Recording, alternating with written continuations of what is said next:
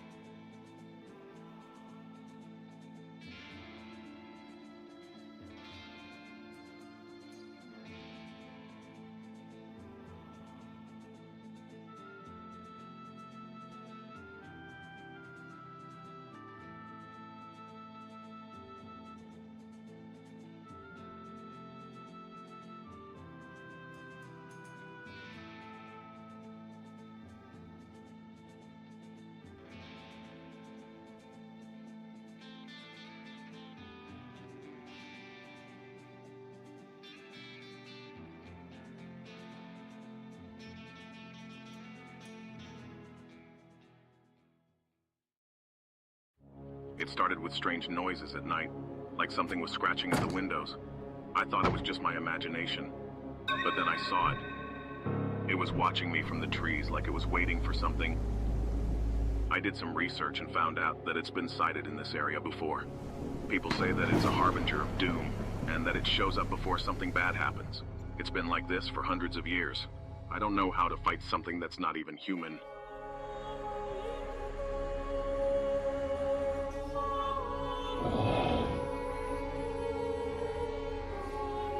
This is not real. In the echoes of eternity, she remains, waiting for you.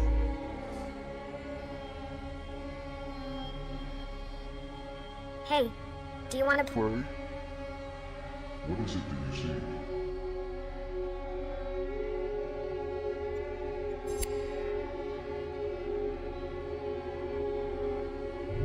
Have you realized, Robert, that time is but an illusion in the vastness of eternity? However, your time is running out. Robert, my dear.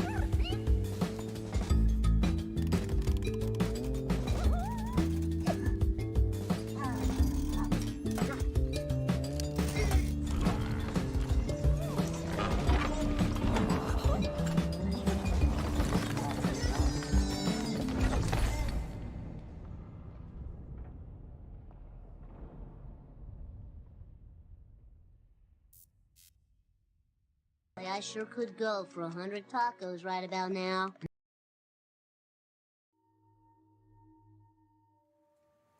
Dragged away from your comfortable and cozy world, forced to leave your friends and old life, to live in the middle of nowhere. Anger and despair flowing through your veins. What if I told you that's just the beginning of your troubles? Punch Lenny in the back of the head. A strange and bizarre world will keep you its prisoner. An amazing world full of wonders. Familiar, yet so distant. Beautiful, yet dangerous. A world with things beyond our realm of understanding. Stay focused. Be clever. And maybe, just maybe, you'll get to see your parents again.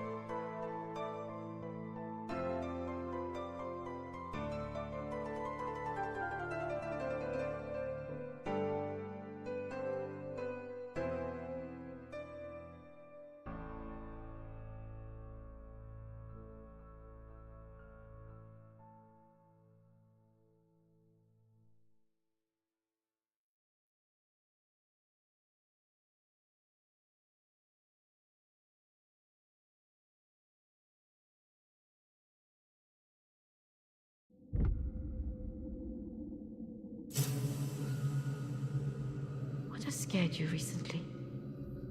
I saw a ghost. Do you believe in ghosts?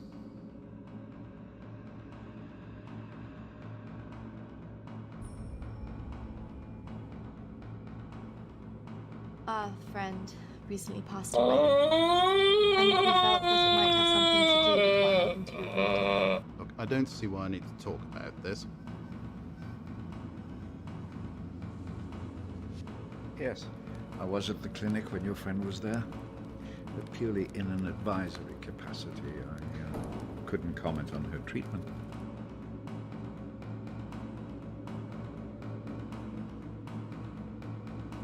No. I think somebody killed her. I just need to know the truth. There are some answers you should not be looking for. I want to make them pay for the way they've made me feel. I want to hurt them for what they've done.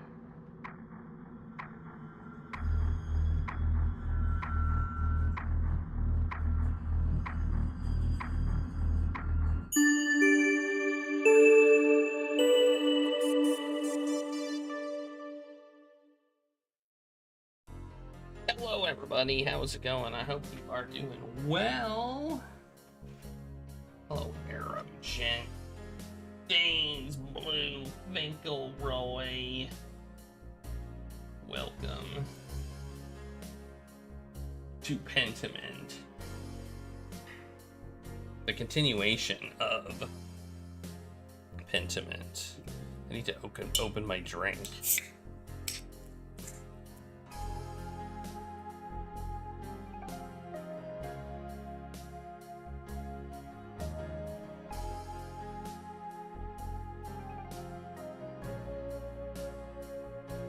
I hope you enjoyed the first part of this game. I thought it was pretty interesting.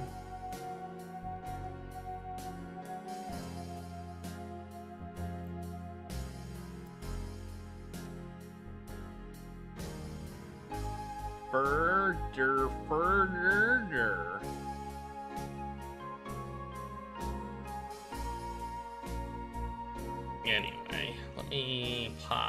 get some things up so I am more prepared.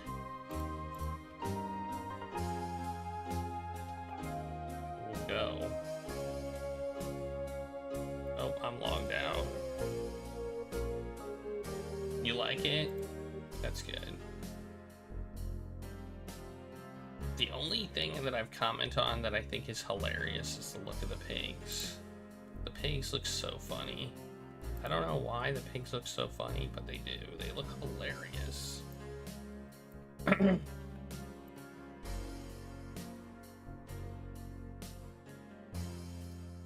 well, the chickens have the open eye, like they've seen something.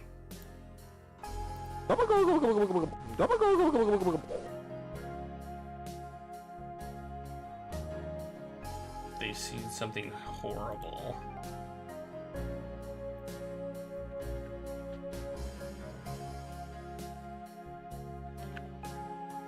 Anyway. Yeah, so far it's been a good game.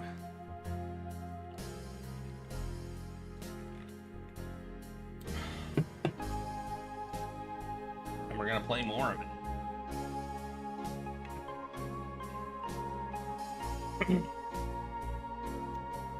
Play.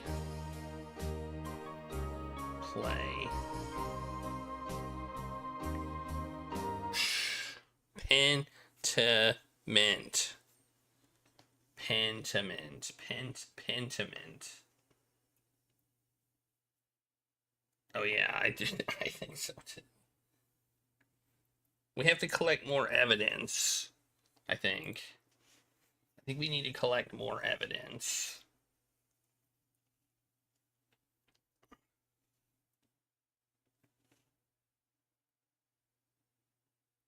Who do you think it is? Who do you think did it? Speaking of.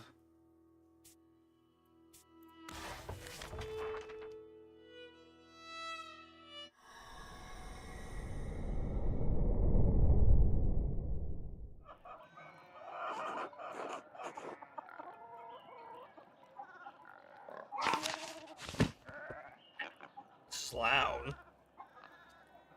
It's loud in my ear.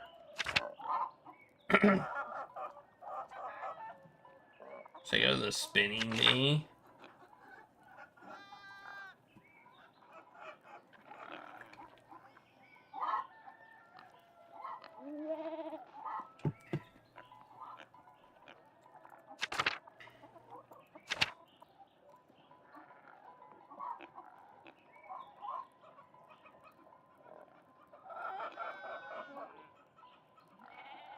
Or should I go there?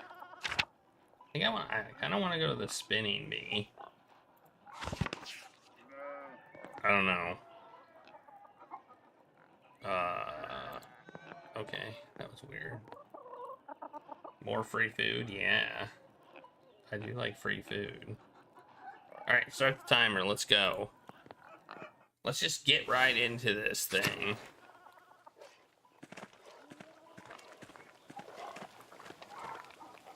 Where's my mouse disappearing to? What the heck is going on?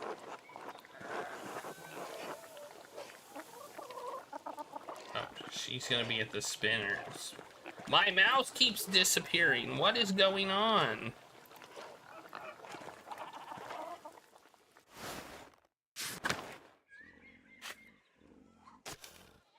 Something on my computer is stealing my mouse, and I don't know what it is.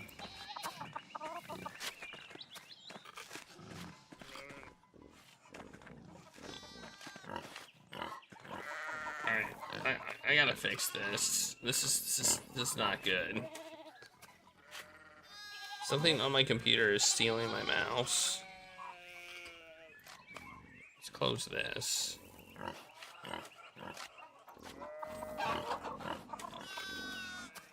You see how my mouse... Can you see my mouse cursor? Alright, that seemed to have fixed it. Oh no! No! When I hit a button, when I hit the... Oh, I guess it's because I'm hitting the arrow keys. It's my fault.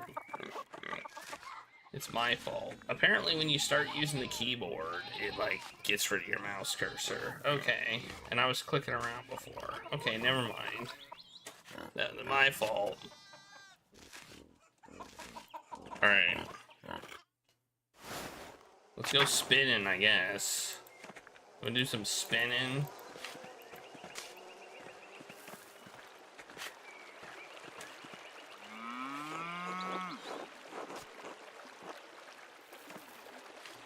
Wait, when is it? When is it? Is it lunchtime or something? Okay.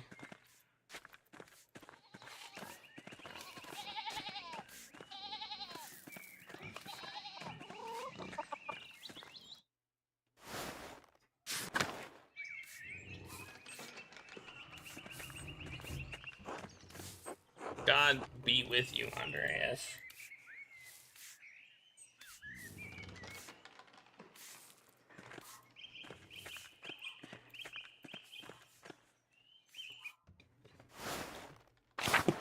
See if we can see the ghost again. But yeah, the rabbits look kind of weird too. Hey, it's Till again. What's this? It's a shrine.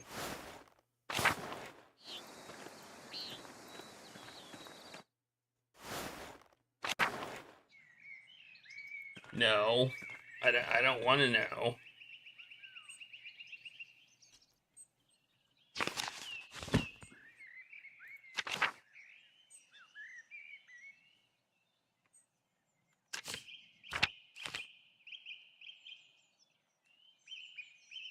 Is he there?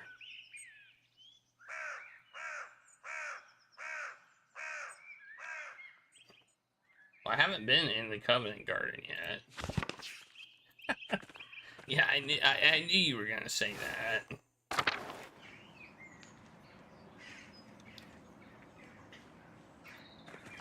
Hey, look, it's flowers. Sister Gertrude is wise to have them in her shower, or her in her garden, in her shower.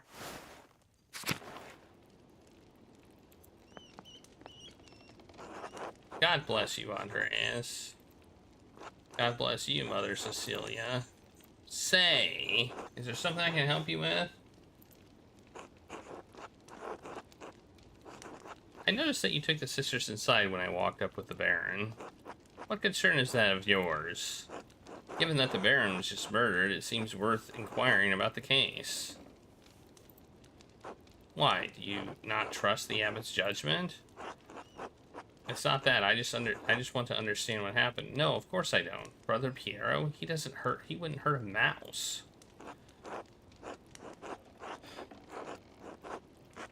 If you go around telling all the brothers and sisters what you think, it will get back to the abbot. He'll keep you locked out of the abbey until the archdeacon's investigation is done. Then where will you be? Then help me? Help you what? Blame someone else for the murder? You know that Piero didn't murder the Baron. It had to have been someone else. I will not condemn someone else to death. In doing nothing, you are allowing Brother Piero to die. Is that any better? I am a simple nun. Why do you think I can help you?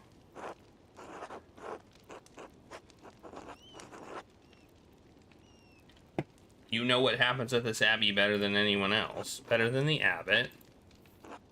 The abbot sees only the brother's side. You need to watch the other sisters and know what's happening with the brothers. True. Alright. I did have a reason to be concerned about Brother Rothvogel's presence. The Baron caused irreparable harm to one of the sisters his last visit. The damage was severe enough that she had to leave us for some time. What kind of harm? Irreparable. That's why I removed the sisters from his presence as soon as I could. Is there any who may have wanted revenge? I cannot know what is in a person's heart, Andreas. Can I at least speak to the sister who was harmed? No, Andreas. I don't think that would be appropriate. Alright, this does not help me much if I don't know what happened or to whom. I understand this is less information than you likely wanted, but I do not think I can tell you any more in good conscience. Trust me when I say the victim of this incident could not have killed the Baron. I need more than that. Are there any records on her, on what happened? Yep, we keep records on all the sisters in the library. Not that it does you any good, you're not allowed. Could I ask Sister Illuminata to see them? She won't give them to you. Our records aren't available to outsiders to look through. Sister Illuminata told me there's a secret entrance into the library. Oh, and do you know where it is? Yes, the entrance is somewhere in the crypt. Why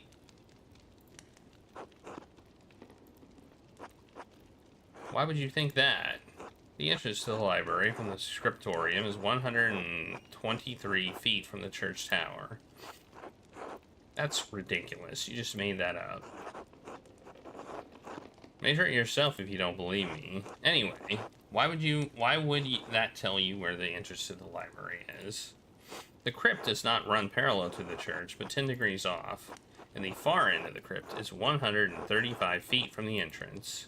This would put it directly underneath the library itself. Since no one ever sees Sister Illuminata or Zadina, I haven't clicked her yet. Enter or leaving, it is the only reasonable explanation. I suppose you think you're quite clever. You said it. Not at all. I'm just telling you what I know. Don't try it. You'll be caught, and you'd be lucky if the abbot only banished you from the abbey until Judgment Day. We'll see. Thank you for your help. May God bless you, Andreas Mahler.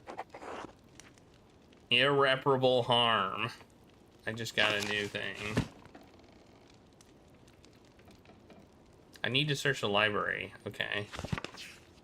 But she said that it's not possible that. Then again, we've been told that before in other games. You know. Alright, so it's hard to kind of believe that. So where's the crypt at? Crypt. There's a cemetery.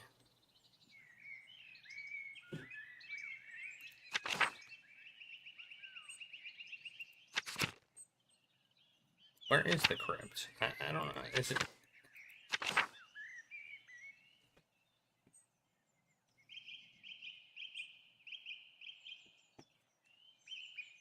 Maybe... Am I missing something? Oh, crypt, right there. Crypt. Okay. I see it. Am I even allowed in?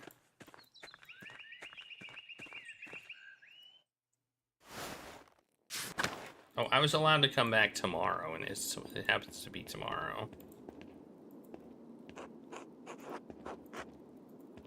Okay. Crypt.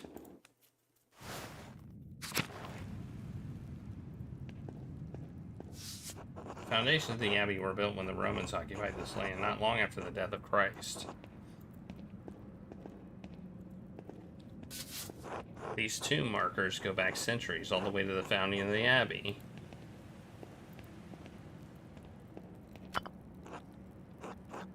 Abbot Dietrich from the height of Kursau's power in the 14th century. These days have long passed. It also makes a noise when you push it.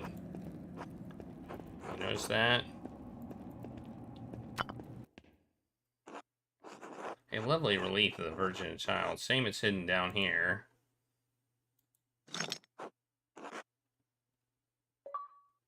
That was it. Now what? That was easy. The sisters may be in the library now, and I need to wait until comm line. Okay. Well, I found it. Yay for me. I'm the best. Regulus would hurt a mouse? Yes, he would. I firmly believe he would.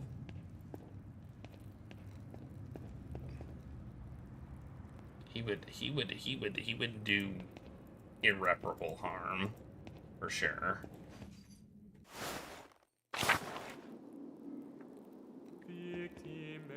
Let's go up in the tower. What's in the tower? Ooh, a tower. There's nothing up here. There's bells.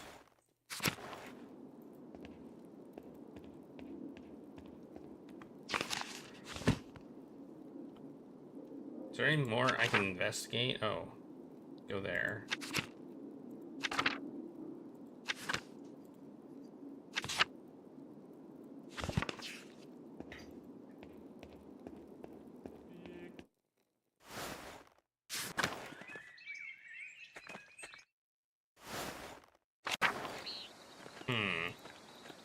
Could we have actually not done everything?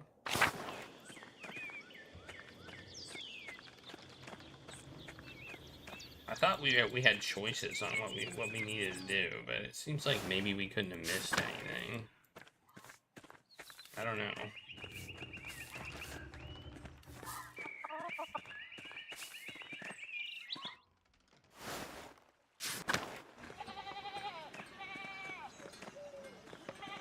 We haven't had lunch with everyone, that's true.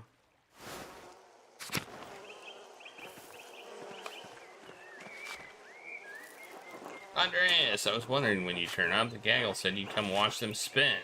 Between you and me, Hetty's not about to let you go once she's got her claws. Once she's got you in her claws. So I hope you've got a few hours to hunker down and get comfortable. I'm happy to spare a few hours. Hetty will be glad to have you to hear it. She's got a fondness for you, heaven knows why. Now I can't let you inside among the unmarried girls, being unmarried yourself, but you're welcome to watch through one of the windows. I understand. We'll just say I understand. Why? What could possibly happen? Anyway, that idiot never did see trouble. He didn't want to jump in feet first. You don't think he's gone to Innsbruck?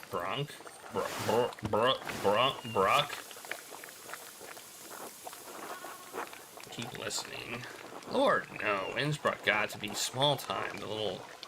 Small time to the little shit now. I think he has something more exciting in mind.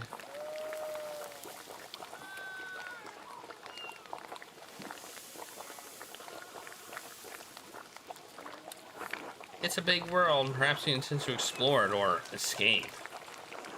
That nobleman was just murdered up at the Abbey.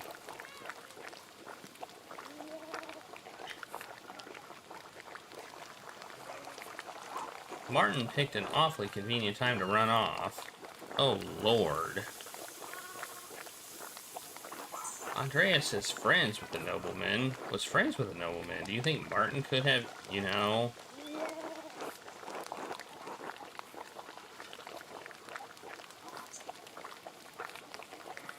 What motivation could Martin have possibly had? Not our place to say. Martin was has a nasty little habit. He's gotten better. Once a thief, always a thief, I say.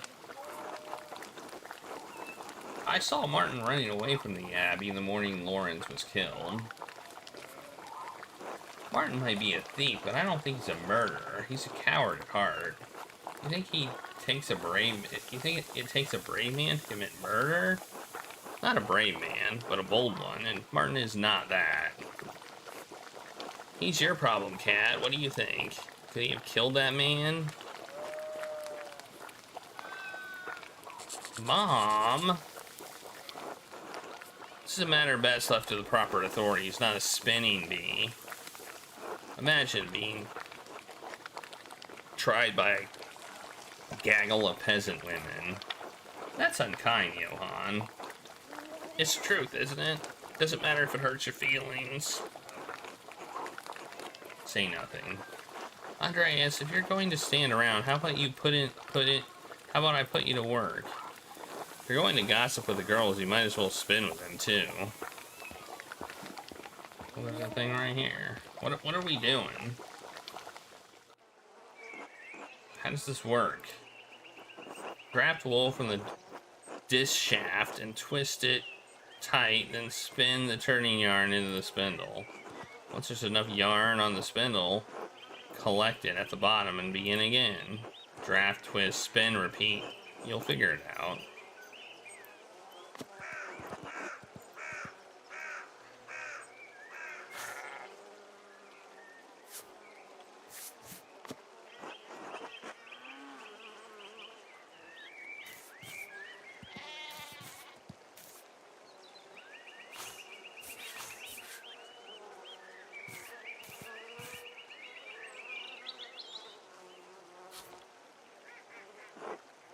I've got it.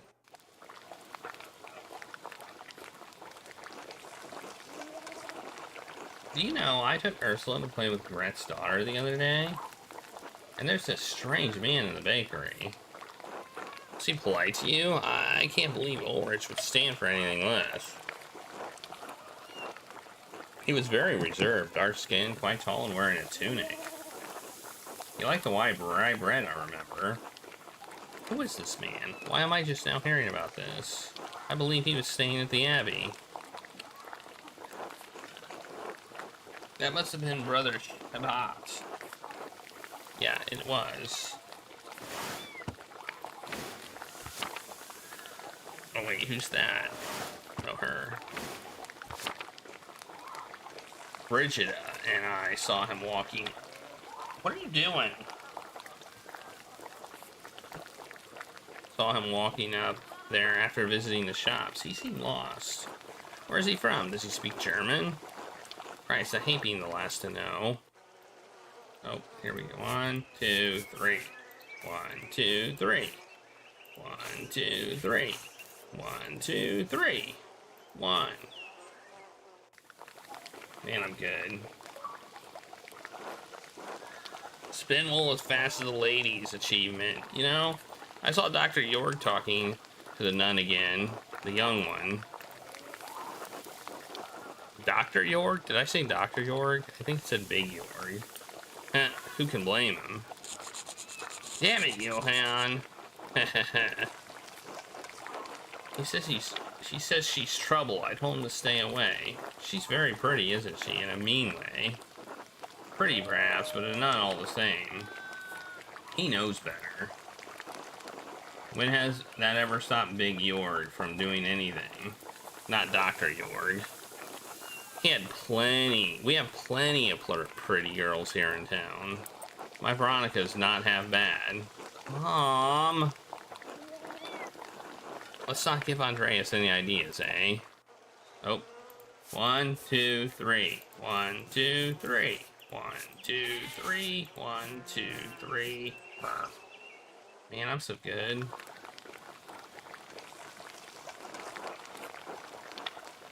Regina has been spending a lot of time at her mother's house lately.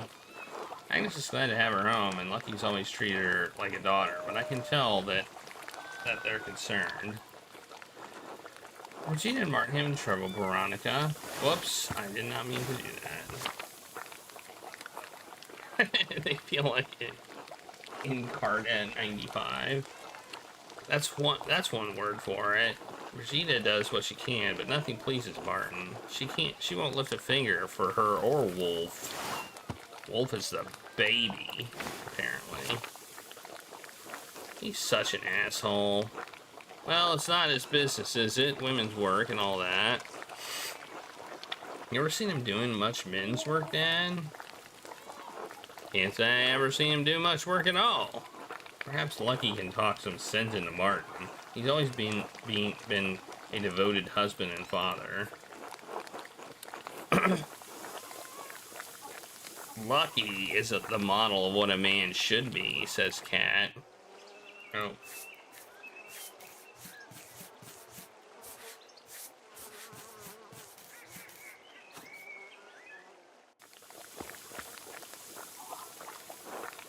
Is everyone behaving themselves in here? Oh, it's you.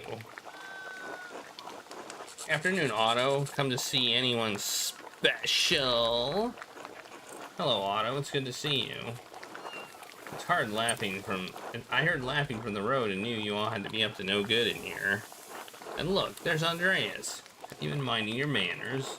Old Johann here is a real stickler for propriety.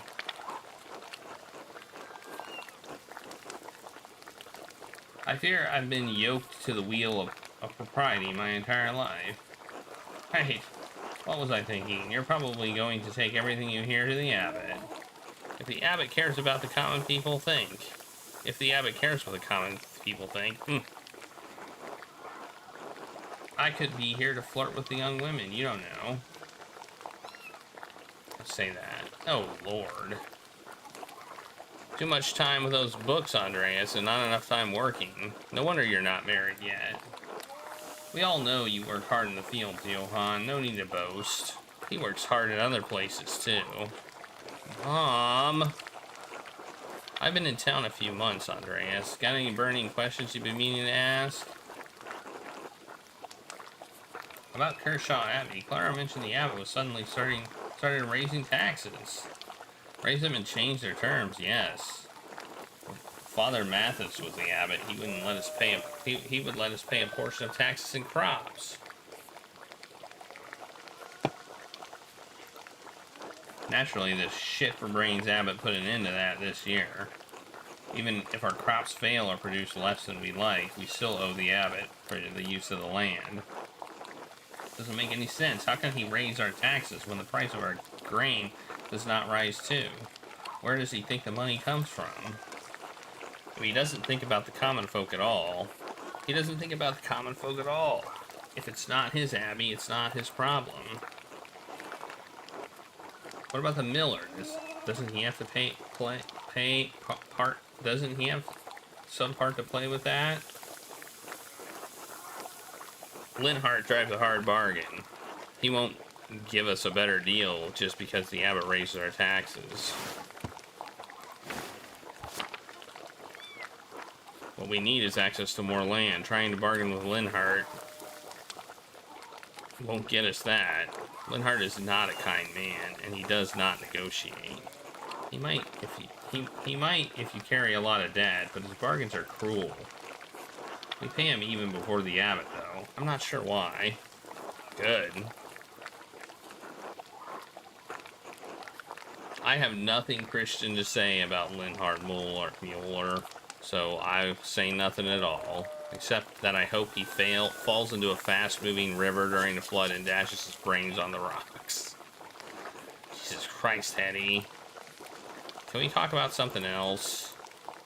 Come on, Andreas. Surely you've got better questions than that. Okay.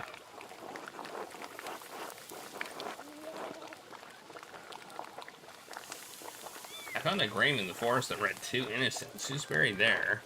Oh, that's a very sad story. Holy no hands! Thanks for the 700 bitty bits. That's so kind of you.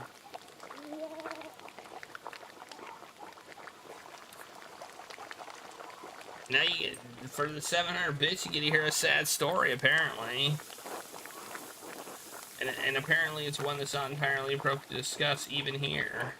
Oh, just tell him. He knows enough. He should know the truth about his friend, the Baron, anyway. Yes, I'd like to know. Gravy of the Lucky and Agnes's first daughter. And their unborn child. She took her own life? It's not quite that simple. She had an affair with the Baron and fell pregnant. The man promised her the moon and the stars. When her pregnancy was discovered, the Baron abandoned her. The heartless bastard. It's her fault, isn't it? She should have known better. What's wrong with you? Veronica! Girls, you're causing a scene.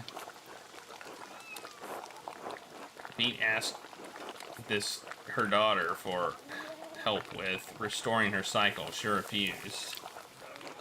Agnes and Lucky told her that they would find someone for her to marry, that everything would be all right.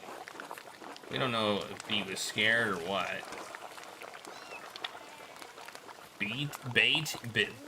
I don't know. Well, she took matters into her own hands. It ended with her death. It's quite easy to miscalculate the dose of an abort. An error can be fatal. An abor what? Medicine, Dad. Agnes's medicine. If you say so. I saw Lucky praying beside her grave. Lucky and Agnes both took it bad. Agnes blamed herself. Lucky blamed the Baron. It's not hard to understand why. She was just a girl. The Baron took advantage of her. That would explain why Lucky and Lawrence argued when Lawrence returned. Sure. I could see the wheels turning in your head. Andreas, you should leave well enough alone. Agreed. I don't like where this conversation is going. I don't know about you girls, but I'm sick of this wolf. I'm sure we've got other chores to do, right? To get to. I think we're done. I'm glad to have that over with. Now I don't have to think about the wolf for a whole year. Oh, I was having such a nice time. I certainly learned a lot. Care for an escort home, Eva? I'd like that, yes. I expect everyone will be on their best behavior going home. They always are. Johann, please. Andreas, will I see you home for supper? I have something to take care of before, but I'll try to make it. This was very illuminating. Thank you all for letting me join you. Thanks for coming by, Andreas. Come back anytime. Unless you come on Abby business. Don't threaten him with a good time, Johann.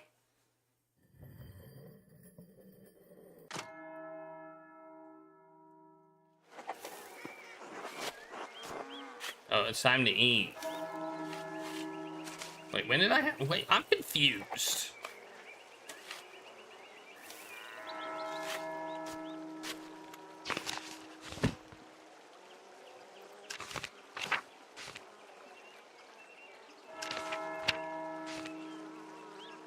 I'm confused. When am I supposed to go to the library? Can I go there now? I just skip eating? Or not? I mean, I can try. Right? Look at that pig! Look at that pig! That pig looks so weird.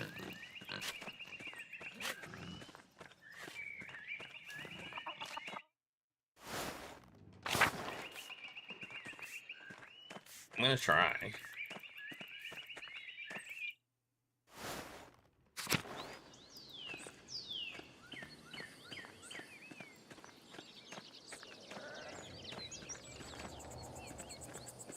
So we saw what looked like a ghost coming over here. They're probably the person who killed the Baron.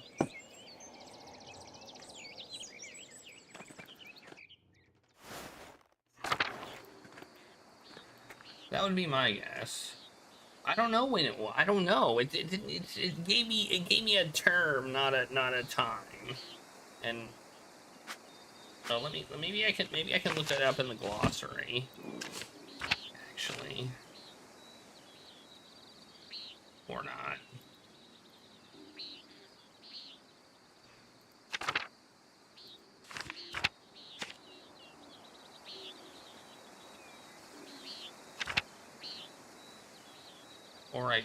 Or maybe not.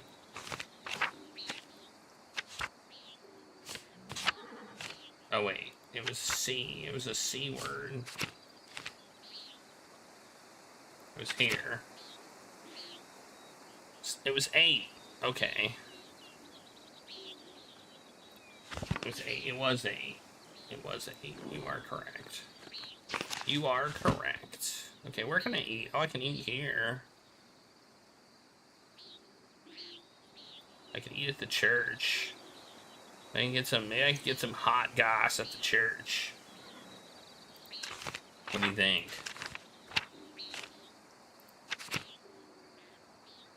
Maybe, I don't know. I feel like maybe I should get some hot goss at the church.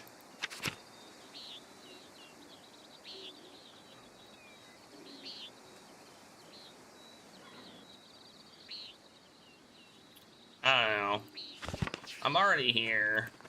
Let's just do it.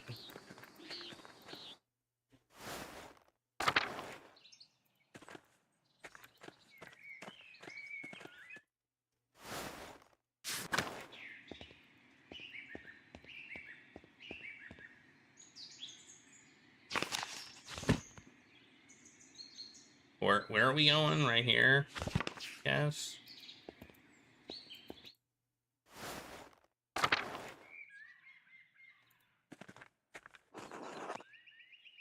Yep, that's me.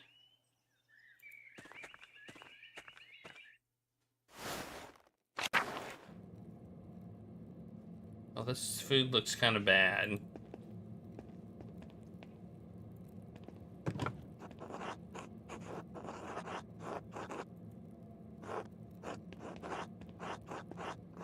Can we get some food?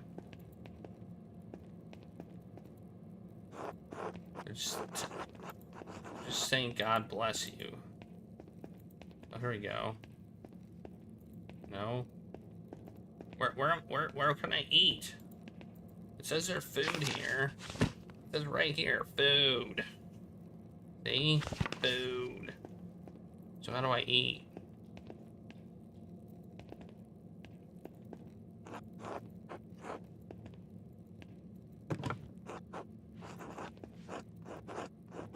I have to talk to Guy. No? Maybe I have to go into the kitchen and get some food. I don't know.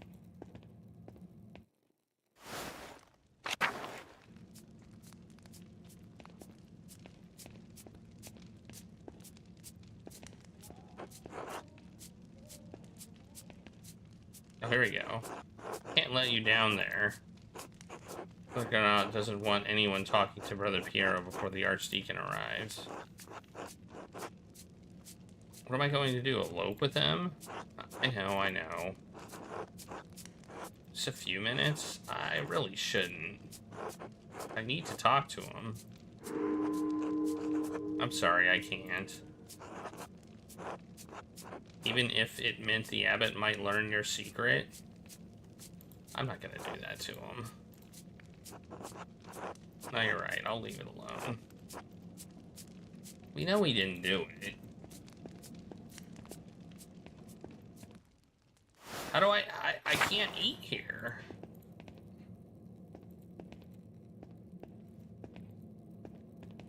It says there's a meal here, but I can't eat here. Very weird. Rudiger. Hey, Rudiger. Okay. I don't understand. Maybe I have to talk to somebody in the hallway or something. There's somebody in the hallway I need to talk to? Oh, probably him. Sorry what happened. You know, I do not know him well, but I find it hard to believe that he could have killed the Baron. Do you have any idea who might have done it? Did you see anything? Sadly, no. Most mornings I spend my time reading in the courtyard, but the rain made it impossible. And although the brothers are friendly, I do not know them well enough to speculate. I am sorry. If it would help to keep your spirits up, I would like to offer to eat with you. Well, you and some of the townsfolk. I have become acquainted with the Albin family, but do not feel comfortable making this offer myself. If you could approach them on my behalf, I would appreciate it. The gospel says the man cannot live on bread alone, but from time to time, a little bread is required. course, I will talk to Gret and see who she wants to come along. Where should we meet you? At the shrine. I'll see you there. Until then, are we just gonna do it? Oh my, Andreas. Yes.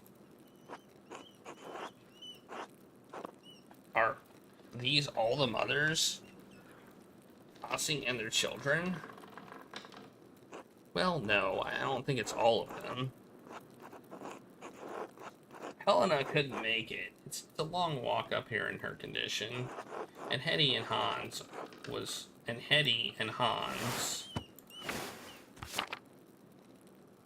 was too big for stories.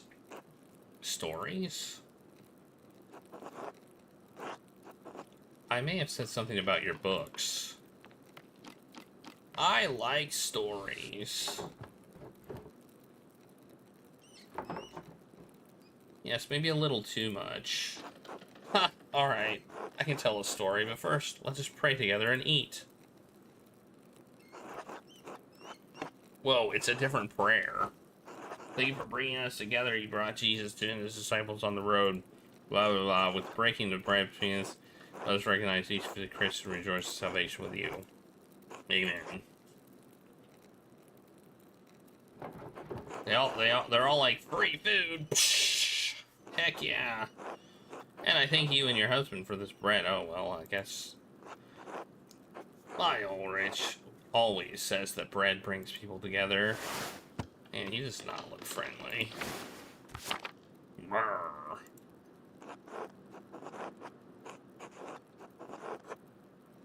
I missed this when I was in Florence. It's like food to eat. Rye bread, sheep milk cheese, or almond. Man, we've had this food before. We'll eat some cheese. What do you think? They don't have bread in Florence? Wow. Where's Florence? South over the mountains. Last week, the blonde lady at our house with the pretty clothes, she was from Florence. Oh. Father Gernot eats a white bread, does he not? Yes, the finest wheat is used for the abbot's bread. Why? The abbot is a very important man, Paul. We have a bread in my home that we call injera. We make it in thin, round, and wide. We make it thin, round, and wide, and we put our food on top of it. We eat it with almost every meal. As you love the bread of your home, so I miss mine. Okay, let's eat bread. We're talking about lead. Let's eat bread. Oh, what's the recipe? Maybe we can make it. Thank you, but no. We use a fine grain that does not grow here, called turf. Surely someday you'll go home and have your fill. I hope you find your local bread satisfying. I will say that. I do enjoy it, perhaps too much. I am becoming too accustomed to life in Rome, even life in these mountains. In truth, I can no longer remember the taste of injera, not even the feeling of it in my mouth. It is the great danger that comes with the blessing of travel, living a life between worlds. Almonds. Almonds. I don't want to talk about bread anymore. It's so boring. Quiet, Bert. Bert. Don't be rude, Bert. Bert. I did say I would tell a story, children. Have you ever read a Bible? Father Tom. Yes, Father Thomas has one. It's huge. My dad has one. It was printed in Bamberg. Very good. This is a Bible from my home that I brought to give to the abbot. Andreas, do you have a favorite story to illustrate from the Bible? I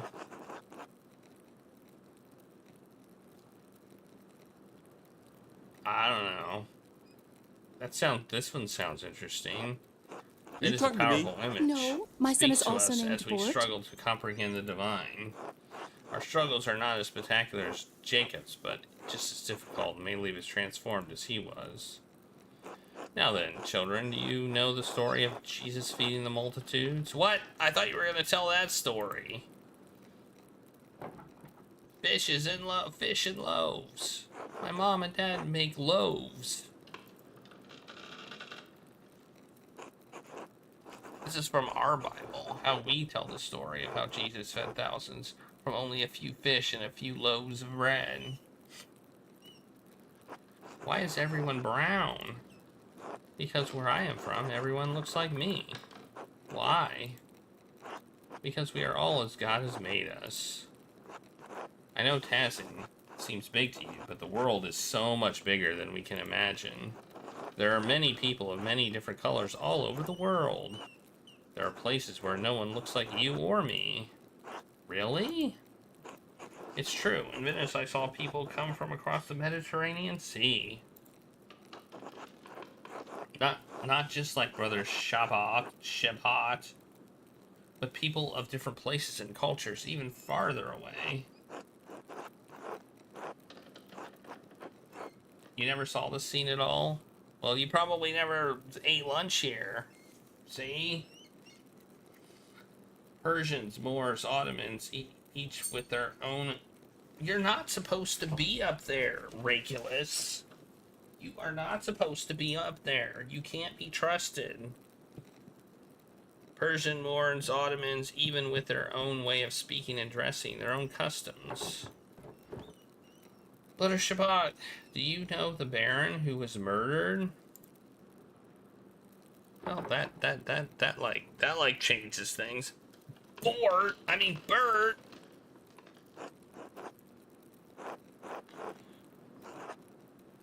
It came up when I was visiting the Druckers.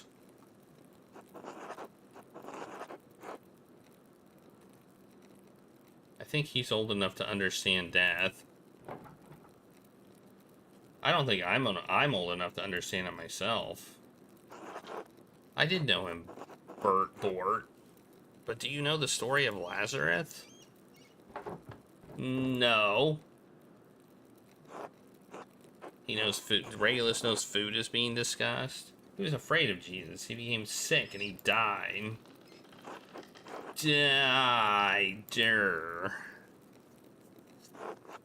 Hat. But Jesus brought his followers to Lazarus' tomb. He prayed to God, and then they reopened the tomb. Lazarus emerged, returned from the dead. Jesus can bring people back from the dead? He can, Bort. One day, Jesus will bring us all back from the dead. Everyone who has ever lived and died will come together and be resurrected on Judgment Day. Hey!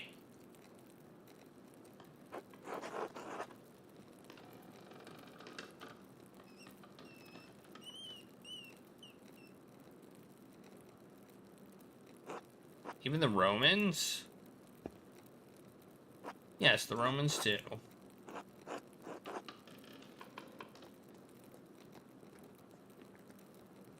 She yoinked my hat. Did you see that? I got my hat yoinked. Why do you ask about the Romans? I saw one come out of their tomb, like Lazarus. What do you mean, Paul? Well, the ruins below the mill, they're Roman, and they all died a long time ago. But I saw one come out the other night. They were in white, like Lazarus. Let's stop telling stories, Paul, and you shouldn't have been outside at night. Andreas, what does he mean? It must have been something else. That's the only text.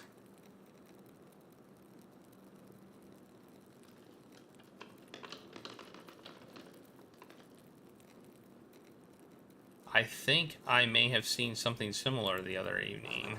What? Really? Where? The same place, by the Roman ruins. Maybe Paul did see a spirit of some kind. Huh? It's a very dire omen, if that's what he saw. I will pray on this. Apologies for that, ladies, but thank you for sharing a meal with me today. I will be leaving for Rome soon, but I am glad to have spent some time with you and your children. Thank you, Brother Shabbat. It is wonderful. It was wonderful. Don't forget to stop by the bakery before you go. I'm sure my husband will want to see you before you go. I will. God grant you all health. Dang. I need to go to the chapter house to meet with the Archdeacon. Uh-oh. It's time.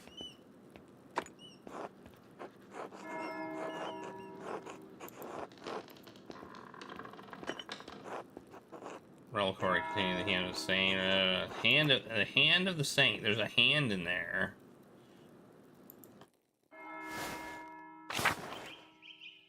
So where do I need to go? To the map. Chapter house. Okay.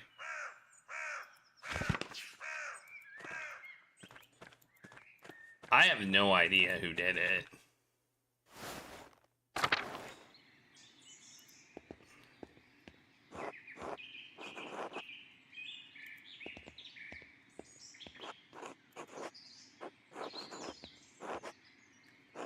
Master Malor, it is me, sister. You think Brother Piero really murdered the... No, of course not. Did you? I don't think what... I don't know what to think. Father Abbot says that the devil sometimes enters men and makes them do terrible things. I don't think the devil entered Brother Piero. Do you think the devil could appear here in Curacao? No, I think people see the devil where they want to see him. But I didn't see the devil, and I think I smelled his odor. The night before the Baron was killed, I woke before Matins, and I smelled something in our dormitory. It was strange. Moss and sulfur mixed with frankincense and roses. It moved through the room. I wanted to scream, but I was too frightened, and then it was gone. I'm ashamed that I didn't cry out, but I didn't know what to do. I don't know that I would have done any better, sister. Did any of the other sisters smell it? I don't know, but I think they were all asleep. Thank you, Thank you, Sister Marguerite. Marguerite. God bless you, Master Mauler. I can say words. I'm capable. Let's talk to everybody. Why is everybody here? What the heck?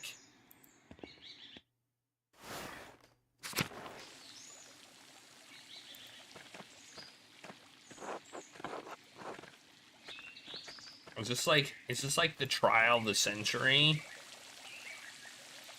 Is that what this is? The trial of the century? Where are we going? I think it is.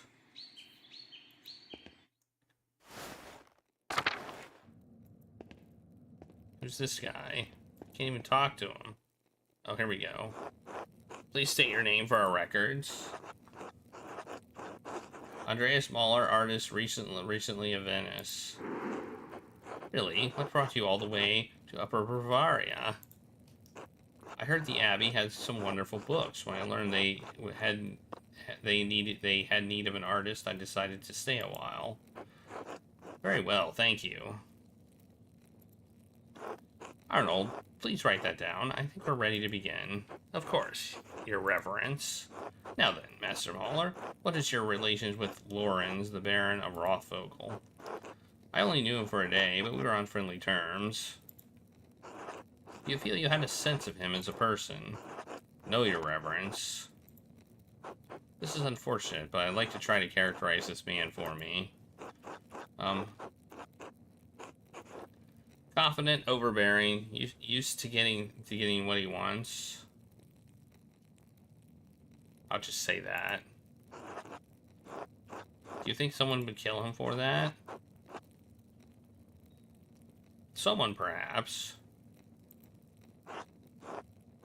I will need more than perhaps. Someone had to have a reason, if not that, something else. Otherwise, it makes my presence here somewhat difficult to explain.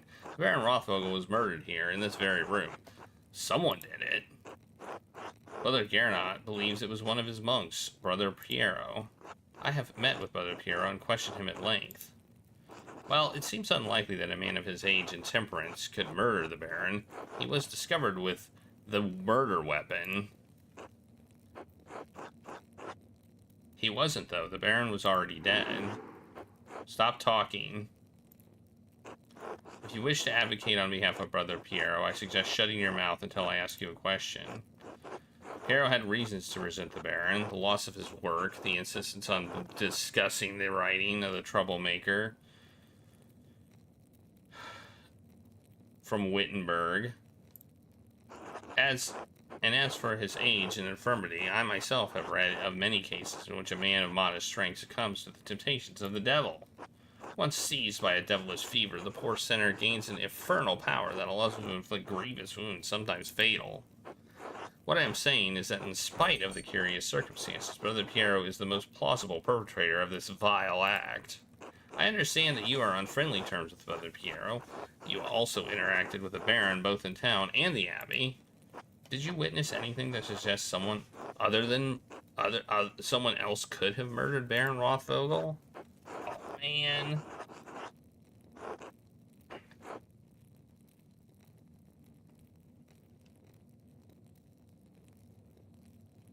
I mean, all of these are true.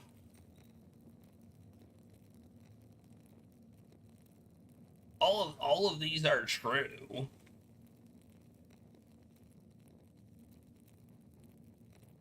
I mean, I'm not being asking if they did.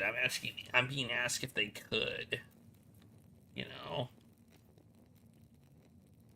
Like, we know Lucky had a grudge. I don't think he did it. We know the widow had a grudge. I don't think she did it. Martin probably didn't do it, but I don't know. The Abbey's prior was behaving suspiciously. That is true.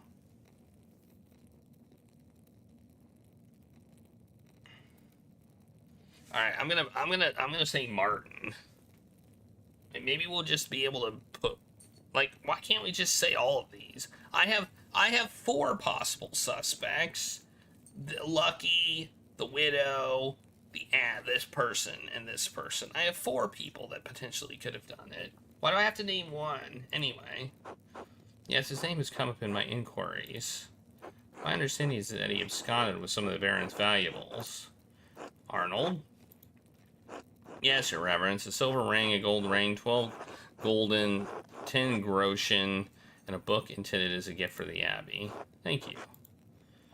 It is my understanding that this boy was known as a thief, but also as a coward, and that the thief was from the Abbey's guest house after the Baron had already left.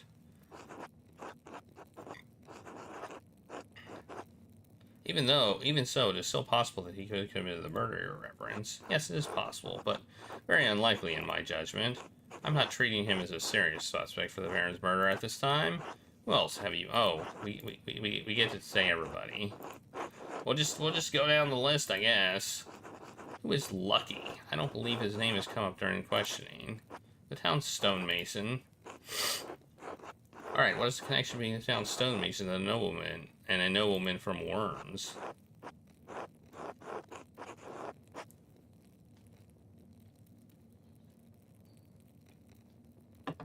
We'll just go with this one. I and at least 3 farmers in the village saw Lucky arguing with the Baron when he came into town. About what?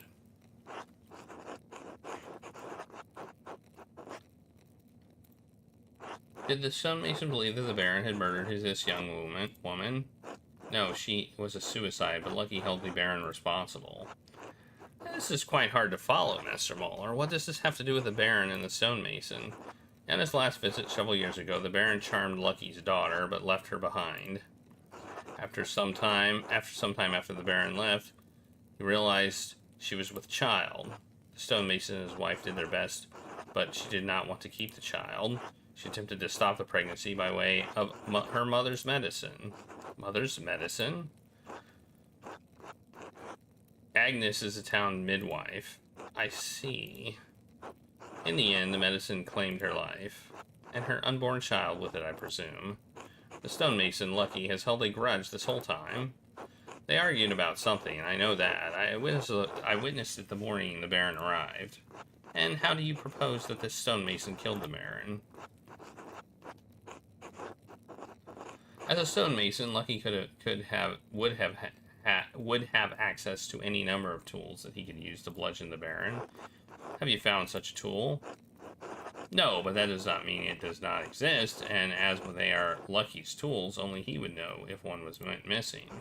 A fair point, but the fact remains that it has yet to be found.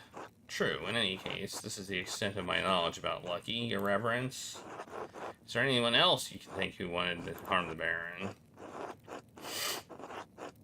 Alright, we'll just keep going. What cause does she have? The Baron was responsible for the deaths of her husband. Responsible how? Years ago, when the Baron visited Tassing, he quarreled with Ranning Kemper. The two came to blows. According to the widow, the Baron beat Ranning so severely that he never fully healed from the injuries. He died not long ago, and their home is in legal jeopardy. The widow held the Baron responsible for all of this. And how do you propose this woman killed the Baron? He was not in the prime of his life, but certainly a robust man by all accounts. Even a healthy man can be killed by a blow to the back of the head. Yes, but with what? Honestly, I don't know. No murder weapon was found in the chapter house, nor was anyone discovered with a weapon the widow could have used. That complicates the matter. Do you know anything else about the widow? She is a good woman, but she has been made hard by what happened to her husband. She didn't really seem to care if people suspect her of murder. Interesting. Thank you, Master Mahler. Do you have knowledge of anyone else? Yes, I do. The Abbey's prior, Fenric, was behaving suspiciously the day the Baron arrived. He may have motive. That is an extraordinary claim, Andreas. The Abbot speaks highly of the prior, and he oversees both your and your brother Piero's work, does he not? Yes, but his role on the scriptorium has little bearing on his motive. An extraordinary claim requires extraordinary evidence for me to take it seriously. Why would I take the word of an artist over a respected officer of this abbey? I can provide evidence of the prior Ferric's movement. Please do so. On the day that the Baron arrived, I secretly observed him in the scriptorium. Was this an intentional, covert observation? No, I was working alone and had dropped something on the floor. The prior did not know I was there. Very well, continue.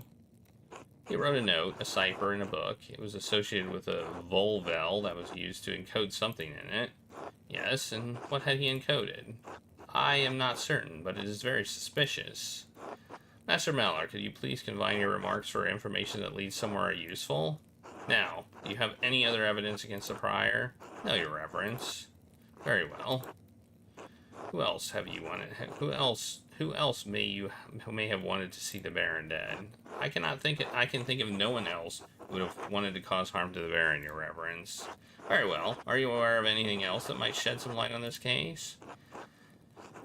Has Brother Florian told you about the note he found in the Baron's clothing? Yes, Brother Florian explained that he came to find it and told me of its contents.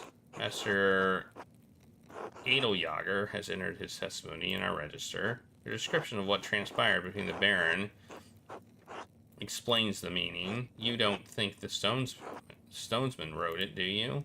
No. Whoever wrote the note was a talented scribe. I understand Cursow has two, the elderly brother Adok and the younger brother Guy. We haven't ever clicked Guy. That's Guy. Okay. To be frank, Your Reverence, neither man has the skill to write it in this way. There's something else about it, too. The style is just different. It's unlike Idok and Guy's writing, unlike mine. Something about the way the first and second strokes meet the A and G. Yes, well, whatever the peculiars, it seems it will remain a mystery that stands apart from the commission of the murder. Unfortunately, there is more to tell. I found more notes. Notes written in the same hand on the same type of parchment to those who had motive to kill the Baron. This is deeply troubling, but again, beyond the bounds of my investigation. In any case, I thank you for bringing it to my attention.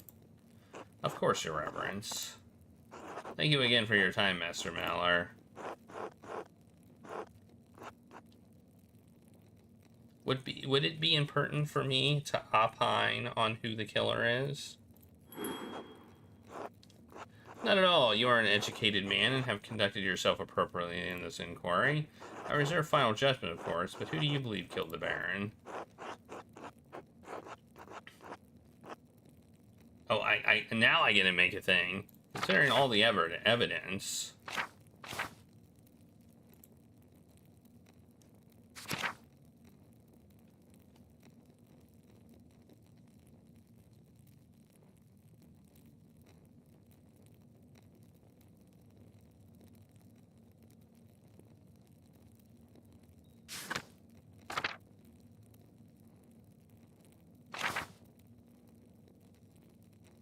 Man, I want to pick him. He's acting so sus.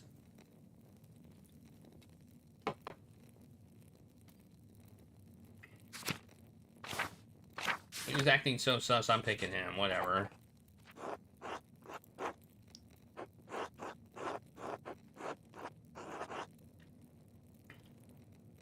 Others may have had motive, but Pryor had the most to lose. Noted. Your contributions to the Inquirer I appreciate. Thank you for your time and candor. You're quite welcome. I wanted to help in any way. Until later. Until then, Your Reverence. Okay! Andreas, I didn't think you were coming to this. I didn't think I was either. I suppose I wanted to see how this ends after all. I knew the widow was angry about Ranning's death, but I didn't think she would really kill that Baron. You missed the trial. The magistrate came in, read all the charges, and found her guilty.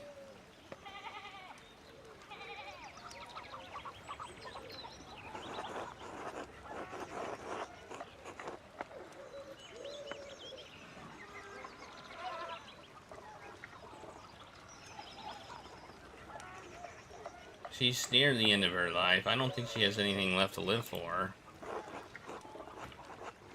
Well, now her immortal soul is in peril. Oh, here comes the procession. Alright.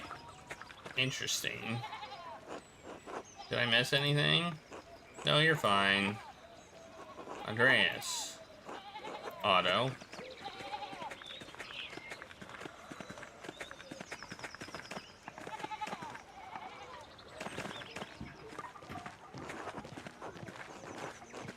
Okay, they're saying things I can't read. What are you all looking at?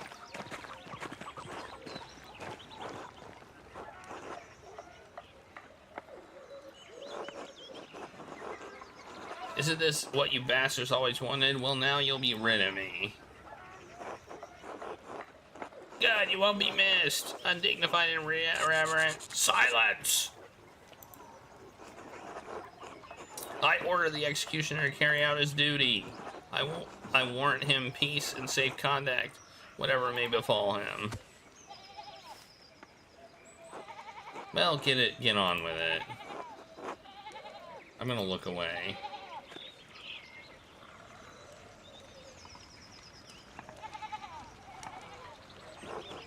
My Lord Judge, have I executed well?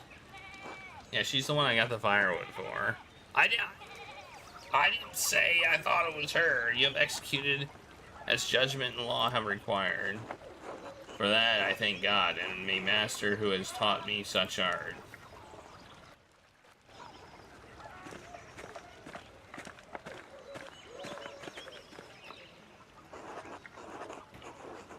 I suppose I have to thank you for that.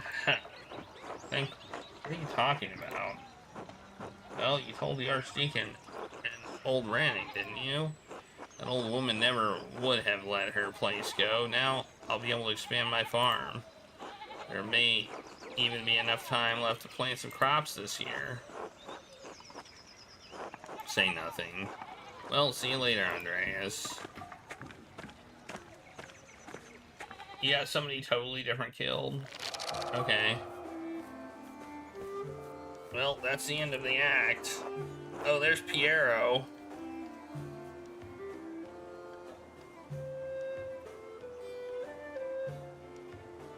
I didn't get her killed. I just mentioned her. And they already knew about her anyway, didn't they?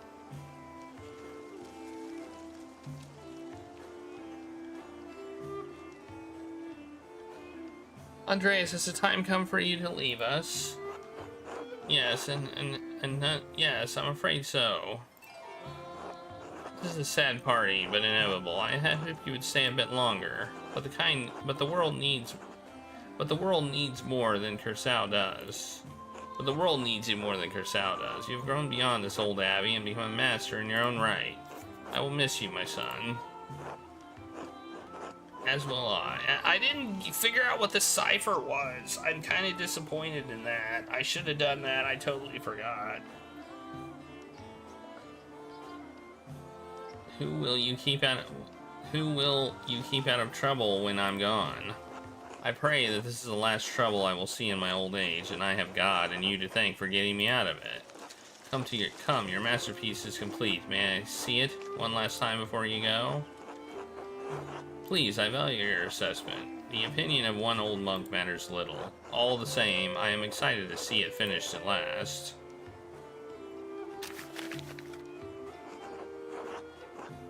It is a masterpiece, truly worthy of the word.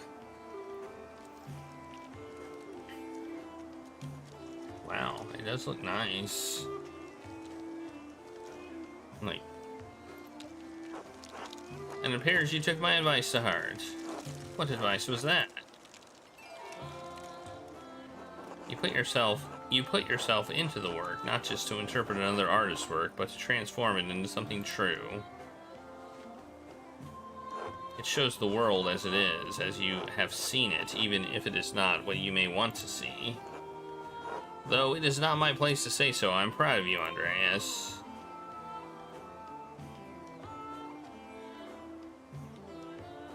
What's this?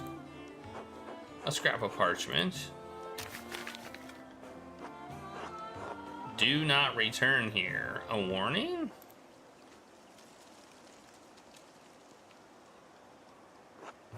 Whose hand is this? It doesn't look like Brother Idox or Brother Guy's.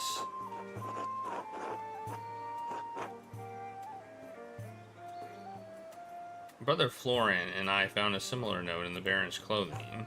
I found more notes delivered to others while I was investigating.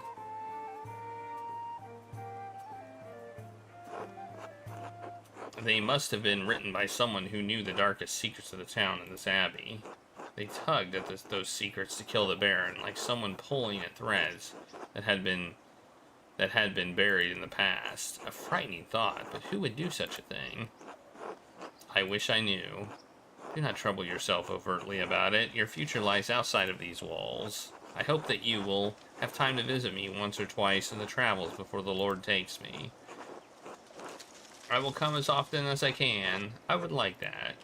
God bless you, Andreas Maller. Thank you for your friendship. Until next time. Thank you for your guidance. We'll go with friendship. That's like the nicest thing to say, I think.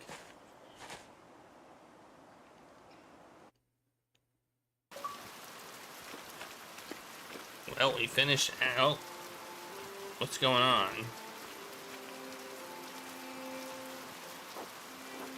Are you alright, Matt? Oh, that's us. What? Are you alright, Master Andreas? Yes, thank you. I was just remembering him. Trying to... Anyway. This doesn't come easily anymore. Oh, would you like to leave? Would you like me to leave you alone? No, Casper. It's not necessary. Nothing can be done about it now. It's too late. Like so many things. Andreas Maller, I have never expected to see your face here again. Have you been in Nuremberg for these last 7 years? No, Nuremberg for a few years, but I received some lucrative commissions abroad. Oh, I get it. I guess we're older now. France. We'll say we were in France. Sure, why not? I spent a few years in France, Burgundy, painting portraits and religious paintings for nobles. Did you visit Provence? Only briefly for a commission. Why? When King Louis expelled the Jews from the region some years ago, a number chose to convert and remain. Looks like Louis, but Louis Bort. So the king taxed them into misery. I wonder if the tax yet persisted. I have no idea. I'm surprised you care at all. Well, I'm not about to leap into the fire to save anyone, but I don't think it's right. What's happened to them? In any case, it seems time and fortune have been kind to you. I apologize for not writing ahead of time. My mind was distracted. Well, your distraction has become our responsibility, I suppose. Anyway, I'm surprised a man of your wealth has time to visit a small country abbey.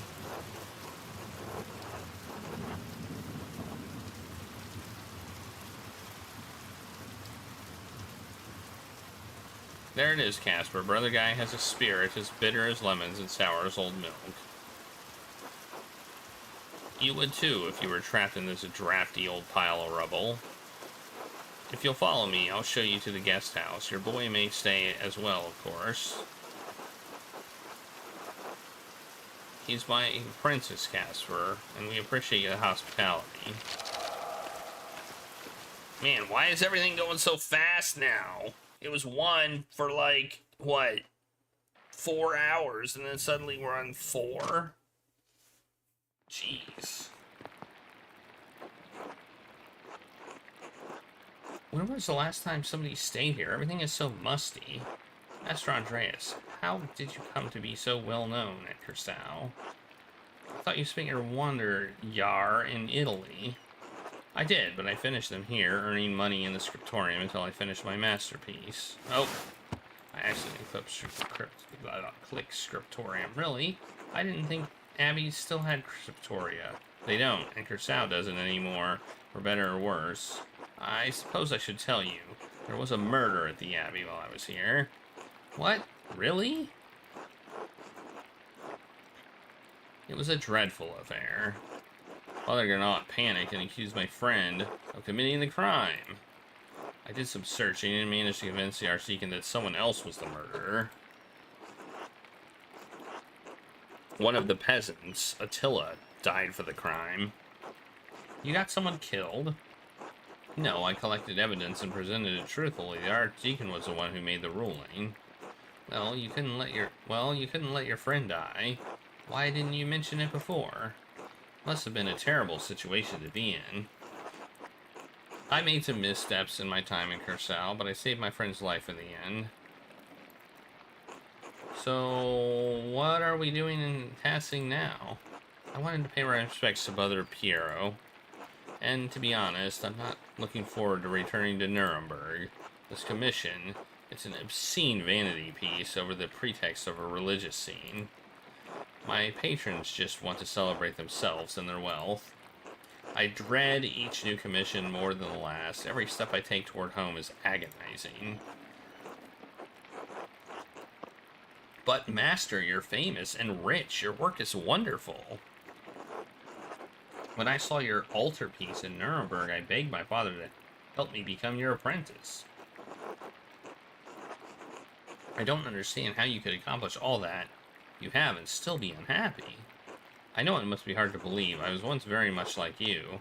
All that I have accomplished is my work. Yes, now I have left now with nothing else left. I thought I wanted to be like my father, like my brothers. I thought that was my dream. Yeah, sure. Once I wanted this life so much that I consumed every waking thought. I don't know if I've changed or if what I wanted was never really real. Maybe I've been a fool this whole time. I want the life as an artist to be better for you, Casper. Learn from my mistakes, alright? Alright, yes, Master Andreas.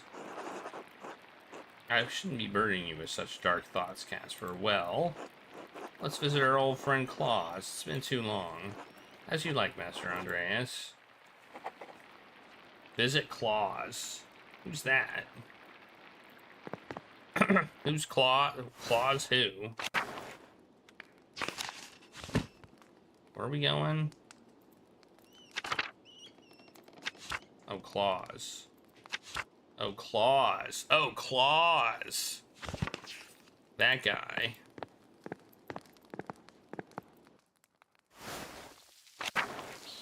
Oh, there's a guest house. Oh, that's the guest house. Oh, the guest house. Hey, it's the cat.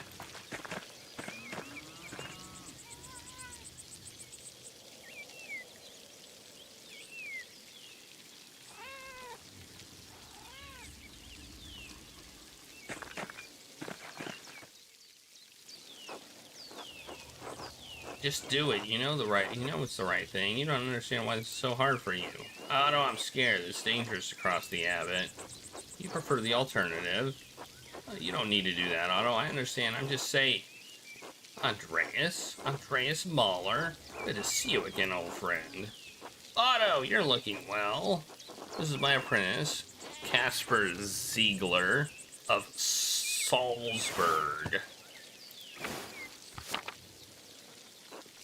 Good day. Ah, that answers that. I thought he might be your son. We don't grow them that fast, even in Nuremberg. They grow fast enough around here. Even I had our first little Otto, though we call him Otts, I guess. Congratulations to you both. That's wonderful news. Thank you. It's been a trial with Dad gone, but Clara and Ursula help out where they can.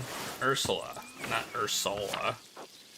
He lived a surprisingly long time considering his profession and previous stroke. Not long enough for me, not long enough for Otts. Dr. Stoltz and I said it was another stroke while he was sleeping, thankfully. I know Eva wrote you about my father's death, Andreas. Why didn't you write back? I'm sorry, things got busy after I left Tazing. Sorry to interrupt, but I should be heading back.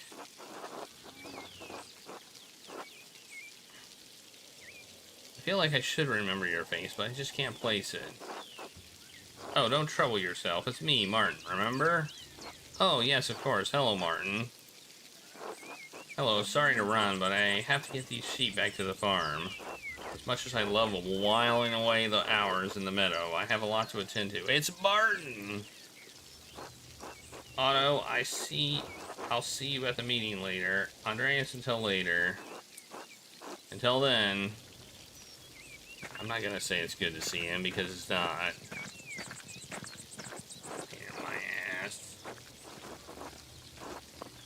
I can't believe how much Martin's changed. True, he's like the prodigal son. Took over his father's farm after Franz died.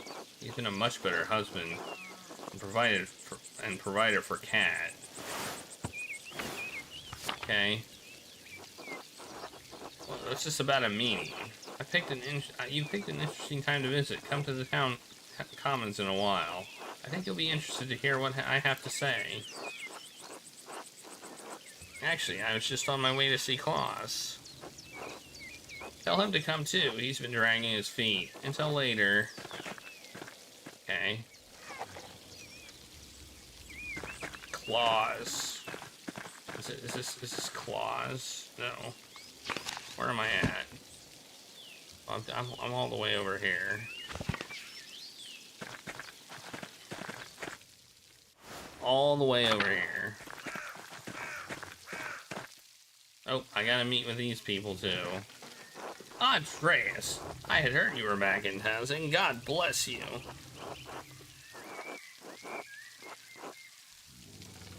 Good morning, Father Thomas. You're not going to try to get me to come to Mass, are you? I would hope that in my many years since you have been with us in Tazing, attending Mass has become a habit. That, and I'm sure Master Muller isn't staying through Sunday. Hopefully this visit will be less eventful than your last. Tazing has enough going on as it is. We have our bonfire for St. John's Eve tomorrow night. People get up to all sorts of mischief. June 23rd. Okay. And then it's my job to hear their confessions in the days that follow. Not to mention the grumbling the peasants are making. It's just talk, brother. No need to scare a guest with such things. I'm not sure there is trouble, Master Malor will be the first to stick his nose in it. I'm sure if there is trouble, yeah. Say nothing. It's easy enough for you to come and go. You don't have to live with the consequences. It would have been better for everyone if you had simply allowed Brother Piero to die. After all, he only had a few years left anyway. You're a buffoon? Okay. Friends, there's no need for such ire. Forgive me, Father Thomas. I let my passions get the better of me. Besides, that's not even why I came down here. I actually came to speak to you on the abbot's behalf, Andreas. Father Geralt would like to invite you to come to the library tomorrow morning if you're interested in purchasing some of our books. Oh, wonderful, fantastic, wait. Are things so bad the abbot has to sell off Kursal's greatest treasures? The abbey needs the money more than it needs the ink-stained parchment. No one values these books anymore, except perhaps you. The library is not quite ready yet, as it does not see much use. If you could come by tomorrow morning, Mother Illuminata can show you what's available. Mother? Yes, Mother Cecilia passed away a few years ago. Well, I suppose, how did she die? Peacefully, in her sleep. So tomorrow morning, I'll come by to take a look. Very well. I'll let him know. And Andreas, I apologize for my harsh words before. It was rash. Father Piero was a pious man, and a skilled artist. We miss him. I appreciate you saying that. I miss him too. Excellent. I'm so glad you two are able to work things out. Oh, Father Thomas, do you have a moment to speak inside the church? Yes, I think so. Why? A private matter. Oh, of course. Till tomorrow. Are they gonna try to kill me?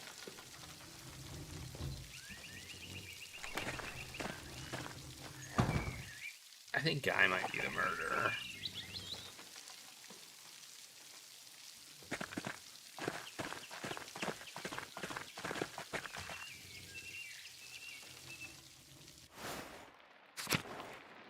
He seems like a he. Wait, I thought this is where we're supposed to go. Oh, there he is. There's Claus. And there's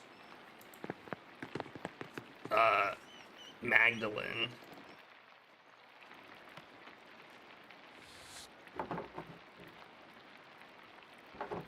Andreas. I'm sorry, Klaus. I know it has been a long time. 7 years. 7 years and nothing from my friend Andreas. First Bert and Marie, just after Magdalene was born. Bort, you mean? My wife always thought highly of you. I can't believe you didn't write back after I told you they had passed. Oh, Bort's gone? Oh. That sucks. Are you talking sorry, to me? Bort. No, my son is also I'm sorry, named I should Bort. have written. Yes, you should have. Too late for that now, though.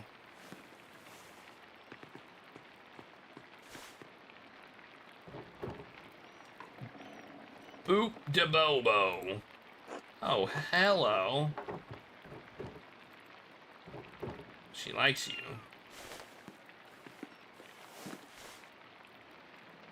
Your business seems to have grown. What are you printing? Is that a cat? The 12 articles, they were originally written by Swaben peasants and were demanding changes to their lords.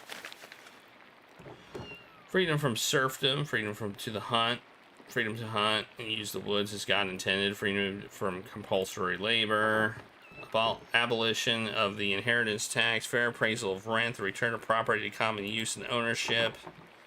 Bavaria isn't Swabia. but their complaints are just as valid as the peasants of Tassing.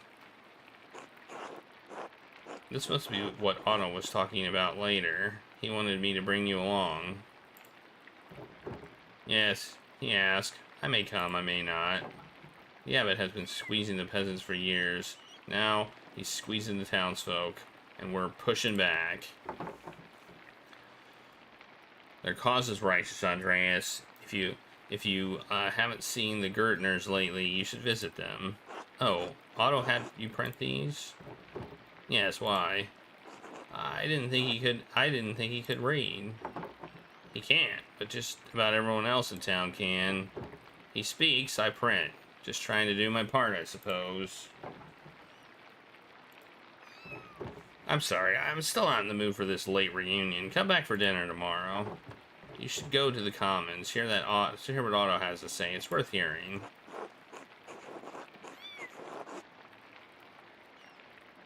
Of course, I will see you then. Be good while we're gone. Will you be good? Gob, gob, gob, garoo. I think is that a yes? Well, we skipped mealtime? What the heck? That's not cool. Well, that was a cold reunion. Alright, now I need to go, I think, to the Town Commons. Okay. Town Commons. But before we do that, I'm gonna take a break.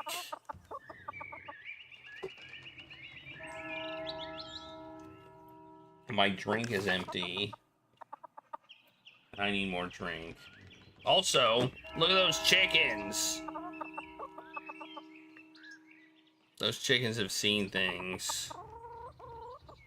Look at those chickens. Alright,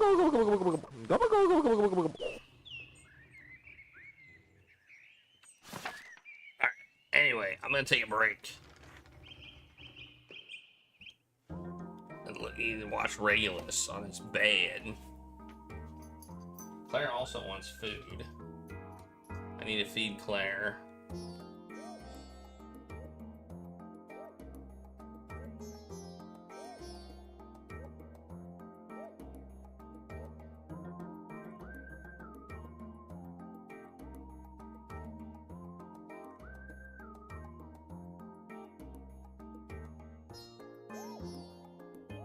I want chicken, I want liver, meow mix, please deliver.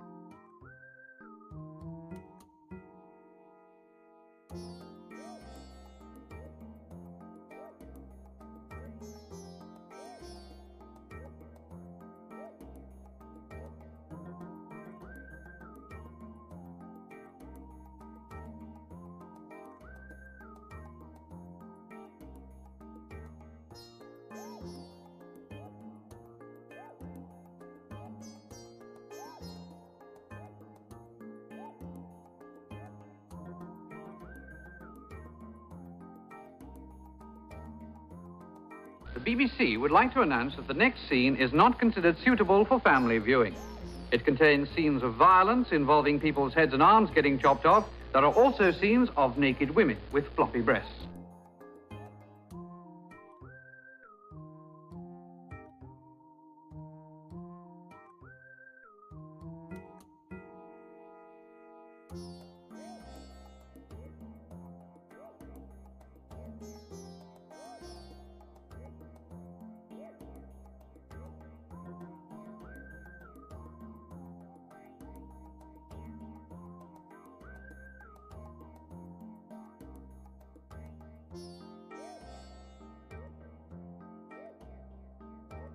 The following program contains scenes and language of a frank and explicit nature. Viewer discretion is advised.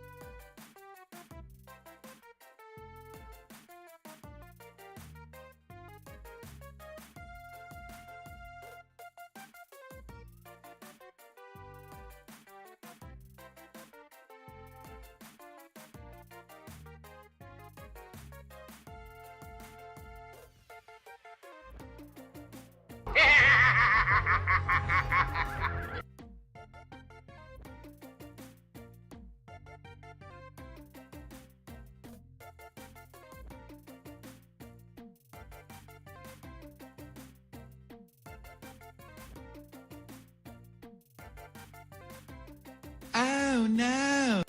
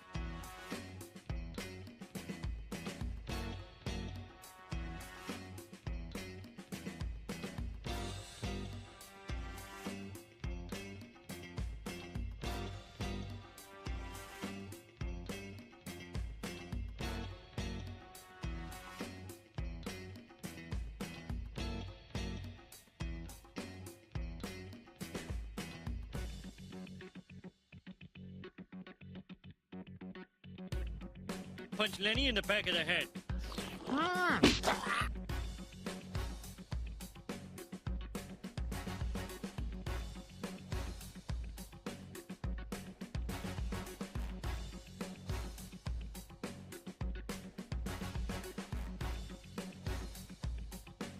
yeah!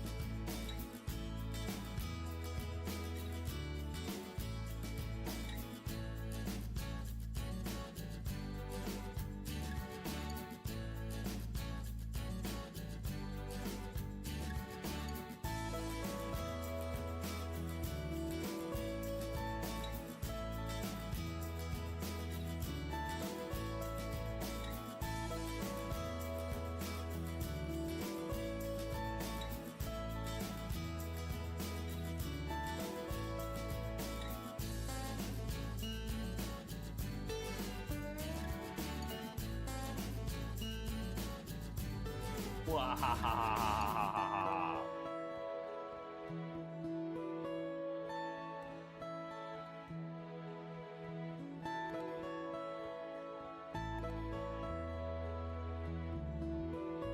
I want my mummy.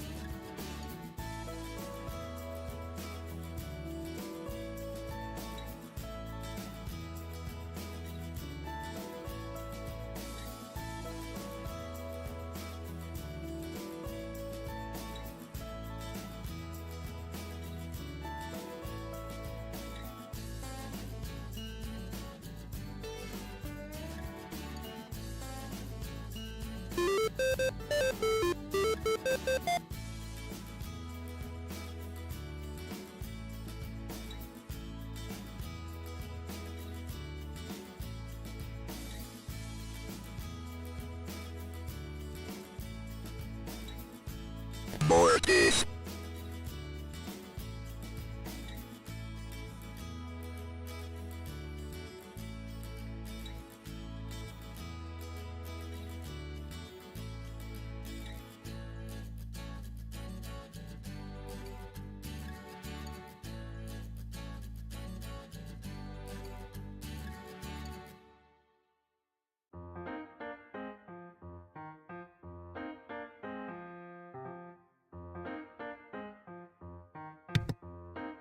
I'm back. Don't miss me. Ray got up to eat. He went out to chomp on some food.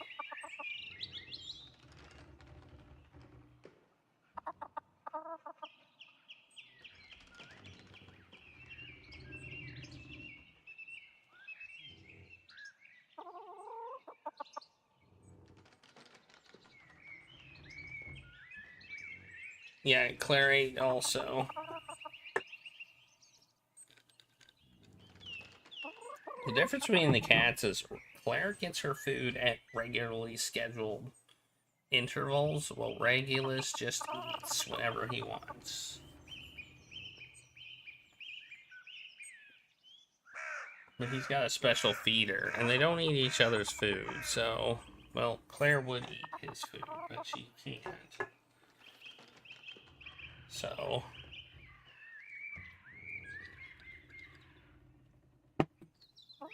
Regulus has, like, tummy issues.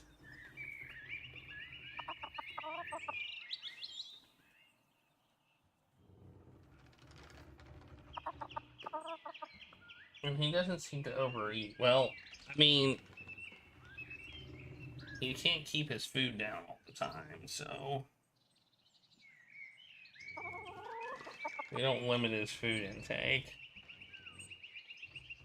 Claire, I think, would overeat significantly if she were given the chance. So, you know. In fact, she was given the chance when we were on vacation, and she did.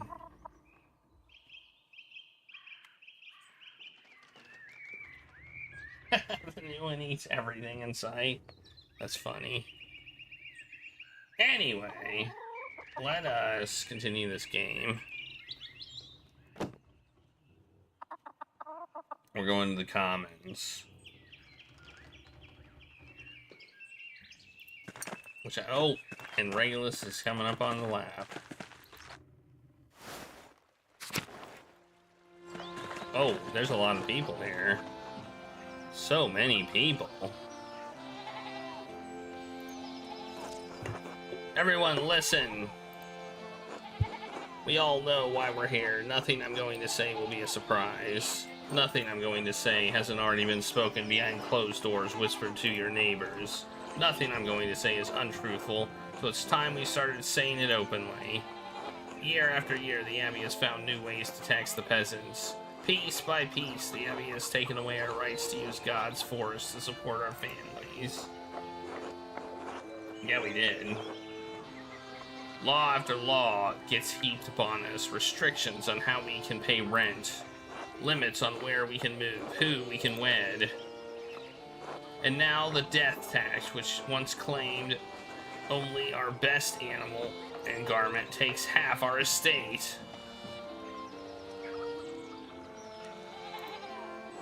No consideration for widows, no consideration for children. What about the town council? The Rathus, a community hall where people meet, typically a council that governs day-to-day affairs. Surely that is a sign that the abbot wishes to share his power, to listen to our grievances. You have a good heart, Ulrich. You always want to see the best in people. But no. The council is a way for the abbot to divide us, to pit a favored few against the many. This is not charity, no. Only greed and desperation drive Father Gernot. You'd think that if the abbot could, he'd steal a dead man's soul from heaven itself. And when we protested, what did Father Gernot do? He locked the saint shrine of St. Moritz. He won't allow the people of this town, the farmers of this land, to pray before the relic. Now, when we most need the intercession of our saint, the abbot has shut us out. Father Gernot's actions aren't just. They aren't Christian. We've endured this abuse for too long. It's time we let the abbot know we won't take it anymore. Too right. Hear, hear. Yes. This has to stop. Let's fix this. Stop. This is foolish. Soldiers are already patrolling nearby towns. If you push against the abbey, you'll incur the Duke's wrath. You could get the town razed and everyone killed. Hannah's right. The Duke is a powerful force to Bavaria. You're playing a dangerous game, Otto. You lot are no match for trained soldiers. If you don't relent, you'll be ground into dust, like the Swabian peasants. Swabian peasants. Presents? No. We could always grind you up instead. We must stand for what is right. Don't be shy. Speak up if you have cause. We won't be overrun. The peasants of Salzburg were able to take the city and have their cause heard. If the people can get the Archbishop of Salzburg to listen to them, then we can do the same with the abbot. Master Andreas, do you think my family in Salzburg is all right? Don't worry, the civilian losses were minimal. They're probably fine.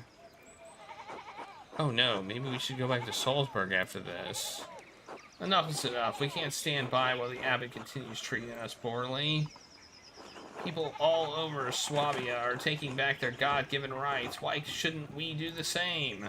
A righteous cause. Martin's right. We deserve better. Well spoken, Martin. Everyone ought to consider what he said. Martin has proved dependable these last few years. But if the words of men can't persuade you, perhaps a sign from a greater power will. The abbot may have locked us out of our saint shrine, but God has shown me that he is with us. Oh no. He's gonna point to me, isn't he? I think that's all I should say for now. Thank you all for coming. Oh, he didn't. I thought he was gonna point to me. And look who's here! Good day, Andreas. Clara, it's been too long. It's lovely to see you again. Hello, Andreas. I'm surprised to see you after your long absence from Tanzing. At this rate, we thought we'd never see you again. What can I say? I missed the Alpine air. I was on the road back to Nuremberg, actually, and wondered how you all were getting. I was gone too long. I'm sorry for not sending word of my arrival. I should say that one. But first, we gotta do plunge, plunge, plungy, plunge, plunge, plunge, plunge. Yeah. Think Leroy 6 just resubscribed for 57 months. And look who's here. More nerds. Months. 57 months. 50. I'll plunge Regulus. He doesn't want to be plunged.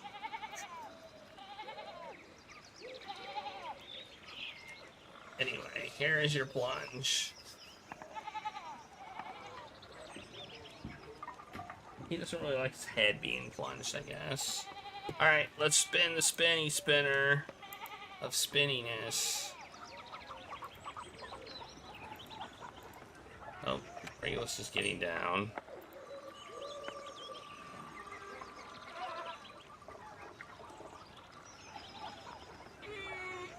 Lego showcase. Alright, well, I'll show you some Legos then.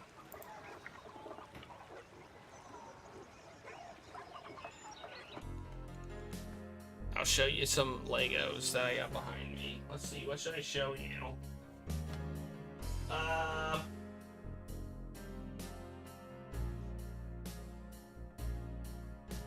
mean, I think I've showed you the Simpsons stuff. Well, here.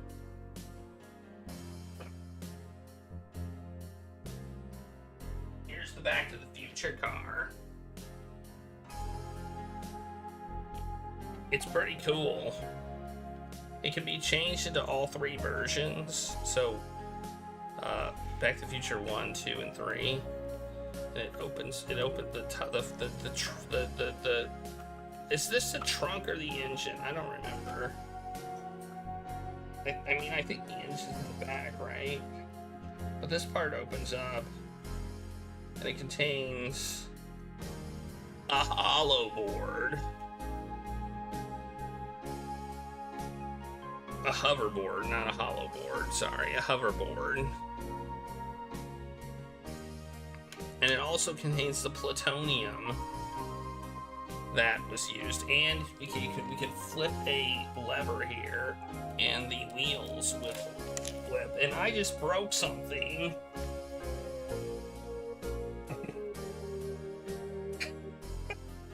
And I just broke something. Okay, that's great. And Regulus, that's why you're not allowed up there.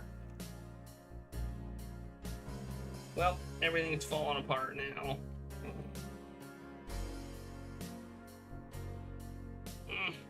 There we go. What the heck is going on, man? Oh, I see what's going on. I gotta put these in a bad place. That's what's going on. There's like these clear pieces. There we go. There's these clear pieces that are used to keep this up. No. I put them where the thing flicks, so it was catching them. I broke the DeLorean. That's a whole new movie. So basically, there's these clear pieces here. These clear blocks that you're supposed to put on here to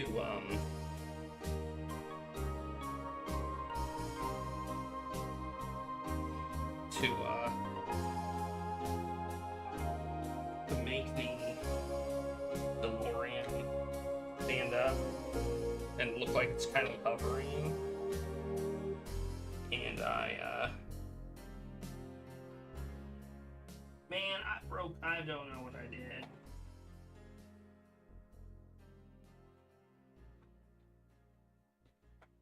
I just broke it. There's also a button here that makes it light up.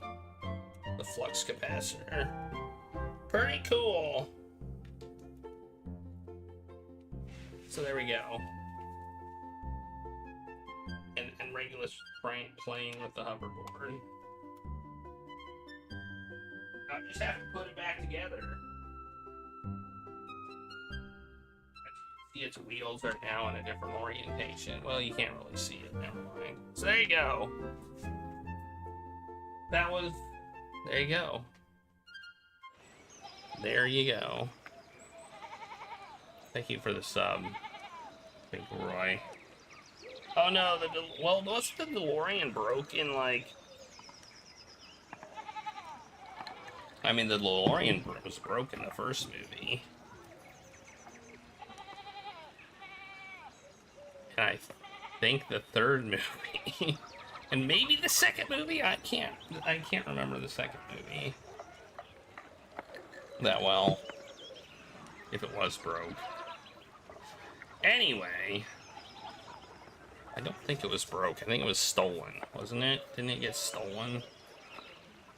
Alright, anyway, let's continue. I was gone too long. I'm sorry for not sending the word of my arrival. You certainly did pick an odd time to visit. We're in the middle of a strange season.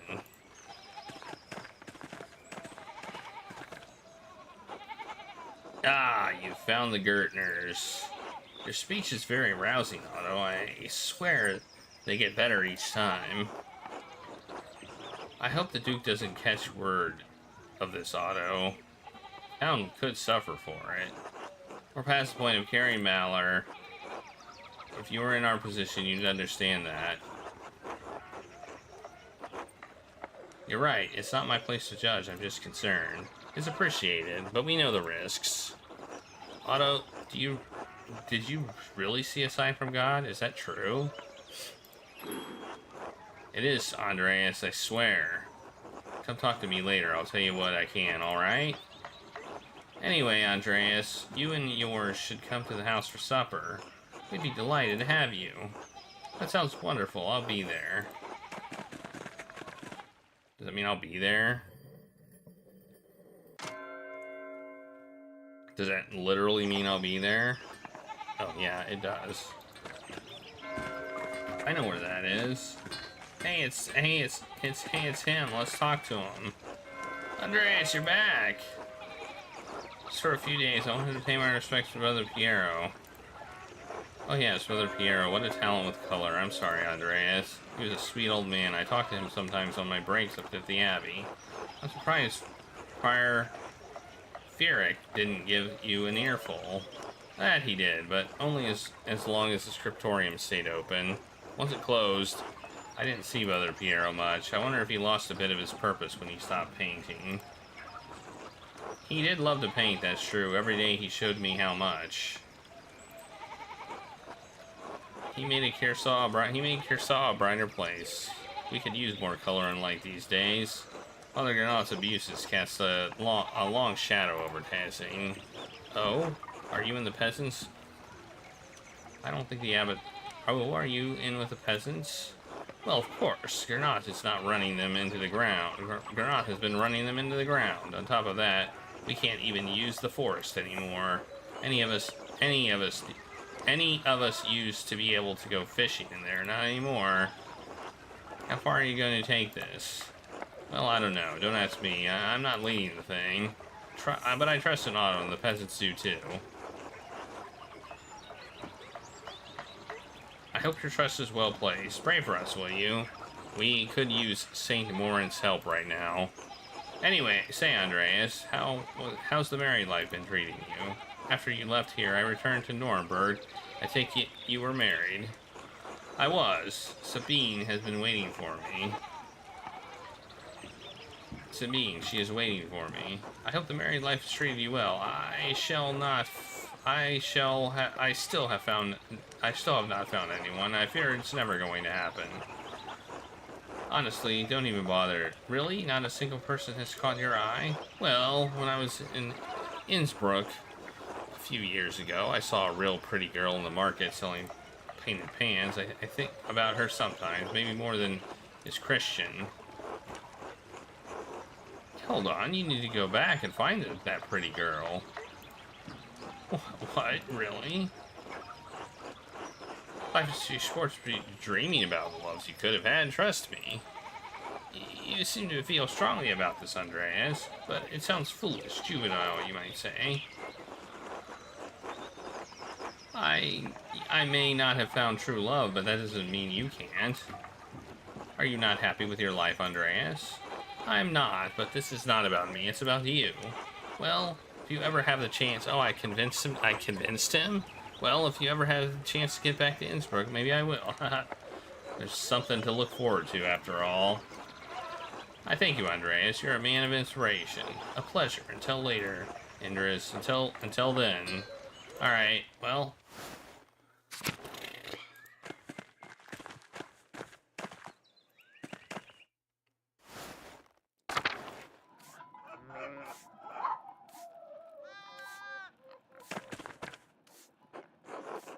Hello again, Andreas. We're about to sit down for supper. Care to join? It would be my pleasure.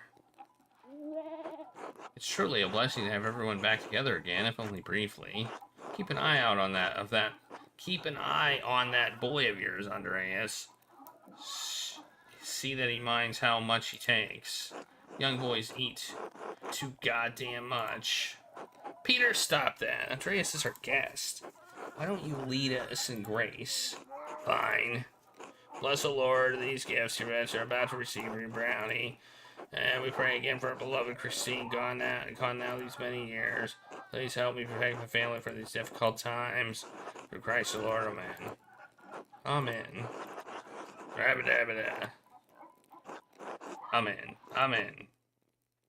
Oh, look, we get to eat. Monster Andreas, why are we the only ones with bread?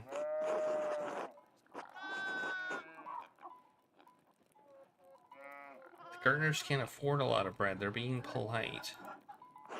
Andreas, it's so good to have you at our table again. And with another guest, is this young man your assistant? Ah, Casper, yes, he's my apprentice. Ah, that would explain why I saw him writing in that journal. I remember you did the same thing when you lived here. Cheese porridge. Cheese. Do you still draw in your journal, Andreas? I prefer to spend what little free time I have in books these days. He likes these real spooky ones. Haha, the Gertners really don't want to hear about that, Casper. Caspar? You mean like ghost stories? How nice that you have the time. We toil all day with that despicable Abbott starving us all, while he sips on his sacramental fucking wine. Oh man, jeez. Lay off him, Dad. He's only just got here. How have the fates been treating you these last few years? Oh no, Ursula's coughing. I don't like this. The Lord is testing us with another hard season, I'm afraid. That's one to say it. Been miserable as shitter all around. Everybody's coughing. Maybe you should be resting, Grandpa. If I'm gonna die, I'm gonna do it sitting up at my own goddamn table. The whole family's been ill, Andreas. Peter, his father, and Ursula. And me as well. Oh no. Clara lost a child in childbed a year ago. Do you have any idea what the cause might be? Andreas. It's alright, Veronica. Agnes suggested it might have been a fright. It was given during the flood. She was nearly swept away in the flood. Then the child came early. Agnes tried her best to save him, but he had a deformity of the skull and didn't live long. It was monstrous. Monstrous. Remain silent. It seems the Lord rarely looks in on Tenzing any longer. That's why it's time for us to take matters into our own hands. We're eating, not at the table. Do you think? He's right. Please, can we not talk about this now? Alright, we'll eat our bread. Jorg here was married while you were away, Andreas. Really? To whom? To me, Andreas. Why else do you think I'm here? Of course, you two make a good match. Jorg has been good to me. There aren't many other options in Tenzing anyway. It's been a couple of springs, but I'm still not used to being married.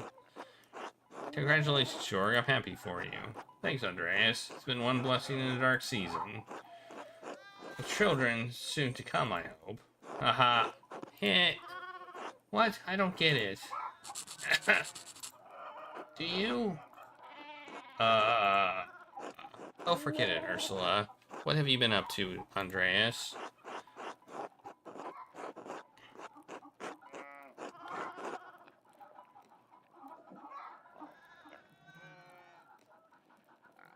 Man, all these are bad things to say.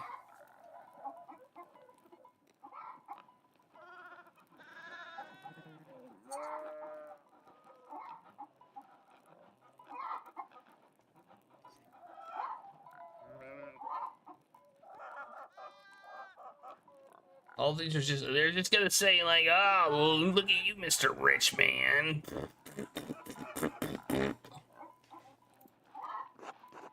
Better not have any children then. I do my best to be helpful.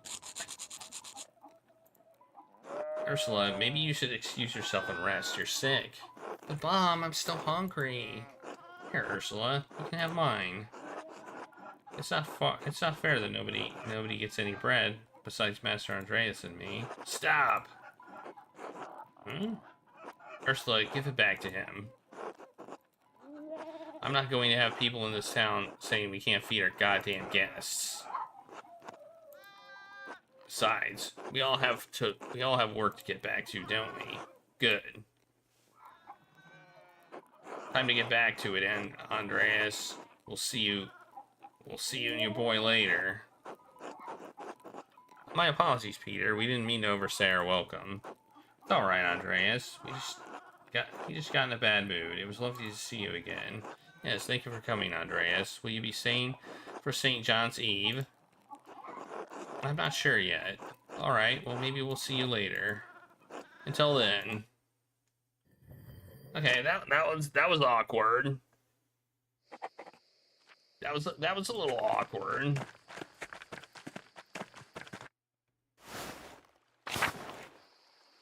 Did I mark all the food we ate? I did not.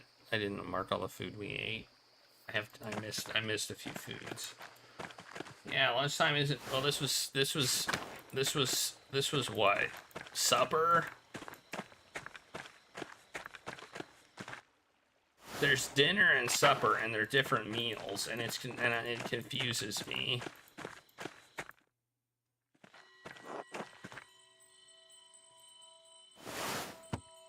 Sin of Saul! Sin of Saul! What? Master, did you hear that? It sounded like someone crying out. I think it's Sister Amali. She's a mystic. She may have been one. It may have been one of her visions. Sister Amali, are you all right? The Philistines. This is the hand of God. Compline. Oh, that's 8. Is there something happening in Compline? It's Compline right now. No! Oh my god, she just fell down. Sister O'Malley. You're the artist, Andreas. You remember me? Yes, you were here when the Baron was killed. You've changed. In more ways than one. The complexities and difficulties of the outside world are why I'm glad to be in here. I can see and hear the world spinning around me, but I'm not part of it. This cell gives me the peace and isolation I need to feel God's presence. And in the stillness of the storm of the world, the storm sometimes rouses in my soul. I wish Father Thomas were here. Would you like Casper to go get him? If he could, yes. His house is just around the corner. Is somebody gonna be murdered again? Casper, run and get Father Thomas. Yes, Andreas. Your son. My apprentice. From Salzburg. He seems eager to please you. Of course, that is the job of the apprentice. I have little knowledge of the working of masters and apprentices.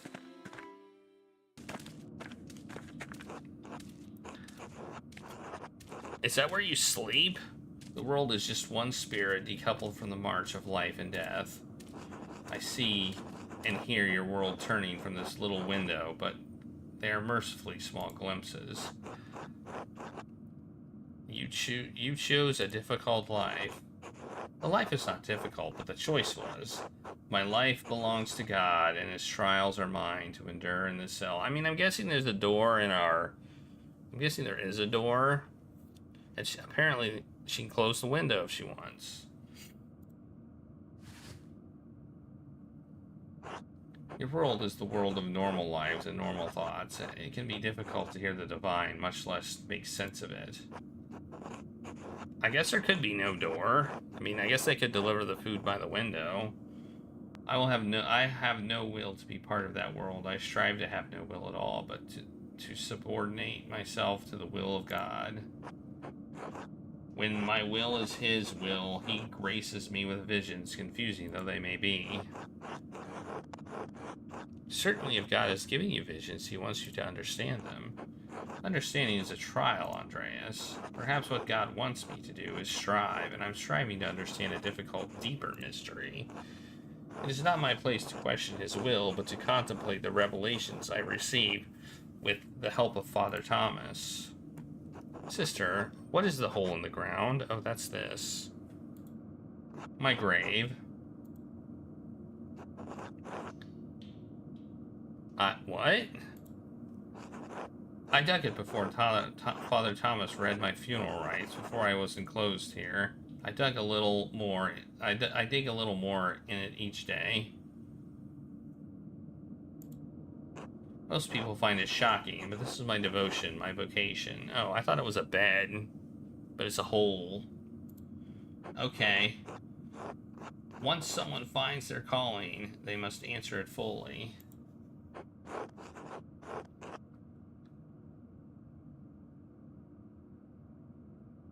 Is a calling to a cloistered life not enough? No, I thought it might be, but as you yourself have learned, the cloistered life is not so cloistered.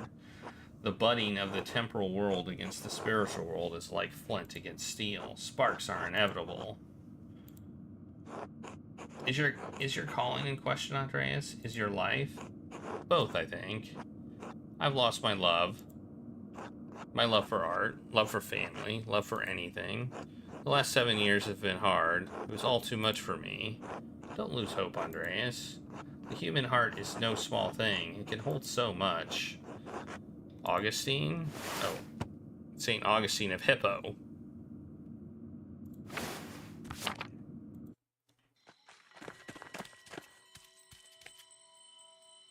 Andreas, thank you for sending Caspar. It seemed prudent. Are you alright? Yes, Father. I may have had another vision. I remember little of it. Master Mallory and his apprentice heard nothing specific. That is unfortunate, but I'm glad you are alright. Andreas, Caspar, would you excuse us? We appreciate your help, but I must tend to her now in the church. Of course, Father. Good evening. God bless you both. See, there's obviously a door, because he's going inside. Master Andreas, I'm confused. What did all that mean? I'm not sure, but the last time I heard Sister Amalie have a vision, it was just before the Baron was murdered. What? You think? Could Sister Amalie be receiving warnings? No, it's too simple an explanation. There are layers and layers to divine messages. It is easy to think that, especially for the fact, but it is only present for one murder and one other vision. Perhaps there's a medical explanation for her visions, a fever, or St. Anthony's fire. But what if there is another murder? If it happens, I may revise my opinion. Come, Caspar, let's retire for the evening. Do you think the abbot is gonna get murdered?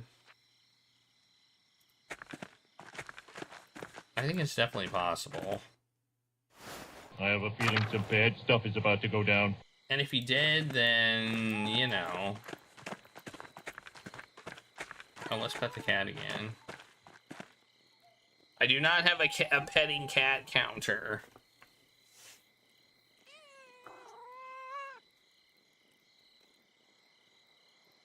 But if I did, it would go up by one. Let's see if we can see a ghost again. Oh, I'm looking at that. I'm not looking at the where ghosts go. I don't know. I never thought of adding one. There aren't many games where we can actually pet a cat.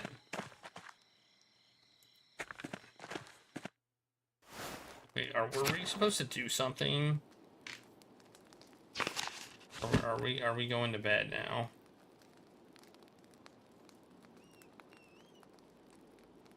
Okay, I think we're just going to bed. Yeah, we're just going to bed. Okay. Just checking. It's a nice guest house.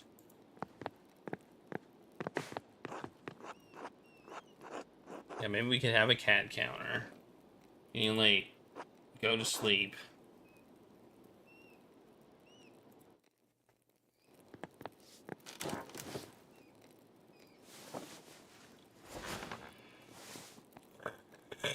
I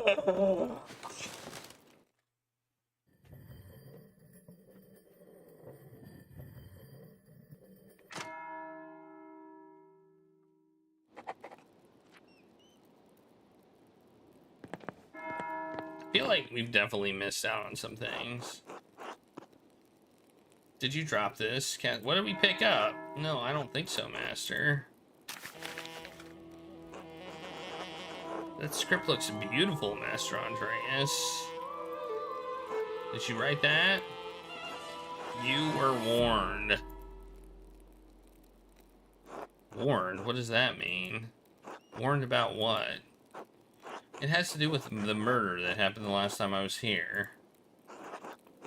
How? I thought they were caught. You caught the murderer. Yes, but that's complicated. Let's just head up to the library. Oh no, somebody's gonna try and murder me. Alright, Master. Man. You know, if the note was there, that means they could have murdered me, and they didn't. I would like to know. They could have murdered me in my sleep, and they chose not to. Or whoever dropped off the note isn't the murderer, I guess. It's also another explanation.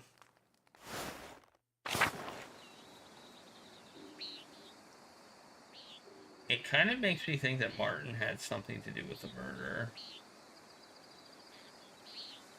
Because he may have done the thieving thing so he could drop off a note to the Baron. Because the Baron had a note on him, so he probably picked it up and put it in his pocket, or wherever he put it.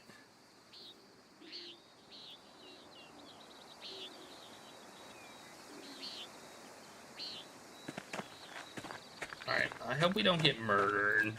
I don't like getting murdered. Let's talk to him. Andreas! Brother Mathau, what are you doing out here? What is all this commotion? Mother Gernoff possessed me to inform the townsfolk that the shrine is closed. Closed? With everything going on? Whatever for? Let's order the relic to be brought into the church. The pilgrims are welcome to come visit the relic, but the townsfolk are prohibited from seeing it. What? Why? The abbot has had just enough of the peasants and townsfolk rebelling against the abbey.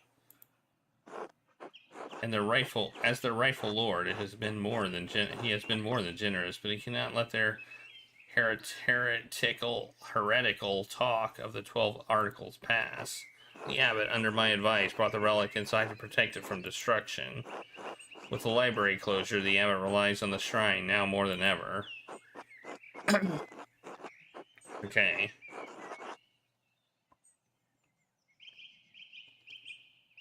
But passing depends on St. Warrens just as much as the abbey. What about the faith of the townsfolk? For the townsfolk demonstrate their faith by walking away from such heretical behavior. I'm sure the abbot will restore the hand. The abbot will protect the relic for as long as he needs to, nothing more.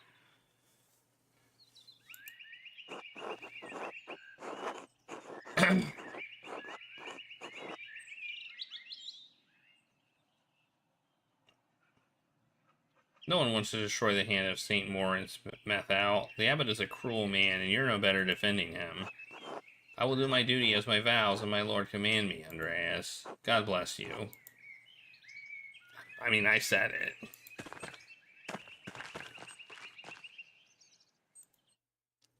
I said it. Let's talk to this guy. It's good to see you again after so many years. You look healthy and prosperous. God has blessed you.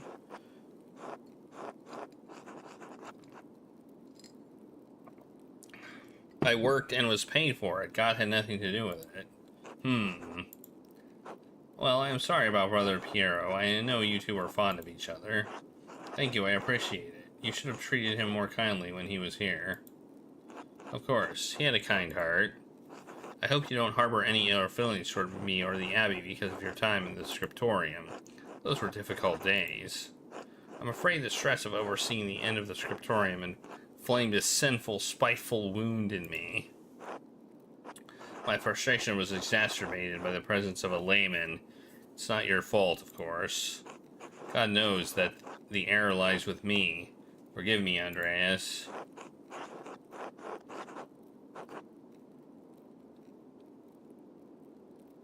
I forgive you, Brother Fennick.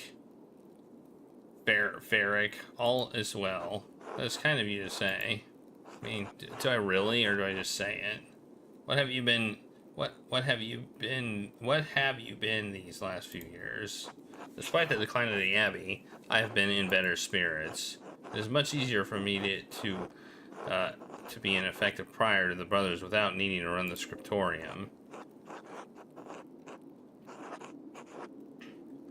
Forgive me for saying so, but it seems odd that Brother Gernot entrusts so much to Brother Guy. After all, you are the Abbey's prior. It bothered me for a while, but I believe that was pride doing the devil's work. Brother Guy is not only a talented scribe, but a skilled accountant. His father had him educated in the newest Floridian and Venetian bookkeeping practices.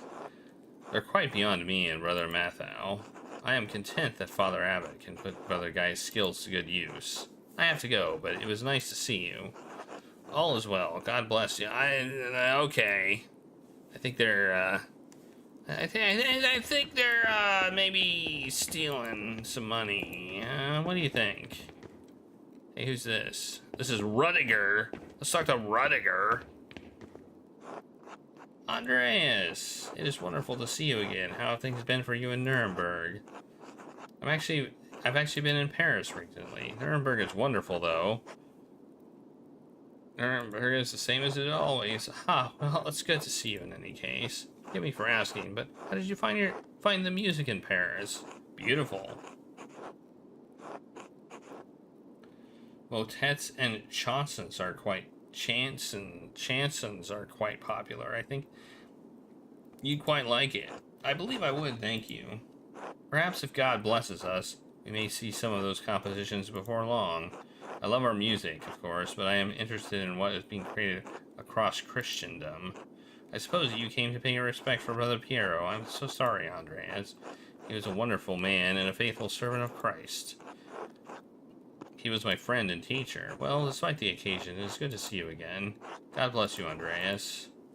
Alright. Rudiger! How's it going, Rudiger? Wait, are we going... How are we getting to the library? Are we taking the secret entrance or the not secret entrance? Wait, I never went in the secret entrance. You know that? I found it, but I never went in it. Well, that was stupid.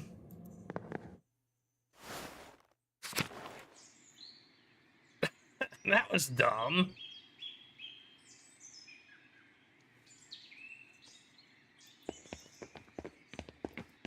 Yeah, let's try it. Let's try going in the secret entrance. Via the crypt.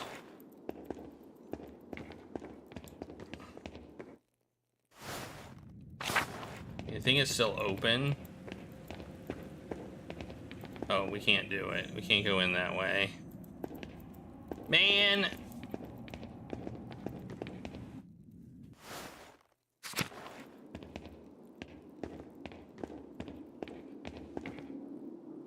I guess I never realized that some things just closed down when we did things. We need to go... Oh, the library. I guess maybe the door's open.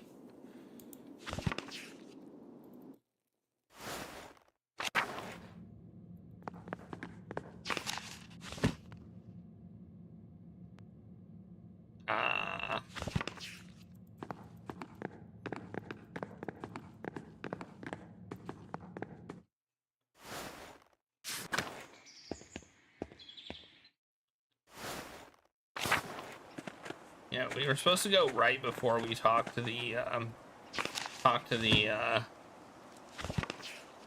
guy, and then we didn't go. Whoa! Oh, jeez! I'm not ready yet. I want to talk to this old guy. Man, he's still alive. Jeez. Hello, who is this? It's Andreas, brother. Hi, Doc. Andreas Meller. Oh. Oh, Andreas, the fine young artist from Nuremberg. Not quite so young anymore, brother. No, you are still young. When you were last here, I thought I was old. I was wrong. Now I feel the true measure of years on these bones, like the waves of the wide sea on the cliff of Porthcragen. Time has worn me down. But enough of that. How have you been, Andreas? I have been well, thank you. I'm glad to hear it. What was that noise? You seem to be more at ease now than when I was here last. Do I? It may be so. I may have worked on the in the scriptorium beyond the limits of this body. It pained my joints and strained my brotherly love for Guy. The scriptorium took my sight and the use of my hands, but when it closed, it also took the pain from my heart. The abbot is content to leave me, to let me serve the Lord through prayer and contemplation, and so it also contents me. I'm sorry, Andreas, but I must rest now. It's good to hear your voice at Curacao again. God bless you. God bless you. All right. Oh, I guess both of those are scriptorium. Wait, hang on. I'm not done yet. I want to go in here. Let's see if that wheel's still here. Oh wait. Okay, I guess we can't go in the back part of the house. That was here, right? That was here, right? Wasn't it? You go in this door here and there was like a thing. Oh well. We missed a lot in that first part. Some optional stuff. Fell into disrepair quickly after he closed the library. Because he hates books. Greetings, Master Maller. Hello, Sister Zdena. You're looking like a real artist now. I'm impressed. You must be living like a lord. A lord who's strapped down with obligations to others. Between my wife and my patrons, I'm miserable. Yes, but overburdened with problems. I've no time for my own art, only that of my patrons.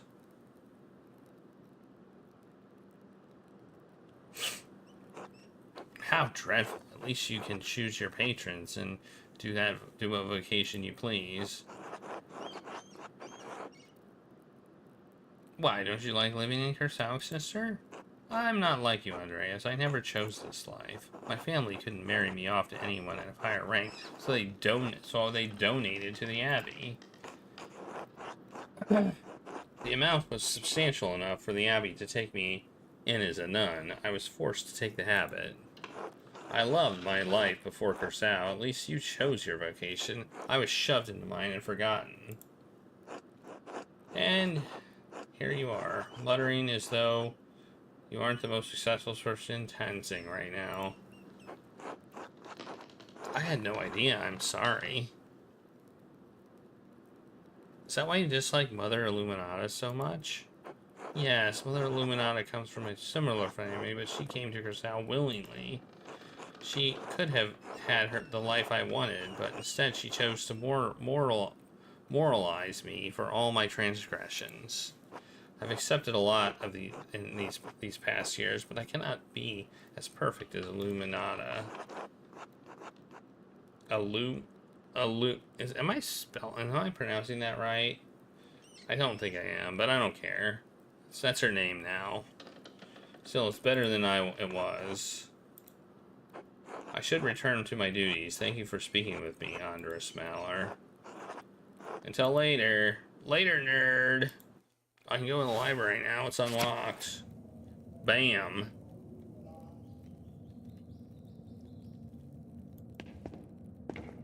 This doesn't look like much of a library. Well, okay, now it looks like a library. See, here's the secret entrance.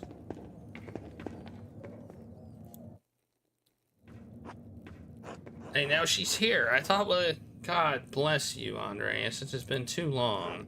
No doubt your work has carried you far from Nuremberg, but we had hoped to hear from you from time to time. Yes, my apologies. You're right, of course. Did I seduce her? No, I didn't seduce anybody. It's good to see you again. This is my apprentice, Caspar. We'll just say good day. God bless you, Mother Superior. God bless you, young Caspar. Master Maller. Sister Zidina. I didn't know I could seduce anybody. I'm sorry you have to see it in such a state. It seems it sees very little use these days. What happened? After Baron Rothvogel's murder, we had fewer and fewer wealthy patrons, a small number that held out lost interest. It's easier to commission new work from the Guild of St. Luke or individual masters in the big cities like Nuremberg. Guild of St. Luke. Okay. Father Granat saw no reason to keep the scriptorium or library open. Most of the books here have been suffering of neglect. After Mother Cecilia's death, neither I nor Sisters Dina had the time to maintain our inventory. That's terrible. Cristal was one of the last monastic scriptoria in Bavaria. As Brother Piero was fond of saying, all things change in time.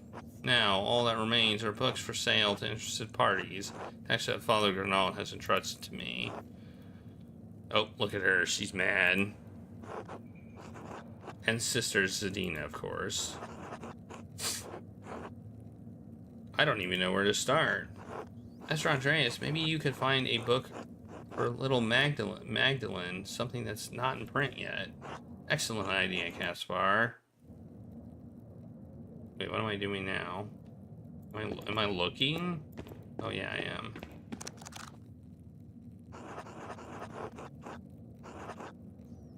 Parzival. Perhaps Klaus could not object to this romance, given its emphasis on Christian virtues.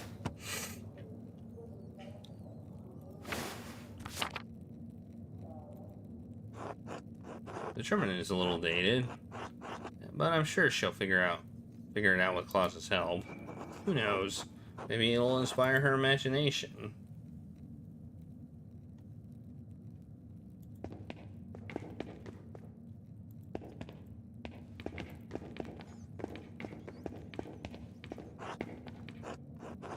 Make sure you look through the whole collection. I haven't seen anything else yet. Where else can I look?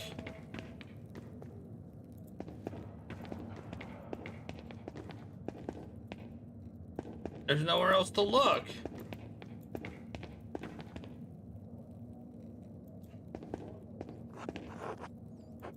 There's nowhere else to look.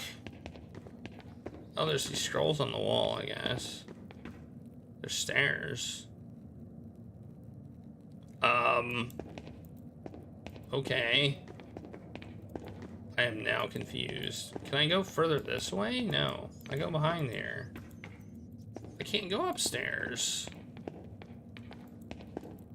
Oh, never mind. I can go upstairs. Okay, usually there's a thing you can click on. But apparently not this time. Huh, I think there are Latin translations of some... It also looks like it's partially burned. Oregon? 1st century? Also look like it's partially burned. Probably not a great gift for a young kid. Wait.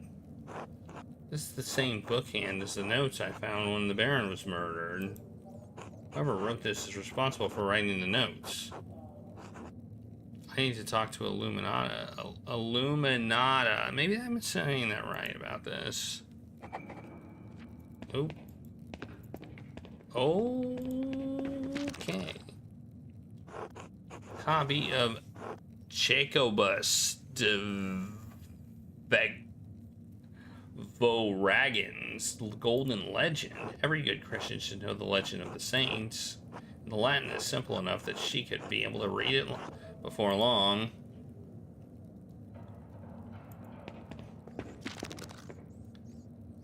Oh, Richard de Bury's Biblion. It's a text of collections and preservation books. Maybe this is where Illuminata City learned all their tricks.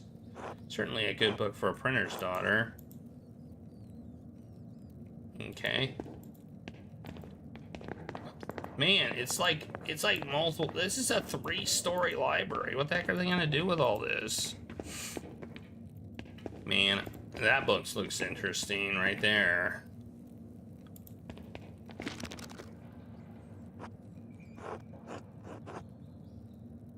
Albertus Magnus,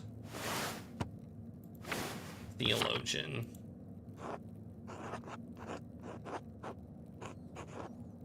But it contains so much knowledge on a variety of topics. This could inspire an interest in animals and the natural world. Beautiful illustrations as well. I do like books with pictures. Alright, I think we've looked at all the books now. Regulus the pro sleeper. Yeah, I mean, I wish he got paid for it.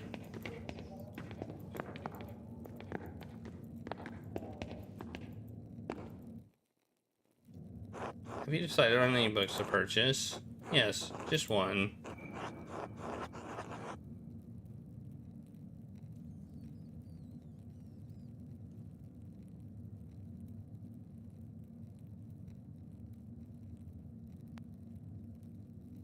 Which one do I want? Why don't I buy all of them?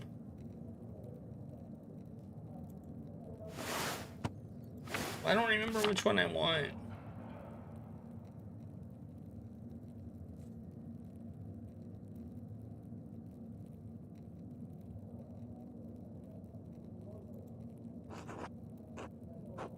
I'm a bit surprised. This for Klaus Jerker's daughter. That's even less appropriate, but not my concern. I hope she enjoys it. Is there anything else you need? Yes. What do you know about this book? I don't know anything. This is the first time I've seen it. Where did you find it? I've seen it on one of the lower shelves. I didn't think it was in our catalog. It has to be from another Bavarian scriptorium, probably in the later century. It's burned around the edges. Why? How can I find out where it came from? Who wrote it? If it's not in our catalog, I'm afraid I don't know whom you can ask. If it was a recent edition, the only people who would know are Mother Cecilia and Father Mathis. Right, and I didn't bring any books for summoning. A joke, Master Mallor? Heh. Anyway, it's a shame we can't figure out who penned this book. It's author of the same person who wrote the letters I found while investigating the Baron's murder. The ones in the fine bookhand. Brother Adok told me about them. Perhaps he knows something about this book. He's been here longer than any of us. Why would the person who wrote the letters have scribed a book in our library? Well, that's the question. Whoever did it is the thread puller. Huh? Someone who is manipulating people like Ursao and Tazing, pulling on threads to provoke someone into killing the Baron. I thought the old widow killed the Baron. She did, but the Baron was lured into the chapter house by someone who knew Ursao and Tazing's secrets. Well, I'm afraid we can't be of any more help to you in determining the book's provenance. Providence? That's not what it said. However, as it's not in our catalog and it's already damaged, I doubt Father Abbott would mind if he kept it. Excellent, thank you. I'm glad someone bothered to save it from the flames. Alright, we got a book. Yay!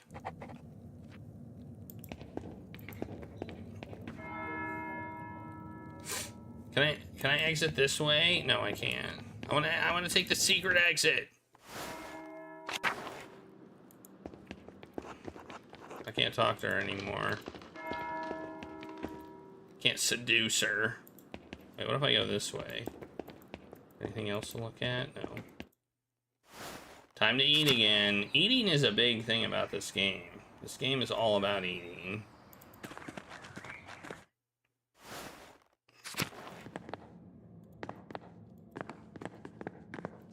We go. Nom nom nom nom nom. Nom nom nom nom nom. It's like Claire. Claire's all about eating too. Claire does like to eat.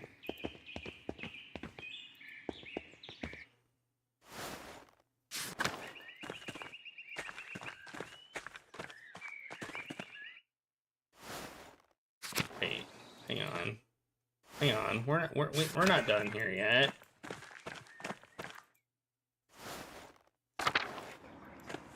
Oh wait, everybody who knew was dead.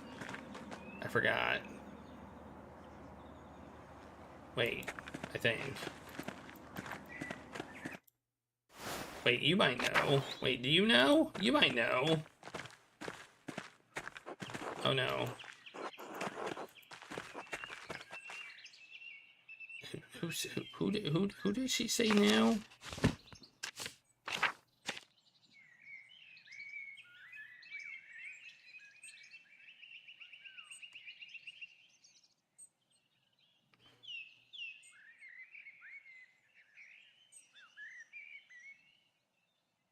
Okay.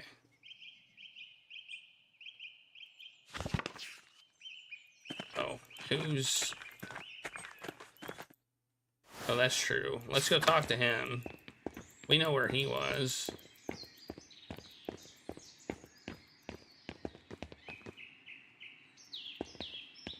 Right? See if he's still there. He might be gone, though. He was like here. Oh, he's gone. He's not here anymore. Let's go in here. I think we just need to go get dinner.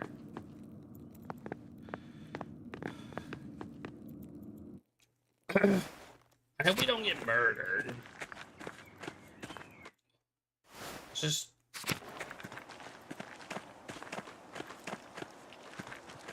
I'm not a fan of it. Maybe he's in the maybe he's in the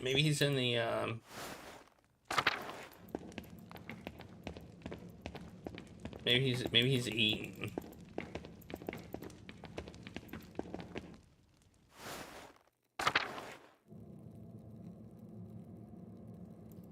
He is eating, in fact. Oh, we can't even talk to him. Well, so be it. We can't talk to him, so doesn't really matter. Yeah, I agree. We should avoid being murdered. But hey, maybe we'll get murdered and the story will carry on as this dude. Maybe that's why this dude is here, so they can just like be like, oh no, now he has to investigate. It's like that one game we played, where we just kept becoming the owl.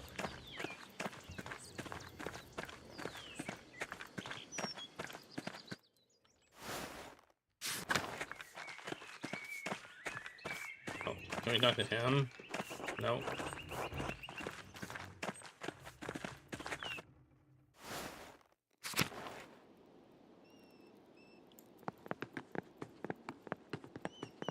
There's a bed.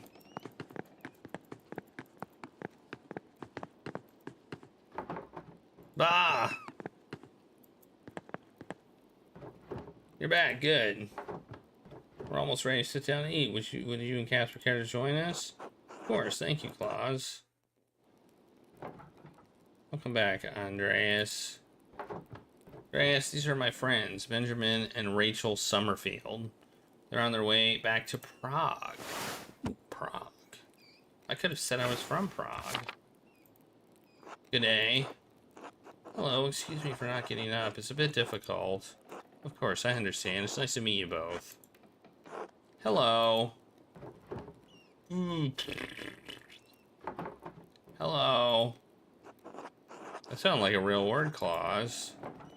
She's learning more of them every day. She'll be reading before long. It's a wonderful segue to the gift that I brought her. Oh?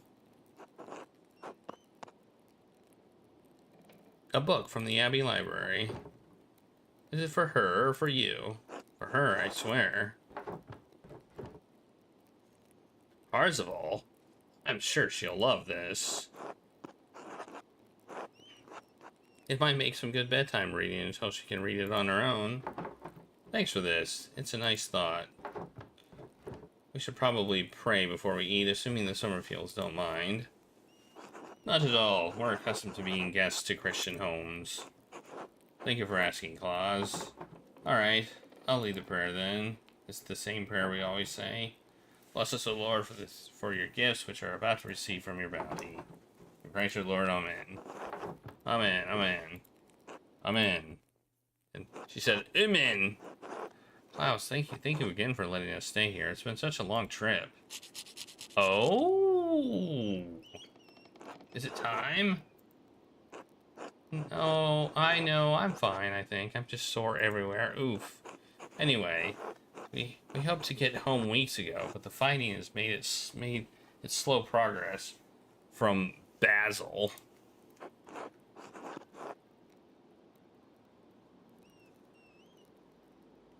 Basel? Passing is hardly on the way to Prague. I'd rather not get caught up in battles between the Swabian League and peasants, so we've taken a strange route. Military group. Okay. Yeah, I know, right? To be fair, there's only 2 of them to feed, so... As opposed to the other group where there were like, what? There were like 10? 10 of us at the table?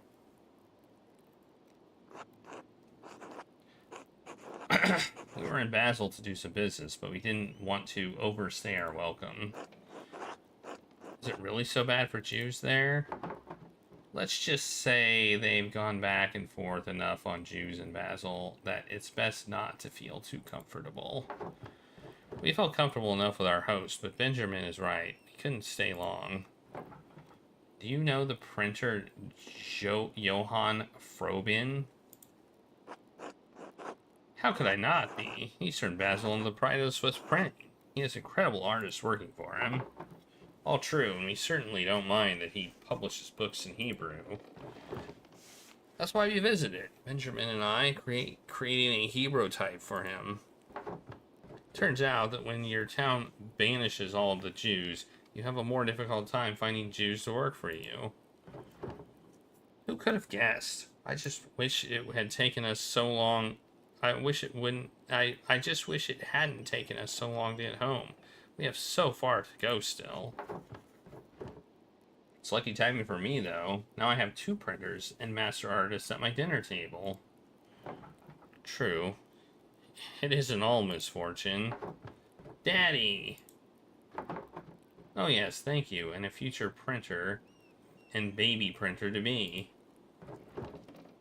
Housing hasn't seen this many artists under one roof in a while. It's amazing to see how far printing has come so quickly. Some of the engravings I've seen are incredible. The new techniques, new types, new styles are being developed every year. Pentiment is trying to create a more readable script for Yiddish. We have typefaces for Hero, but it would be nice to have something separate for Yiddish. I think I've seen it before, but I wasn't able to recognize it. Yes, it's still developing typeface. It's usually only used in Jewish women's books. I'd like our writing to be more accessible, especially to those who only read Yiddish. Here, something like this. You'll be sure to send you some samples when I'm finished, Claus. Good. I'd like the... Ugh.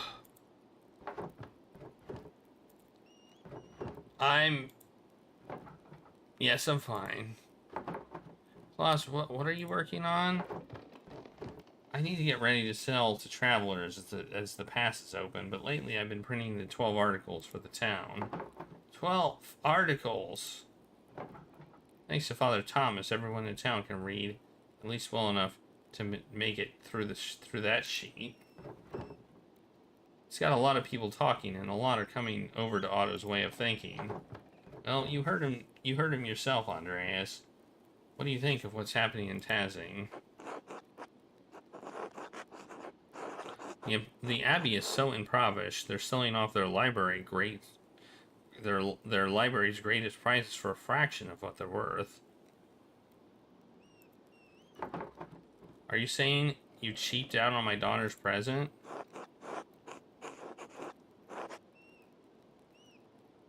I didn't say that, but you could infer that. I'm teasing. It's appreciated. I wasn't happy to hear it either, but I was able to get some manuscripts I never would have been able to buy. I bought more than I should have, more than are going to be profitable to turn into printed books. If she were here, I'm sure Marie would. Mama! She would have given me an earful. Anyway, the Abbey is in such a bad state, there must be something the Abbot can appeal to for more money. Someone the Abbot can appeal to. Who? The Pope? The Duke of Bavaria may lend him military aid, but money is unlikely.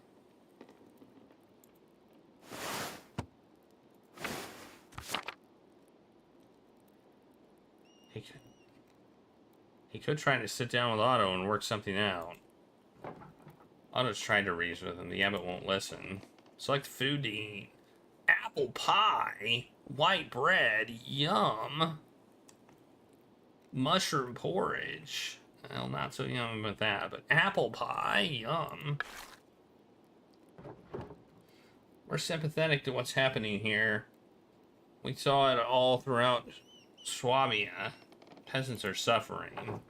It's true. But I worry about what will happen in tossing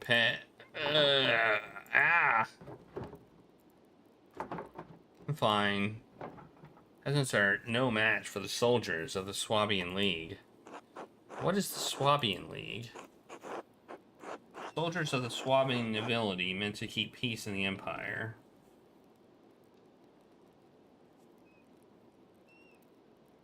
They rally for coin, not for a cause. We can't speak to their motives, but we try to stay far from them. But they are intimidating even at a distance. If the peasants aren't careful, Tazing could draw the wrong sort of attention. I know that Otto and the peasants are taking a risk, but I believe Otto will keep things peaceful. Anyway, it's not the Swabian League we have to worry about, but the soldiers of the Duke of Bavaria. Bavaria! The Prince Bishop has the church's authority, but the Duke's lands surround Tazing and Curacao. Next we eat bread.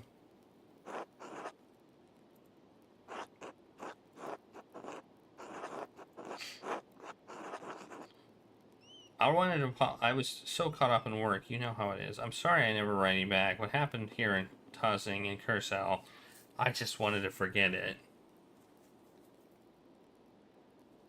I'm sorry what happened to your family, and I'm sorry I never wrote back. That's it. I'm sorry.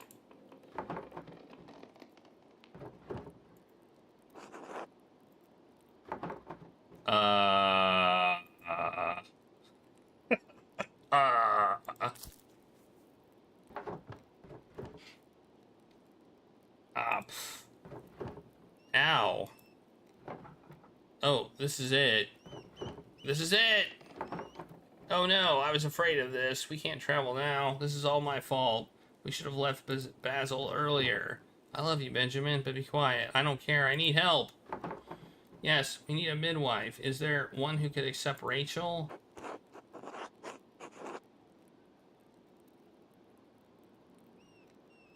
I mean, I'm not really. I have some medical experience. Could you get her? Klaus? Yes, I should get her. Agnes has delivered every child in Tazing as long as I can remember. She would never turn any woman away. Thank you, thank you, thank you, Claus. You're a mensch. Enough with the thanks. Give me the midwife. Yes. Andreas, you're forgiven. Casper, it is good to have you over, but you both have to leave. Thank you, Klaus. Good luck, Rachel. Thank you, I'll need it. I'll go fetch Agnes. Thank you for joining us, Andreas. Oh, I almost forgot. You should go see the bonfire preparations in the town commons. You missed them on your last visit. Klaus! I'm going! Thank you, Klaus. We'll be going. Take care. Oh, that was lunch. I thought that was dinner. Oh, dinner is lunch. Dinner's lunch. Supper's dinner. Dinner's lunch. Supper's dinner. Oh, man. I'm so confused. Oh, man. I'm so confused. Hey, look. It's a nice little... Actually, I think that was on the door last time. Wait, where are we going? Oh, the town commons. That's down here. What are we going here? I can go in the bakery. Maybe we can buy some bread. Mmm, bread. Look at all that bread. How have you been? Lord's been kinder to me than the peasants. These are difficult times for them, Andreas. I could use your help. My help? How? Talk to the abbot. He may respect your opinion more than mine or the peasants. I would have hoped he could see that his behavior is not Christian, but something is clouding his judgment. I suppose I could have a word with him. I'm not sure what good it will do. We must try, Andreas. These men are fair and hardworking, but they have been pushed down for too long. They've been becoming desperate, and desperate men can forget their faith and turn to violence. It won't come to that, will it? Perhaps not, but I don't want to take that chance. There's no need to. There's no reason why the abbot can't come to a good and Christian accord with the people of Tazing. Maybe it's only pride that's standing in the abbot's way. I hope that your counsel and God's light cannot touch his heart. I will do what I can. Thank you, and God bless you. Okay, well, something. Can we have some bread?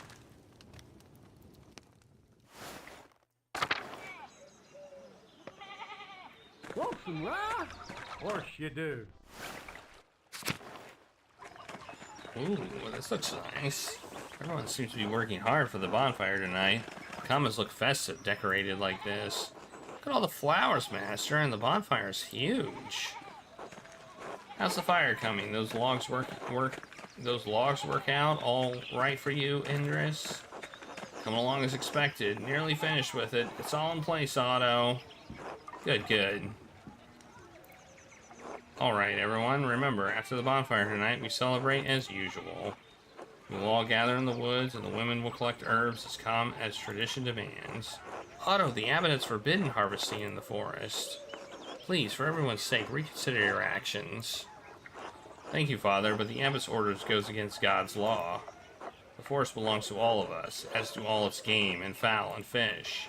He cannot claim ownership over that which the Lord gave us to hold in common. No, I'm sorry, Father, we'll proceed as planned. Hazing has never let anything in the way of our St. John's customs as long as I can remember. We won't start now. And remember, tomorrow I will show you proof that as sure as the sun turns round the earth, God and our saints are with us.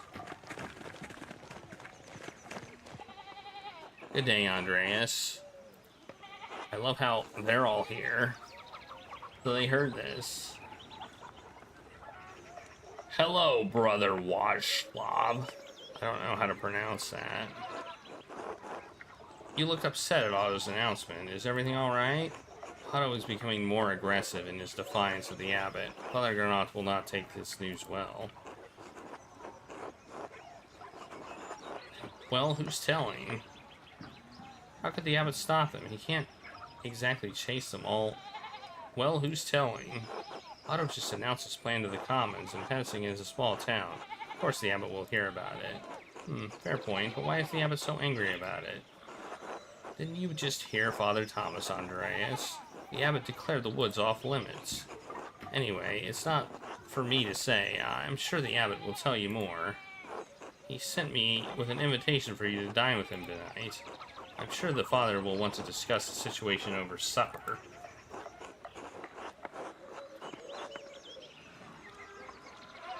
Well, I suppose I can attend.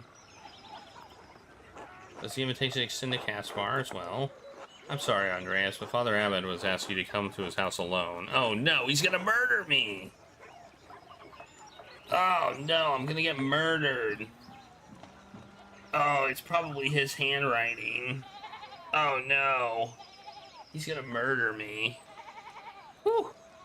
Please tell the abbot I'll be seeing him this evening. Well, I guess we'll see what all the fuss is about. I'll meet you at the back of the guest house after dinner, alright? Wait, I thought it was supper. Can I help set up the festival decorations while you're with the abbot? I think they made a mistake. Supper is dinner, and dinner is lunch. Isn't it? Yes, but be back before sundown, alright. Yes, thank you, Master. I'll see you later. Am I wrong? Supper is dinner, and dinner is lunch.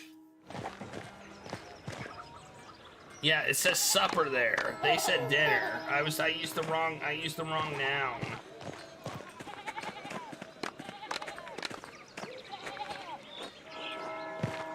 I guess I can just talk to people. Ding dong. Let's go in here, just for fun.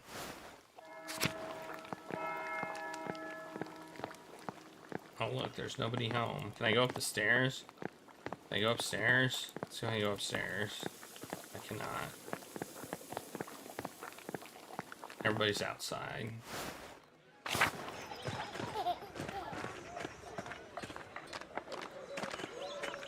I'm going down here. I'm gonna take the roundabout way. Let's talk to Martin. Andreas Mallard, good to see you. Look at that pig! Look at that pig! It looks so weird. Good to see you after all these years. I'm surprised you say that. Your parting words to me back then were hardly kind. Were they? It's been a long time, I don't remember. You told me to eat shit. Oh god, that's bad. I was such a little shit, haha. Well, sorry for being such an asshole back then. Seems like you've learned a lot since then. 7 years is a long time for a young man, especially one going through what I was. What happened to you anyway? Oh, right. You know I stole some of the Baron's things. I didn't make it that far with them. I tried to sell them in Walgau, and I got robbed. Serves me right, I guess. Luckily, they didn't find the coins I was carrying. The money carried me around Bavaria for another month and a half. Then I started stealing. I grew bigger and more confident over time. I became a highwayman. We were abandoned? Hard to believe, I know, but yes. Anyway, didn't last long. I eventually got scared out of it. I had a partner for the last few years of my adventures.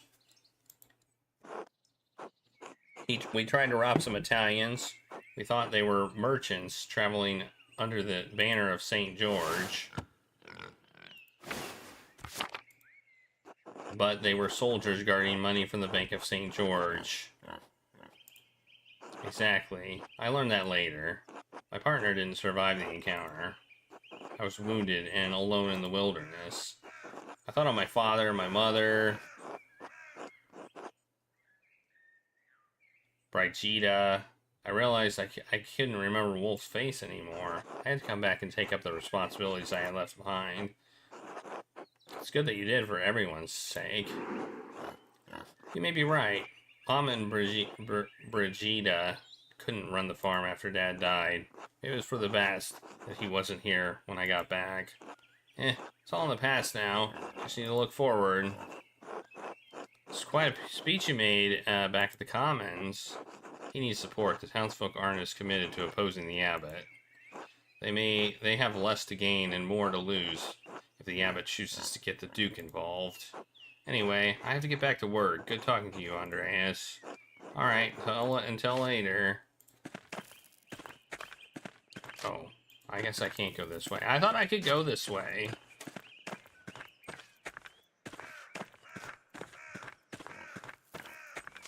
Nope, I can't go this way. I thought I could. Where does this go? It goes over there. Hey, look, there's baby chickens.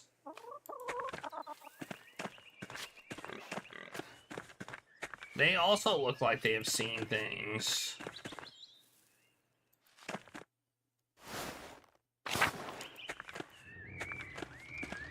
We've never been to the mill. Like, not once. Not once have we. Let's go to the forest. We're not supposed to be here. It's illegal.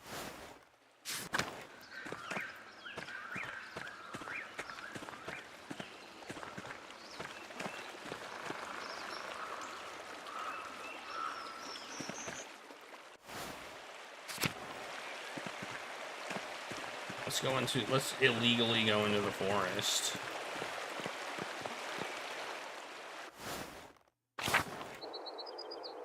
I'm doing illegal things. They're gonna arrest me.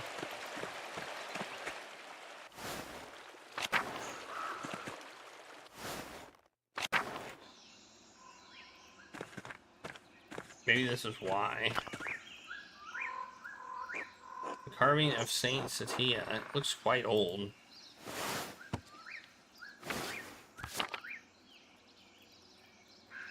Okay. That's it. Alright. Interesting. Okay. Well, I know what's out here now. On the plus side. Hey, there's a meadow, too. Oh, it goes here. Alright.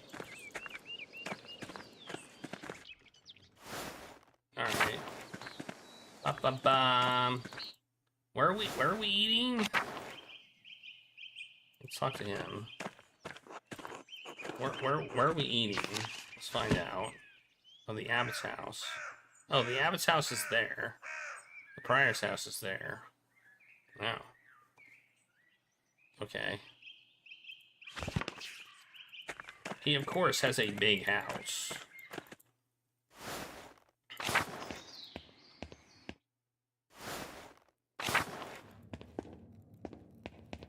+2 sword and ring invisibility down the mine shaft? Probably.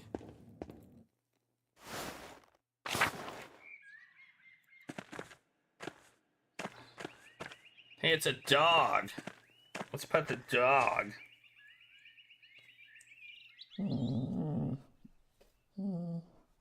Nice. Success. We successfully pet the dog. Alright. Gernot, let's have dinner. Please don't murder me. Do not murder me. Gernot. He's the murderer. He's gonna try to murder me. You know he is. That's why he wanted to place the blame on Pierogi, or whatever his name was.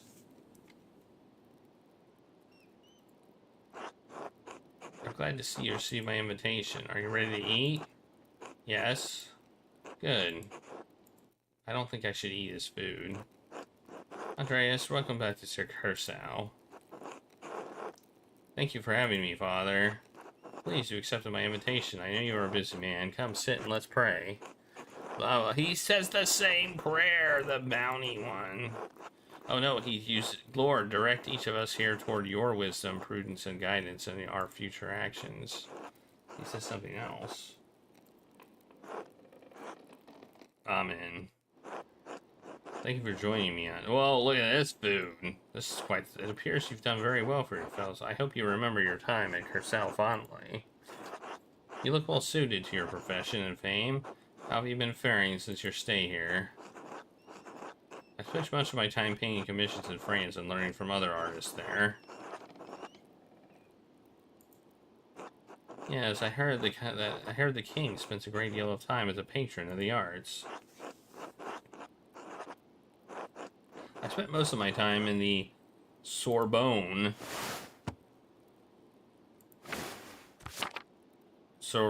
library, Father, since I haven't been able to come back here.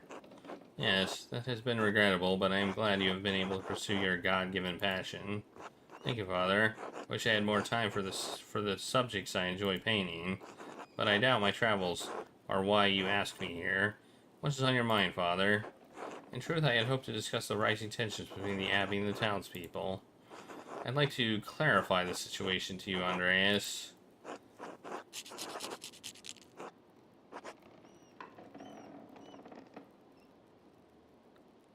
Clarify? What exactly? I want you to ensure you understand the circumstances objectively, from all angles. I believe you've only heard from one side of the issue, Andreas. Otto's little speeches about taxes don't account for the entire situation. Where are the tacos? Yeah, I don't know. Why demand such high taxes from them, Father? What do we got? We got plum pudding, pheasant. Let's go with pheasant. With the scriptorium closure, the taxes are necessary to make up for the lost income.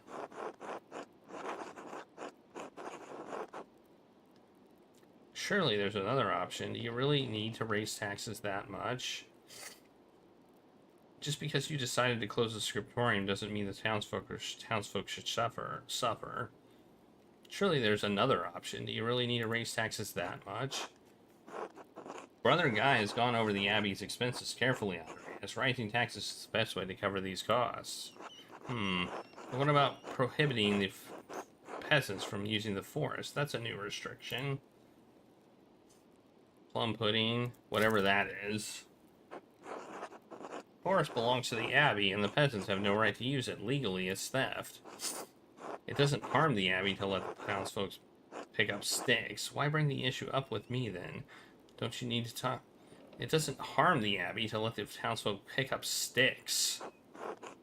Such theft deprives the Abbey of its natural resources. Since the Abbey does not produce anything else, it must be able to sustain itself somehow, especially under such financial stress. Have you no pity for anyone in Tazing? I am more upset to hear the townsfolk have no pity for us. I hear they will continue their disobedience by collecting herbs on St. John's Eve. The whole town knows I've forbidden it. The matter is grave, and I will excommunicate anyone who defies my order. You would condemn the town over something so petty? That is up to them. Remaining impartial will be impossible as long as you're in town. Support me in ending this foolish rebellion. You have a reputation in town, Andreas. You're a successful man, and the townsfolk believe they are like you. I'd like you to convince the other townsfolk, the printer, for example, that this uprising is not in their best interest.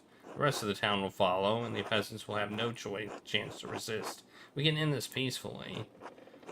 I don't want the town to come to harm. It is a precarious situation, but I do not understand your point of view. You're being an asshole. You're being an asshole, dude. The peasants have genuine grievances. Why not talk to them and negotiate?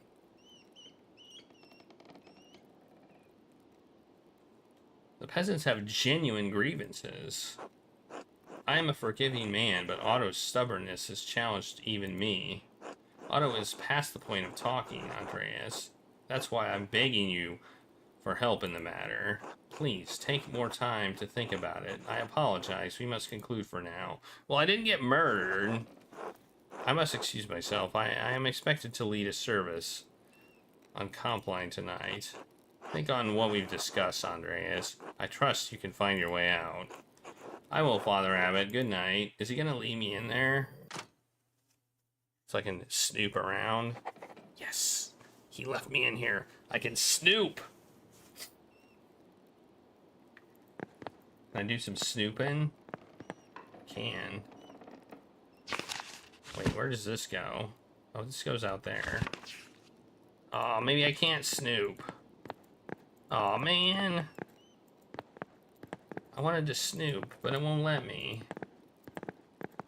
What are we doing? Oh yeah, that's good. I like it.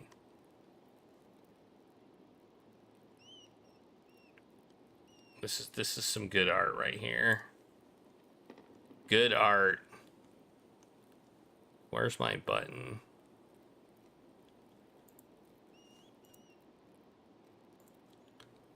Bam! Look at that. Taco. There you go. That's what he should have illustrated. Anyway. Where does this go? Oh, it goes down here. Okay.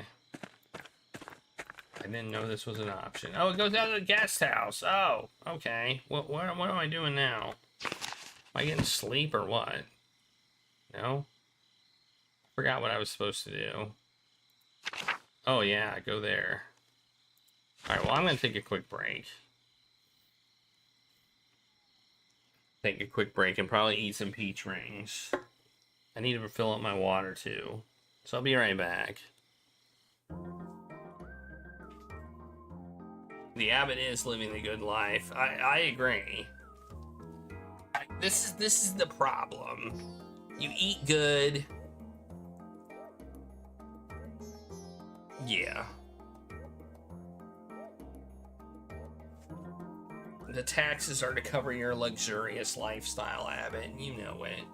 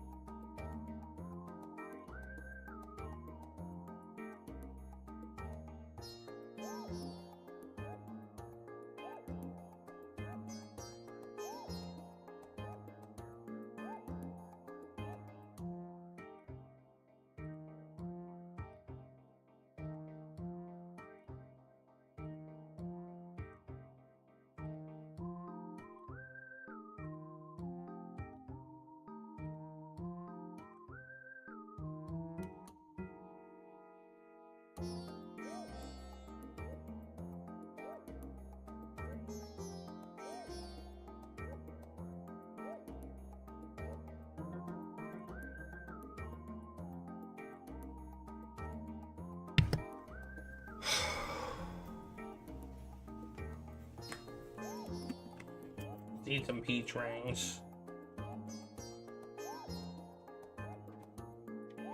Peach rings.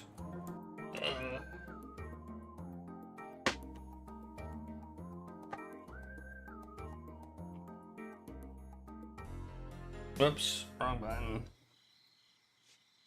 I forgot to pause the game. Luckily, this game's not timed.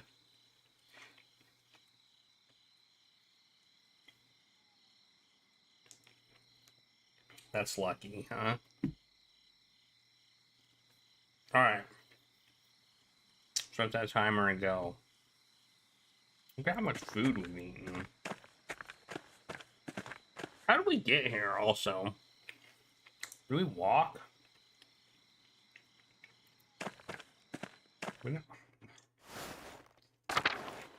Like, there's no horses or anything. So how do we get here?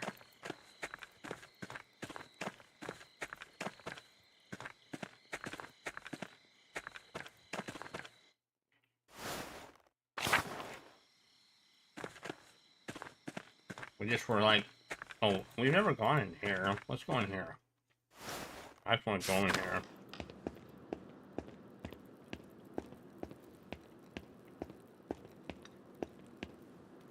Maybe she is walled in. Maybe this is the other way in.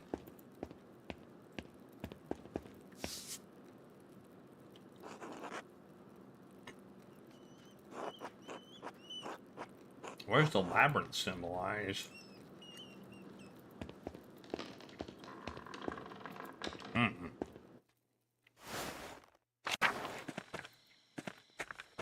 Weird. Weird indeed. Weird and mysterious. Wait, where are we going? Down north?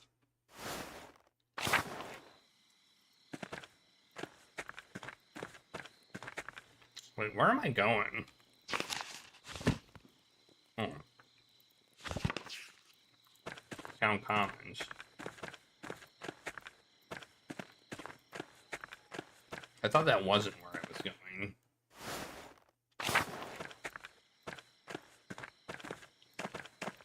Oh, here we are, Town Commons.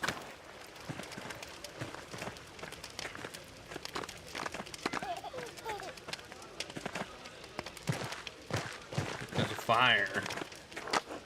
Why, Martin. Look who it is. Good evening, Andreas. Andreas, you're staying for the festival, I hope. Of course he's staying. Who would miss this, especially after the burly boys built such a beautiful bonfire? There's a bucket on her head. A burly boy like me would do anything for you, Dove. Wouldn't help myself. I see you're feeling very festive. The food, the fires, the dancing, it really is a night to enjoy. It's to honor the anniversary of the birth of Blessed John, a vigil of he who prepared the way. Yes, yes. And he'd have liked everyone to have a good mood in their hearts and good food in their bellies. As a hermit who wandered in the desert living off locusts and wild honey, he probably wouldn't agree. I'd like to live off some wild honey myself, if you catch my meaning. So are you going to heed Otto's call and go into the forest? No, I'm really not looking for trouble. There's enough of that going around. And you, not catching any herbs? My place is by Martin's side. The word of the abbot is the word of the church. It's improper to go against the word of the church. Only slightly less improper than all the time you spend with Veronica. Oh, I'm sorry. It was a joke. It came out poorly. It's good for the heart to have cherished friends. It's fine. Andreas, I was about to say, the bonfire is enough. We will dance until our legs begin to waver, right, Martin? We would not miss it for the world. It's delightful. I hope you have a great evening. You as well, Andreas. Until later, somebody's gonna get murdered. Hey, it's Carl. Hey, Carl. I don't even know who this is, but he has a spoon in his hat. So he must be pretty cool. Say, how do you like the bonfire we built this year? Big and sturdy. It's a fine setup, Carl. Excellent work. I know we can't compare to where you come from, but we still give it our all. In celebration of the light to prepare the way for our Lord. Anton, you remember Andreas Mallor, the master artist? Yeah, I've seen him around town. Son, be polite. Hello, Master Mallor, how are you?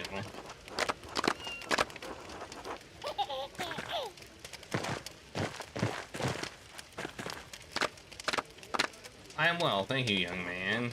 Anton's a good boy. Let me tell you, a bit of a rascal, as you can see, but he's a good head and good heart. Likes to hide it, though.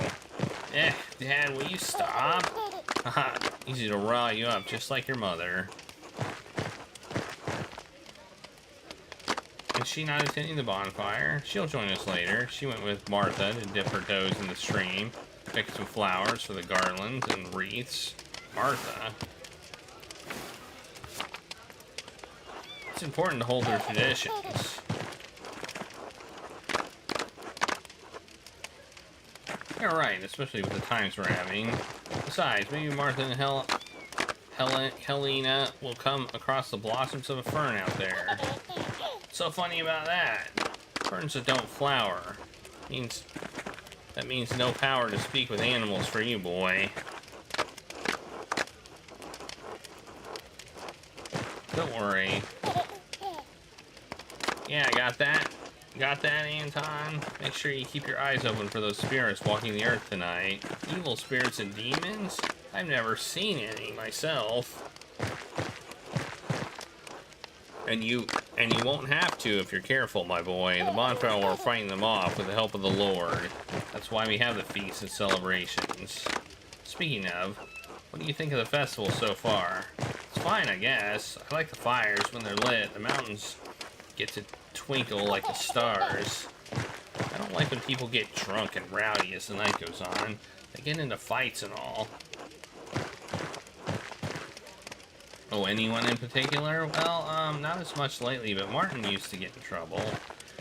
Anton's got a good eye. Martin's been a solid fellow once he came back, but he sometimes drinks too much. He's calmed down lately, you know. He used to be kind of a shit. Language, boy. God doesn't look kindly on blaspheming. But those are your words, Dad. Unless you don't quote me, quote the scripture instead. It's better for your soul. You listen to your father, Anton. I will. I do. Jesus. Hey, what did I say? Don't let your mother catch you with that mouth. Well, I'll let you get back to the festivities now. It's a pleasure. Until later, Andreas. Bye. Later, nerd. Who's this guy? Ill Peter?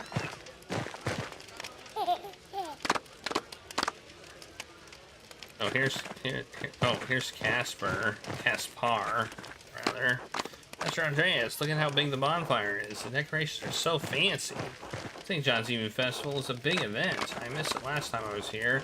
Have you ever seen a festival like this, Caspar? No, I've never seen anything like this. Can I stay at the bonfire and see the costumes and watch them collect herbs, Master Mallor, please? Alright, but follow along and don't get in their way. I'm too tired for the festival. I think I'll return. Okay. Yes, I promise I won't make trouble. I'll see you tomorrow, Master. Okay.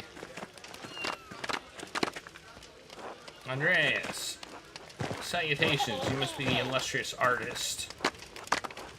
Ballastar Inskov. Pleasure to meet you. You can call me Baltus, please. It's much more familiar.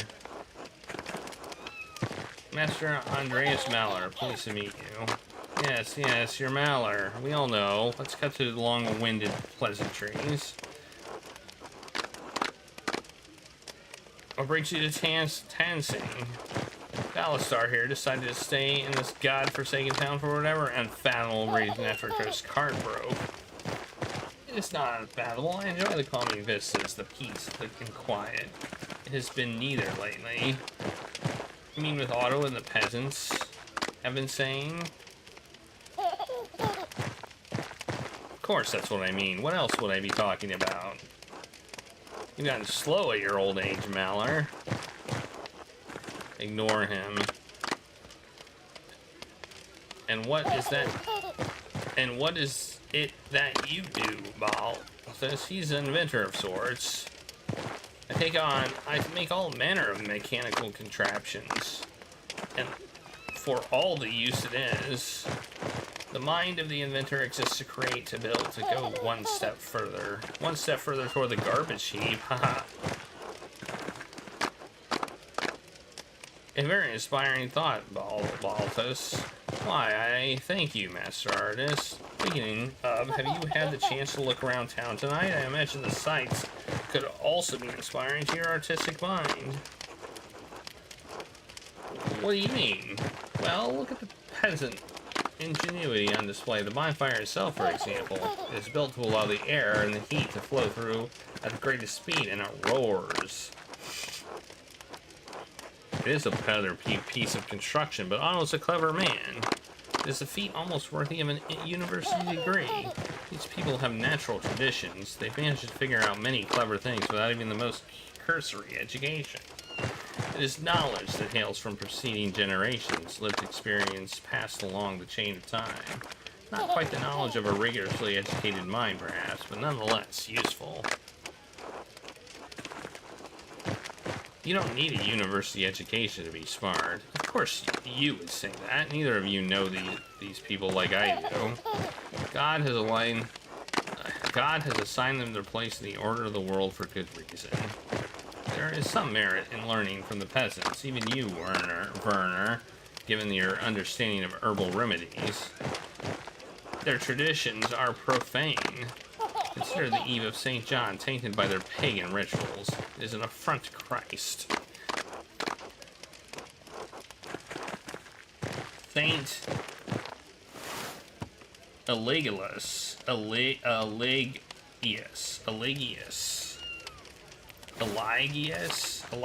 warned about precisely this nearly 1,000 years ago. And nothing has come of these pagan festivals in all that time. The harm infects a man's internal soul. You might not see it, but God can. Where did this newfound piety come from? Don't pretend you know anything about me. I've been on the pilgrimage to Achin. Okay. I visited this place. Marian Shireen, or Marian Shireen, and stood in the presence of those holy relics. To be in the presence of St. John the Baptist beheading cloth was an experience. Man, there's so much. I will never forget. I haven't managed the pilgrimage myself, but I hope to. I'm glad that you've had an experience. Your family must be proud. They are. Grand! Now I think it is time to return to the festival. We're here to celebrate. And I will continue. And I'll let you then. Good night. Werner is kind of an ass. Oh, and do come to my workshop, Master Malor. I would love to exchange ideas. It would be my pleasure. Splendid. Until then, Malor. Jerk. Jerk ass. It's Till. Let's talk to Till. Hello, Master Malor. Evening. Enjoying the festival? Very much so. I perhaps feel a tad old for the more active side of the celebration, but I enjoy the sights and sounds. Did you know that the word of the summer solstice leads back to the Romans? I thought you didn't read Latin. I've picked up a few words over the years, and I still have the mind to put two and two together. Admirable, I must admit. It's nothing, Master Malor. Mainly proverbs and the occasional word, hence solsticism, solstium. Such as it looks at this time of year, the sun rises higher for a long time and then it stays there before falling again. Fitting allegory for the great cosmic arc of mankind, rise and fall. But to make up for that, dancing, leaping songs, joy and mirth. People do seem elated, although I don't think the same applies to Abbot Gernot. Otto's courting danger, I agree. Going against the decrees of the abbeys, like so. The festival has always had a rebellious streak of jest and mockery. I don't see it as sacred as some.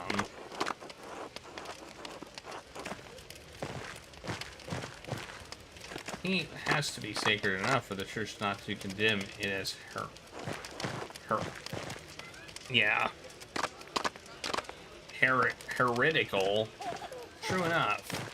Perhaps I wish I could read more about all this. Well, with the Abbey selling books from the libraries, I hoped I could get some for myself, but proved to be far too expensive. Clausen and his printings have proven to be more used, and far a bit cheaper. Does this mean you've read the 12 articles? I have. But it is not a talk to be had in this eve of celebration, Master Malor.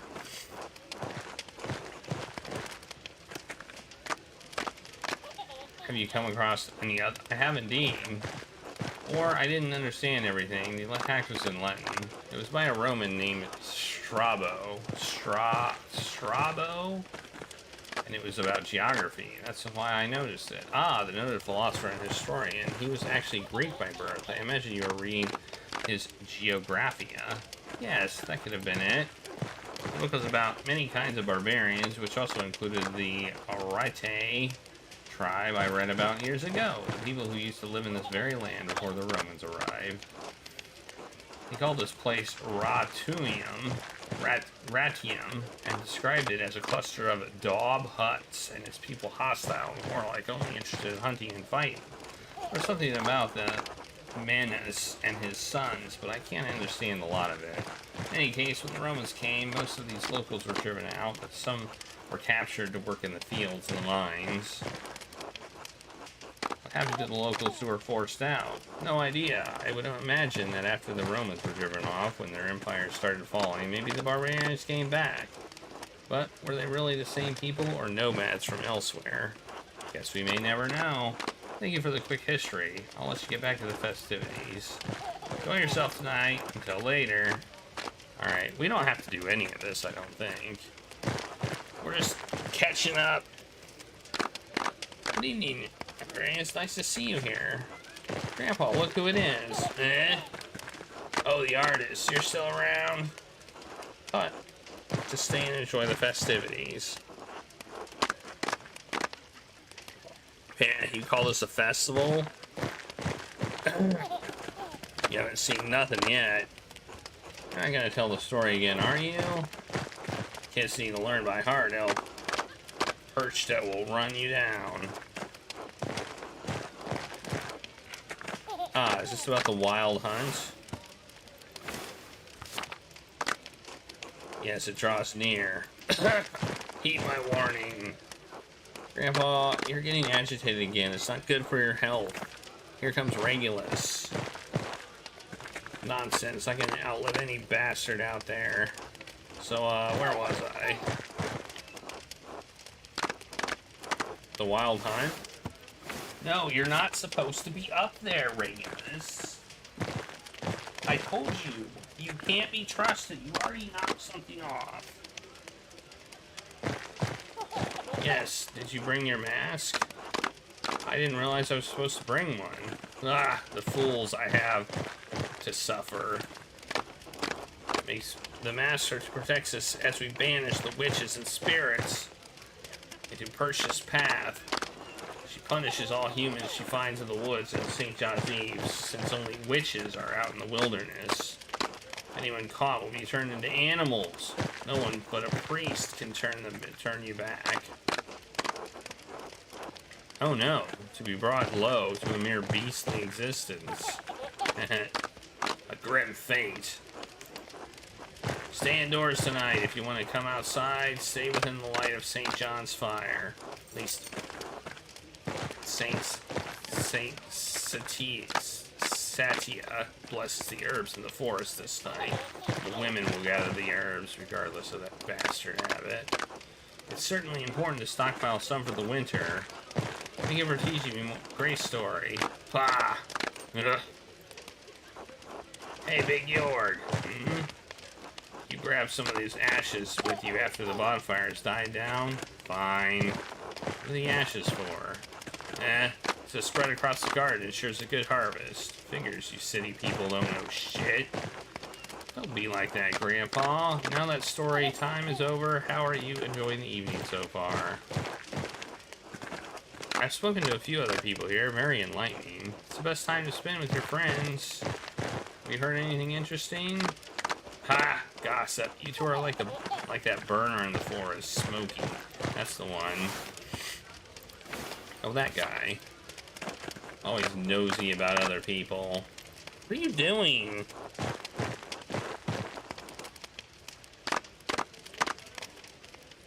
I've also been invited to have dinner. I guess the talking never stops.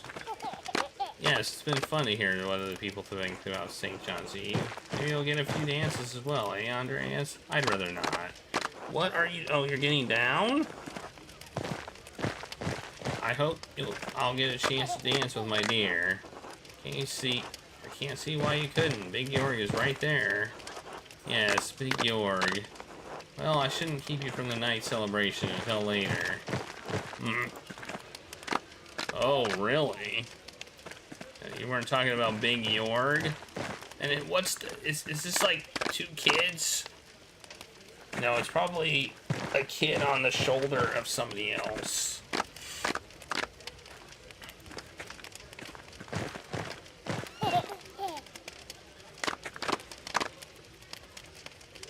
Alright, I guess we're done here. What do we do? I just guess we go sleep.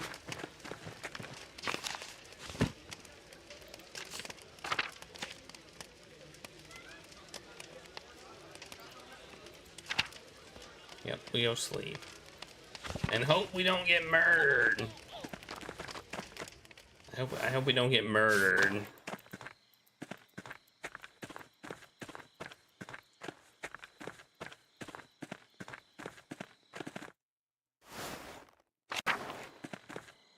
We go in here. Never been in here before.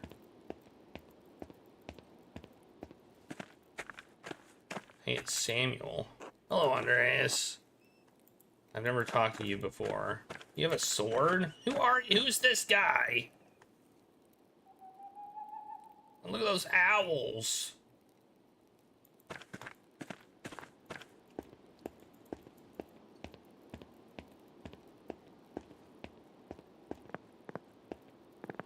I can go up these stairs.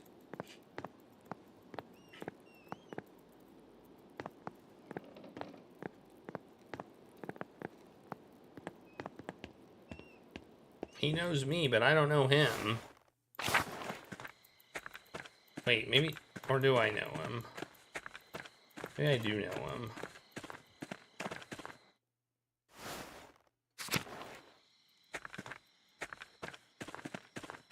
No, I don't want to go there. I want to go home. I want to go sleep.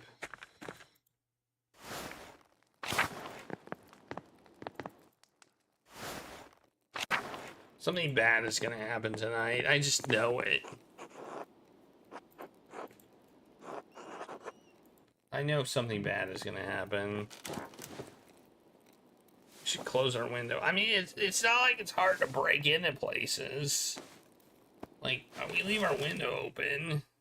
Like, murdering. Oh, it's dream time. It's dream time.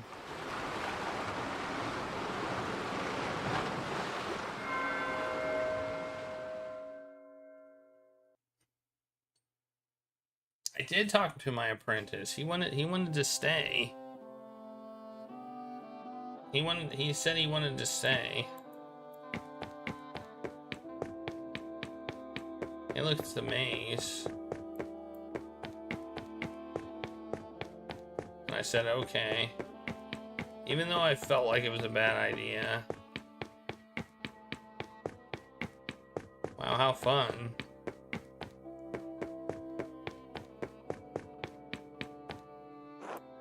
Sabine. What is it? Come home. I will soon. You're lying. Sometimes I think you must despise me. Maybe it's worse than that. Maybe I'm nothing to be regarded at all. What am I to you now? An annoyance? A bother? A nuisance to be ignored while you lead another life in Paris? Was there ever an ounce of love in your heart for me? This was never about love, Sabine. At first, no. But I suppose it was too much to hope that a seed of tenderness would grow between us. Fine. Go back to your books, the only things that make you happy. This house is so lonely without him. Stop. Your presence would only amplify the grief. Stop! Leave me alone. Leave me alone with the memory of him. Stop! Just leave me alone for one night. One night where I don't have to dream about him. Please. Thank you. Okay, I don't know. I don't know what we're talking about. I mean, I think I know.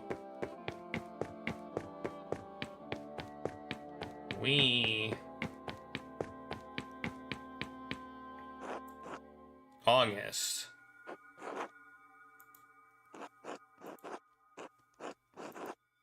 Hello, August. What am I supposed to do? Just wait here with you?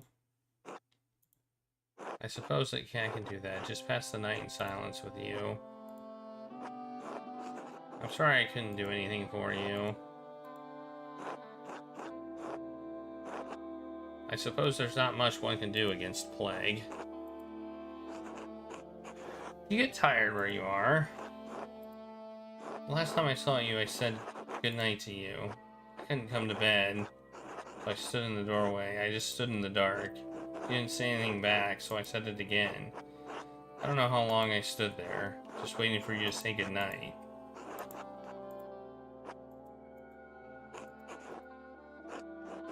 You still look the same age to me. I wonder if I'll ever forget your face. Do I remember your mother? Do I remember your mother as she is?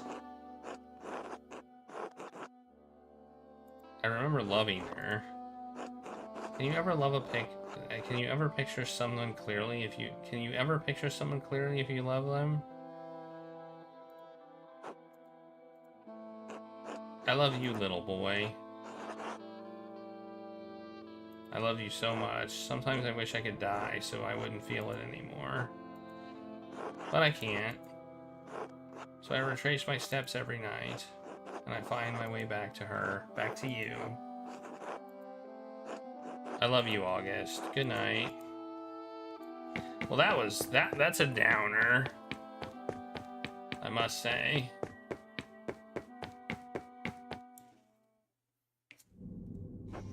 Whoa, this is different. What happened to this place? Where is Prester John? And where are Socrates and Saint Grobian? Grobian wasn't on the ship of fools. Won't you answer me?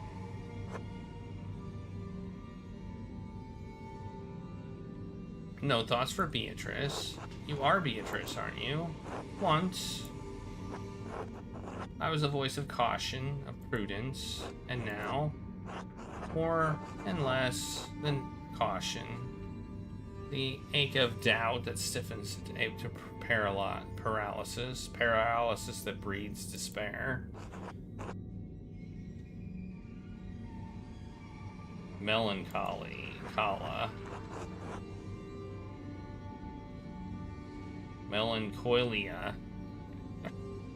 Melancholia.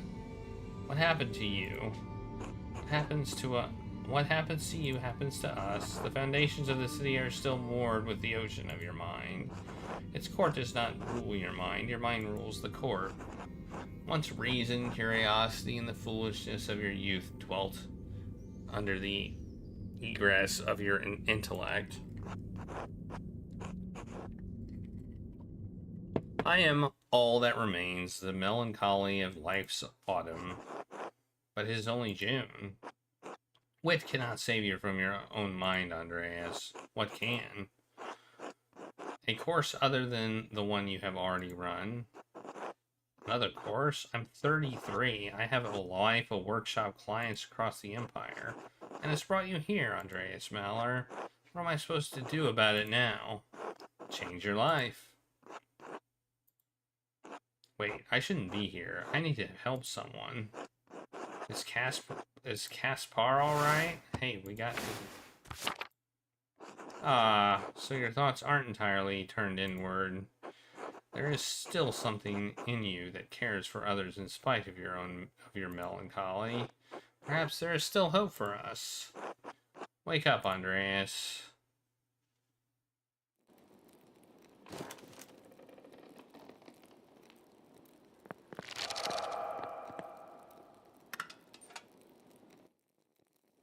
Uh-oh.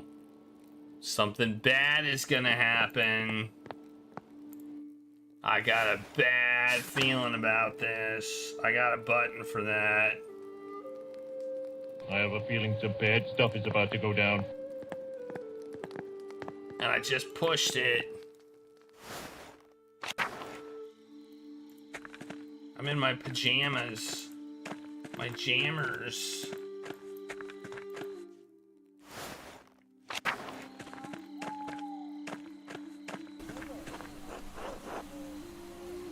There's a lot of commotion tonight. It sounds like everyone's gone to the woods. Oh, let's pet the cat first. The weird looking cat.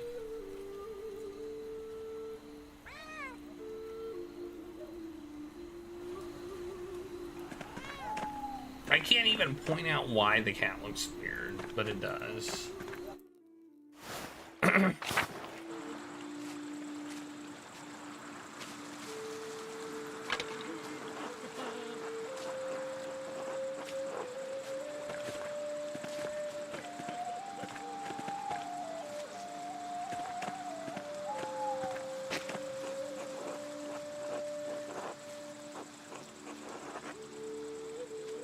His time.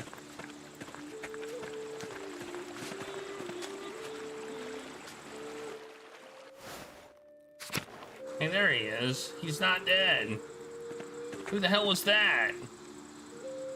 Did you see he ran off? What are you doing out here? Casper, thank God. I was worried when you didn't come back. Where have you been?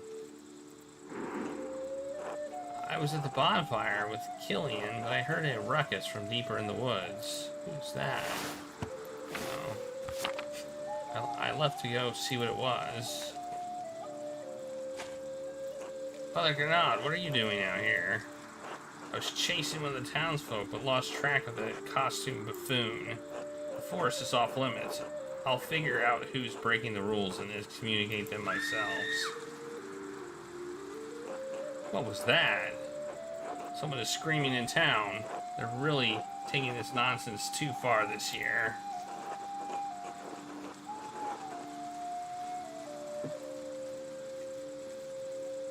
What are we still doing here? Come on.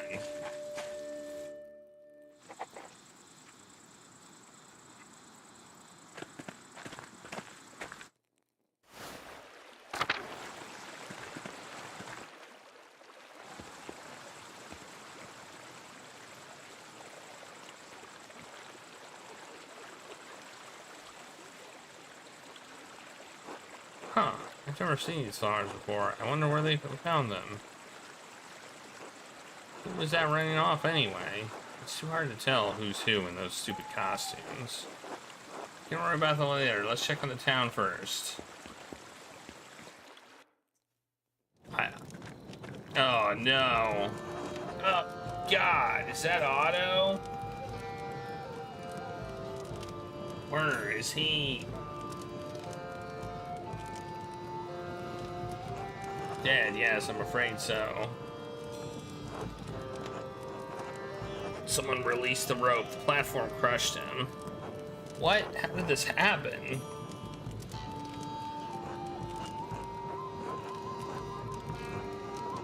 Balthus and Lindhart and I heard the crash and stepped outside to see what had happened. Right, and then we saw a figure in a costume rushing off from the Rathaus. It must have been whoever released the rope. What? And what were you doing during all of this, Lionheart? Enjoying a light meal with these gentlemen. Ah, what a shame. You can't blame me for this, Peter. Caspar, look to see if Otto had a note. Huh? Do it.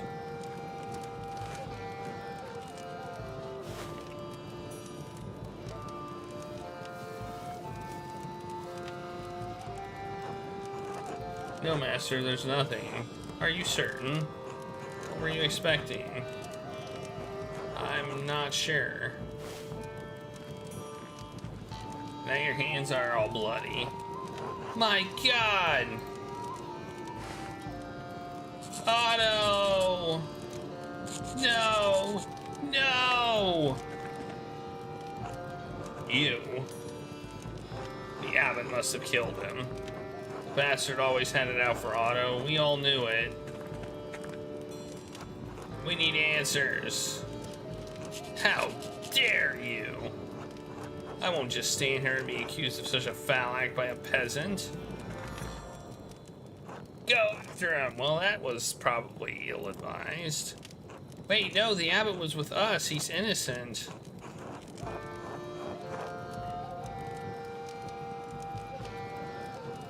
That's right. There's no way he could have killed Otto.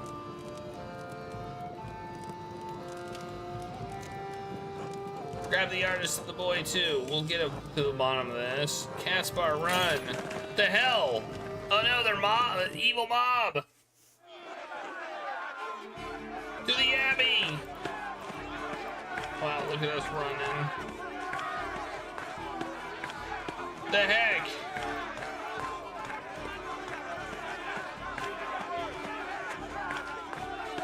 This isn't the path we normally take. Yeah, I guess it kind of is. It's just usually in multiple screens.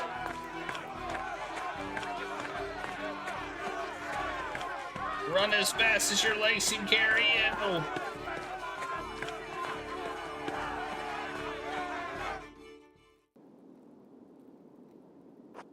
Brothers! To the library now! They ran through the church this way.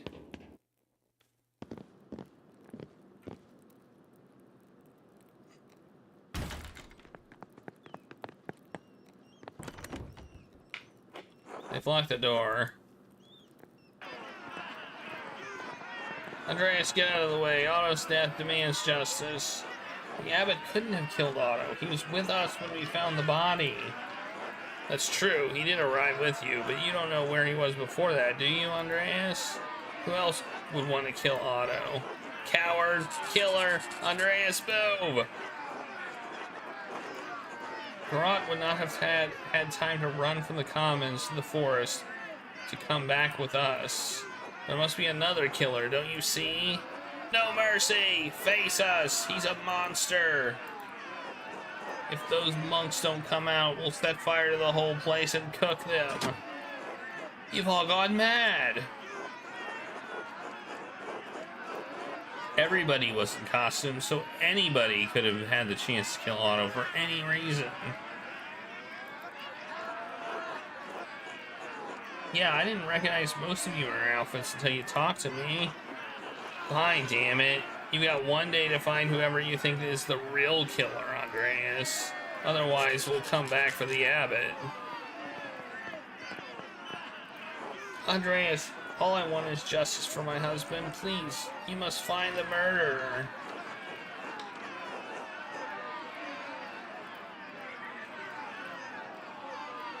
I won't stop until I find who killed him. I mean, we have one. Alright, well, what happened? Why did that so much time pass? The peasants were really convinced Gernot killed Otto, but it was impossible. Peter's temper got in the way. The abbot is an easy target because he's at odds with Otto in his castle. Master, Peter was furious. He's only giving you a day to find the murderer. Why do you even agree to find who really killed Otto anyway? Didn't turn out well last time, did it? Why do it again?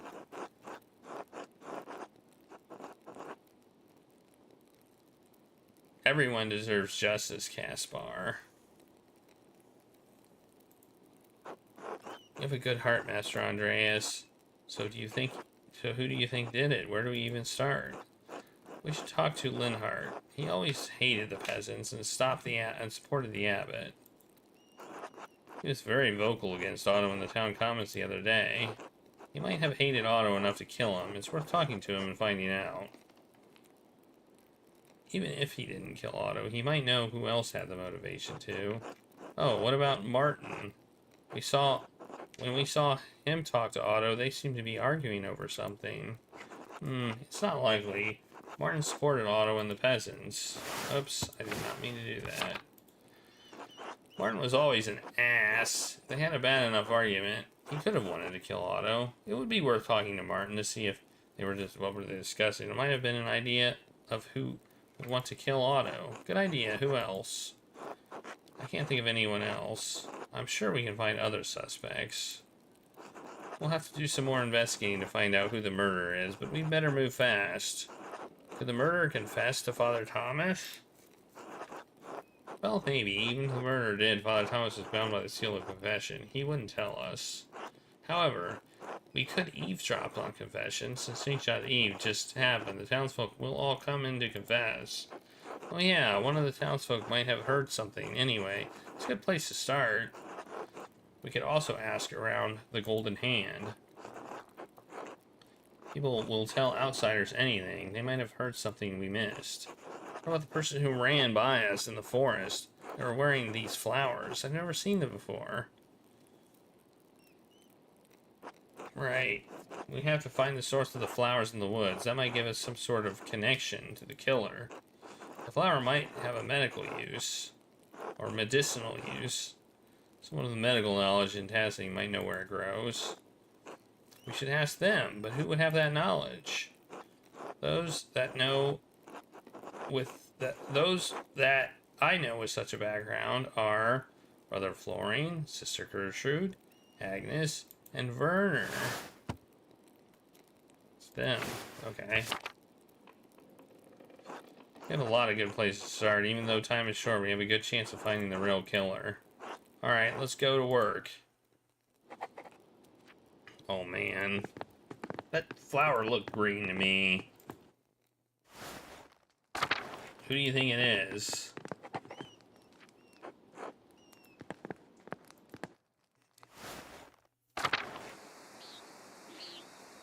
I think the flower is pretty important.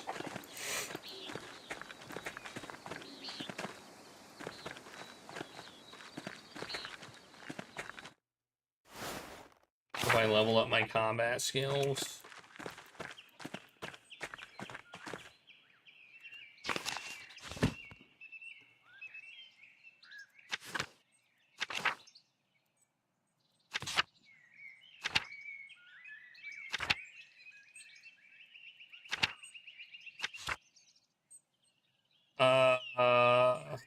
Okay, I'm confused now. It says there's investigative stuff here, but it's not showing me where. So that's kind of confusing.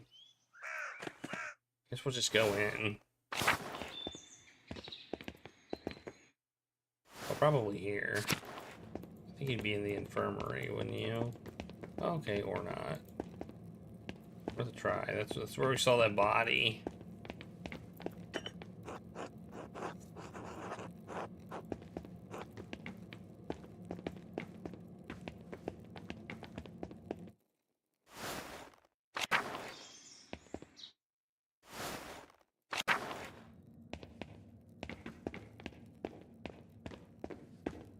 Oh wait.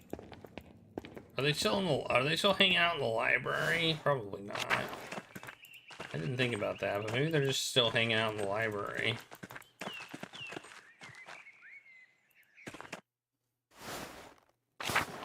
because they're all scared.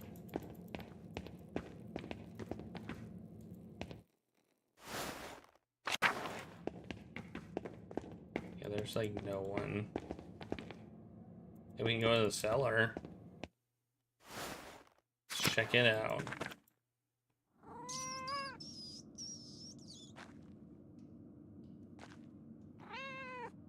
Hey, look, it's a cat.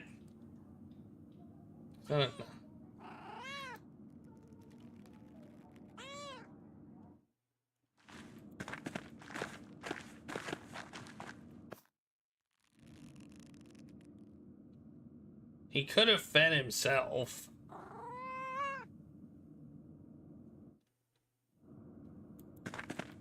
Like, the food's right here. Oh well, we fed the cat. How fun, how exciting. How exciting. So excited. Animal pens. I've never been down here before. Look at the pigs. The funny pigs, the funny looking pigs.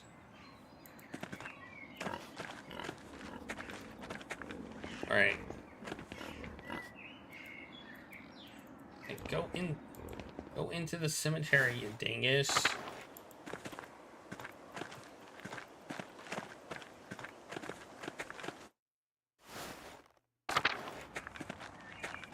Yeah, I'm gonna make an assumption that oh yeah, they're still in the library. They're being guarded.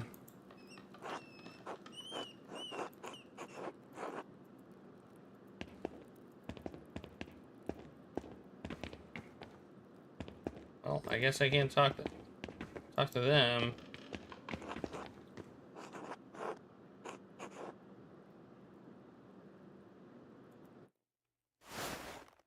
Alright. I guess I have to talk to somebody else then. They're all being held prisoner in the library, apparently. Alright.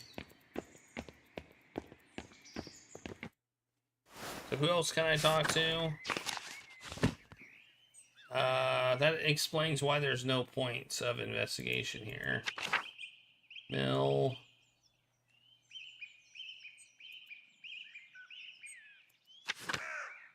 Golden hand.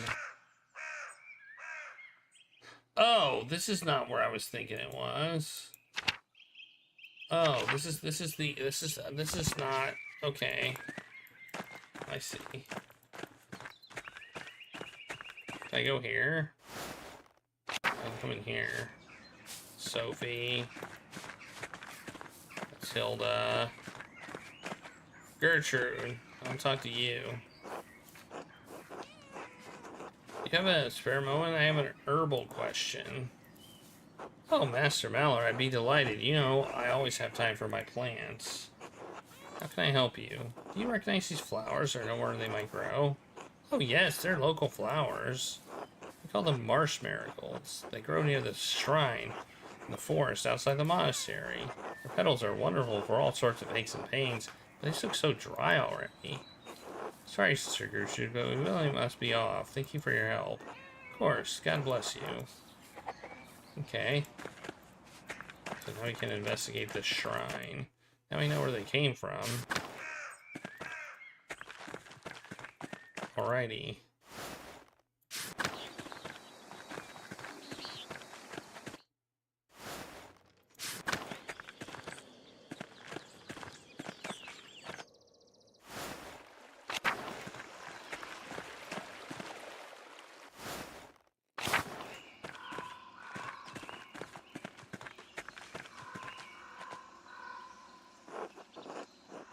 Master, I think I see an opening behind these trees that leads to a deeper area of the forest. Could this be where that mysterious costume feature ran when Otto was murdered? We should see where it leads. It could take a while, though. Yeah, okay.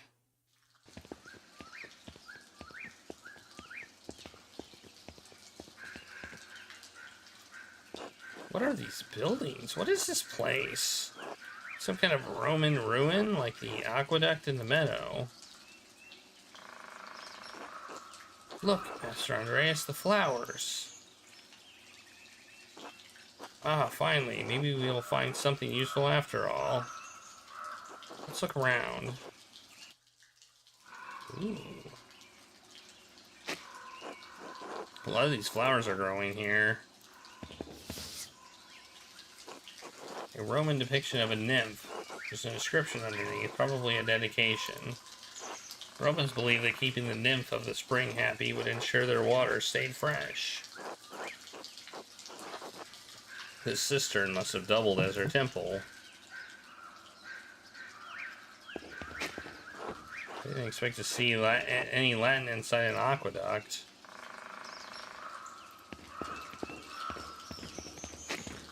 The Latin is carved sloppily into the stone. It's odd.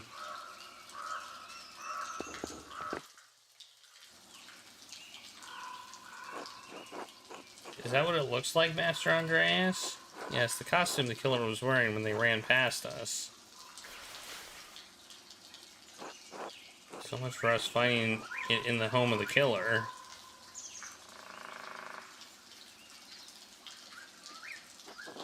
Well, perhaps there's a clue inside.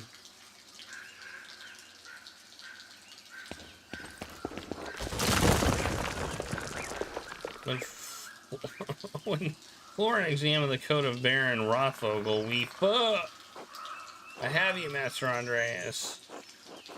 Caspar, go get help. I won't let you fall.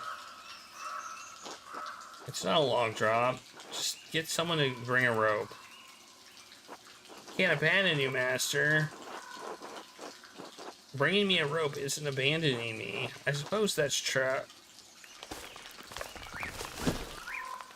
Well. Now we're trapped.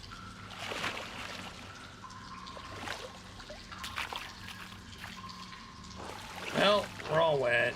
And I don't think I heard anything. I guess that wasn't really that long a fall. The important thing is that you aren't hurt. Let's focus on... Yeah, that's what I said. That's why I wanted you to get a rope. Of course, Master. I wish we had a little more light down here. I can't see a thing, can you? Yeah, I'm gonna look around and see what I can find. If I can find a way out.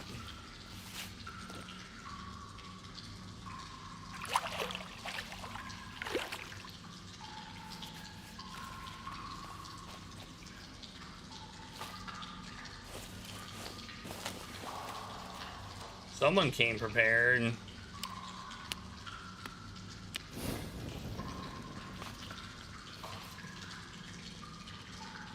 Does this work?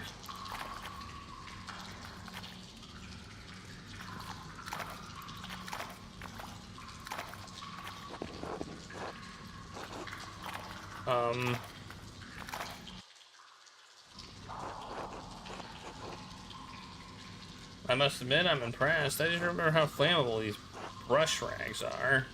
Why are you carrying around flint and steel? Well, you never know when you might need some fire. Certainly, clearly true. What is this place? A cistern. It must collect water from the spring to feed into the aqueduct. The aqueduct in the meadow? I suppose so. Then all we need to do is follow it back. Perhaps. Ah, yes, the ghost we saw probably took this route. Okay. Oh, now he's moving with us. Okay, that's good. Well, I wanted to look this way to see if there's anything this way first. Alright.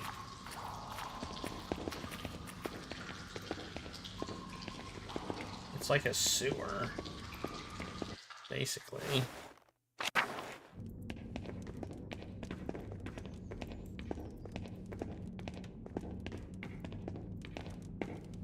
Are we in a maze? Oh no. I'm detecting maziness. Well, where do you think this goes? Well, it goes up, so it probably leads out. I don't think I can squeeze through that gap. I need to find something to move the rock, something to give us leverage. Wait. Huh?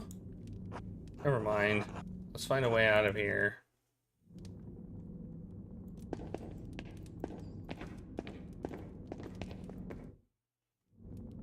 Yeah, we're in the ruins.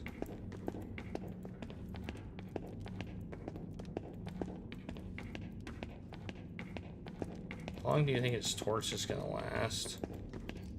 And we're walking, and look, we found our way out.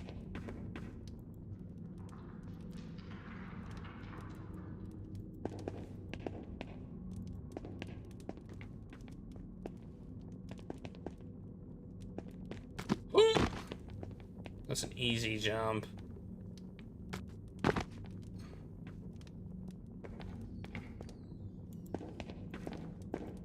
Remember when we saw that ghost jump? Boom!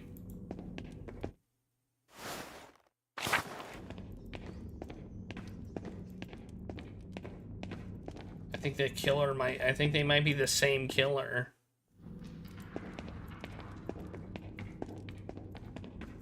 This looks like a dead end. Oh, or not.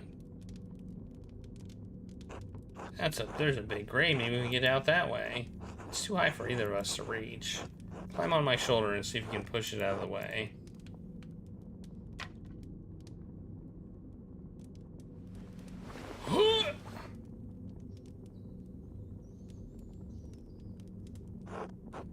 This is like a kitchen. The Abbey kitchen? What else is up there? I don't think so. It's big though. Of course, we must be under the covenant. The convent. You see any of the nuns? No? Hello? Nothing. Where could they be? I doubt the sisters loiter in the kitchen all day long. You have the grate off.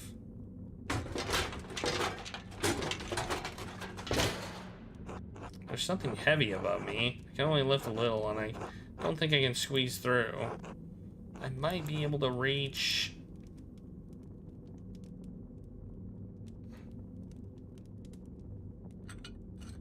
That's a yoink. I got a fire poker.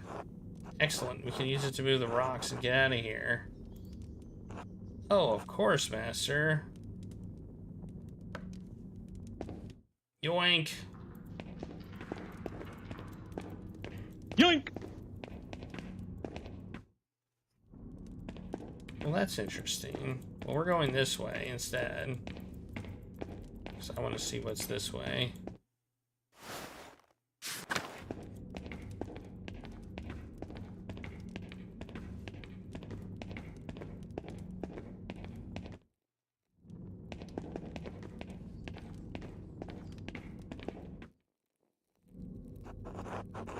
This is a door. It appears to be so. A strange one. Where does it go? Try to nudge it. Given the distance we traveled in our elevation, it must be the crypt near the Abbey. Really? Can we get this? Can we get out this way? What's that sound, Master? Snoring? Is someone sleeping on the other side of the door? If my shoving isn't waking them up, they're either dead drunk or knocked out. What should we do, Master? Well, we already have the poker from the convent kitchen. We can try that on the stone to try to get out, of course. That's interesting. So basically, the murder probably came from here. Because the only way is they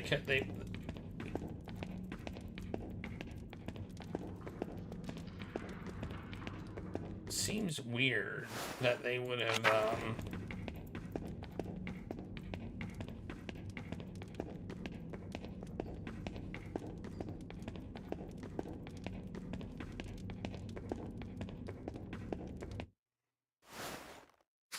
might have been a nun.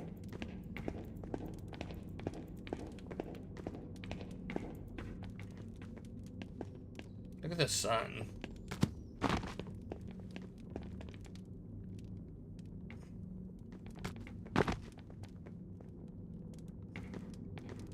You know, I don't know if I trust my jumping enough for that.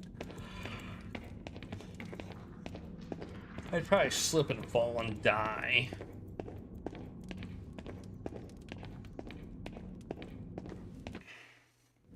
It's probably what would happen to me. Try using the fire poker from the kitchen to shift the rocks out of the way.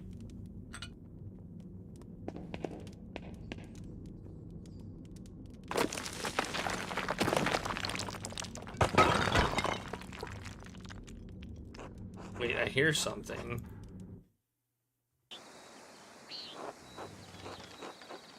You shouldn't come here during the day. I had to. The farmer's out for blood. And... don't play stupid. We both wanted Otto gone. Now he is. I didn't kill him. Did you? Why would you ask me such a thing?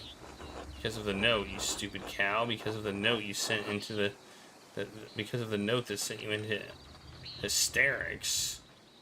Because you're behaving like a woman who committed a murder and is afraid of being caught. How could you stop? It doesn't matter. I don't care if you did or didn't. He's dead. The idiot peasants can beat the ground with their pitchforks and nothing will come of it. What about that artist, Andreas? He could be a problem. Have you done anything to raise his suspicions? I don't think so. Good. Then just wait. Time will run out for Peter and the rest of his worthless kind. The abbot will stay in power. Pilgrims will keep coming to the shrine and staying at your inn. Yes, good. Thank you for putting my mind at ease. Be quiet, go home. Don't come here again unless it's for a quick fuck. If you want comfort, talk to your fat husband. Don't bother me with your hysteria. Of course, I'm sorry.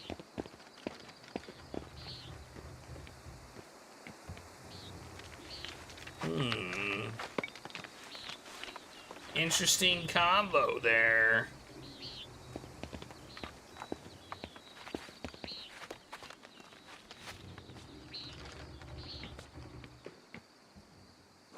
I'm glad we're finally out of there, Master. What a strange adventure. Do you think Mistress Hana could have killed Otto? She's only been pretending to care about the town's safety. She's only concerned with the shrine staying open.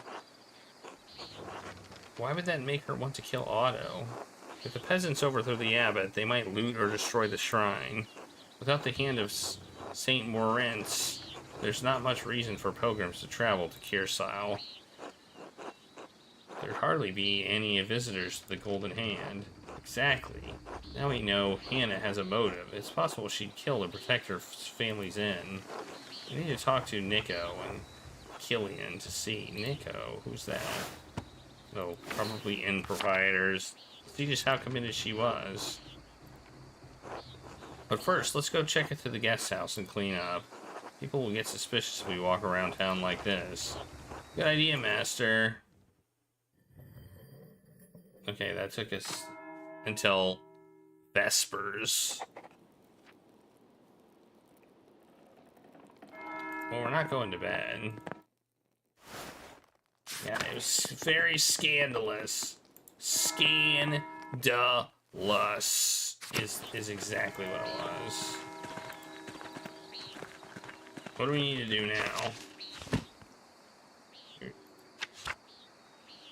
Oh, we need to eat. Let's eat at the inn. I think we'll eat at the inn. That seems a good place to eat.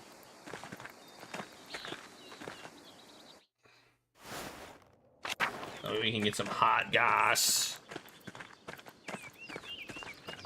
Hey, cat, I saw you in the basement.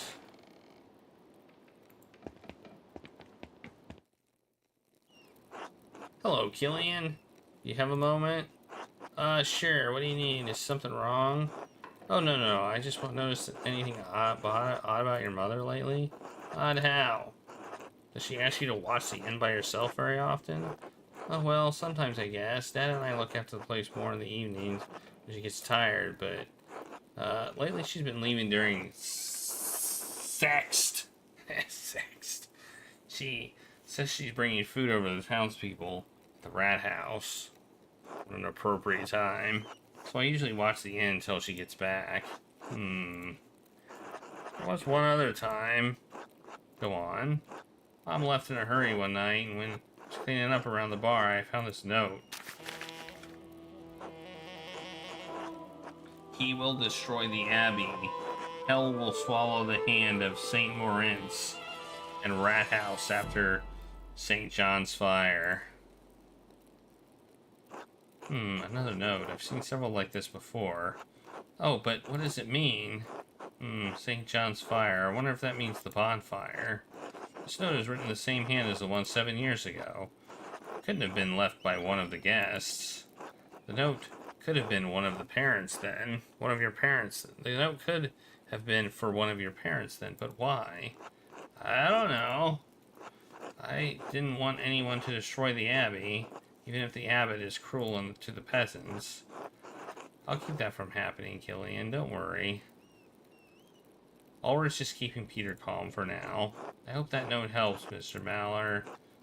Just don't tell Mom or Dad, alright? This note might have bigger connections than you think, Killian. I should get back to my work. See you later, Master Maller. Until then... Well, that's interesting. Hello, and welcome to the Golden Hand. I am Nico Berger. I have the land house and to run it by my wife Hannah and our son Killian. I believe you are Master Maller. Yes, Andreas Maller, the famous artist from Nuremberg. Yes. We'll just go with that. Yeah, it is an honor to meet you. You're quite well known in Tanzing. When you arrived in town, one of the locals said you lived here for a few years back. Yes, I work at the Abbey as an artist. Ah, I see. I heard you were involved in solving a murder.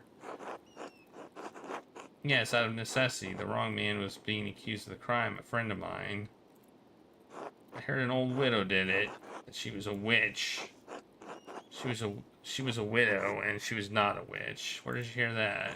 Oh, bits and pieces that people have said here and there. It sounds like the story has changed in the last 7 years. I meant no offense, Master Maller. I just find it to be an interesting story. It's not a story, it's something that happened. 2 people died. Of course. Again, I meant no offense. Well, I'll leave you to your day. Wait, I wanted to talk to you about your wife. Hannah? What about her? Do you know what she gets up to over by the Roman ruins? Yes. I'm sorry, it must be hard for you. Quite, but I love her, and I have to think of Killian. I just don't know what to do. I don't really understand her. I don't know. I often don't understand my wife either. What are we to do? If you think about it, you could just have affairs in return. Fair retribution, I'd say.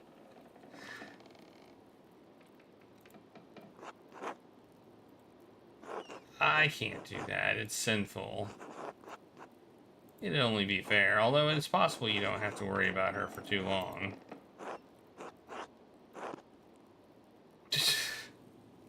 Well, she's glad Otto died. Did you know that?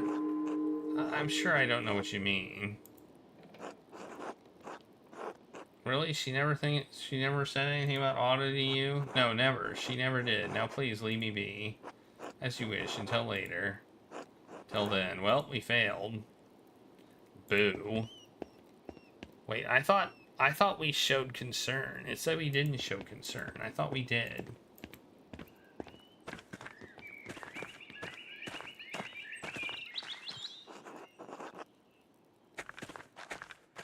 You know, I like this stuff they put. Like, this art, the art in this game is just so unique. It's so unique.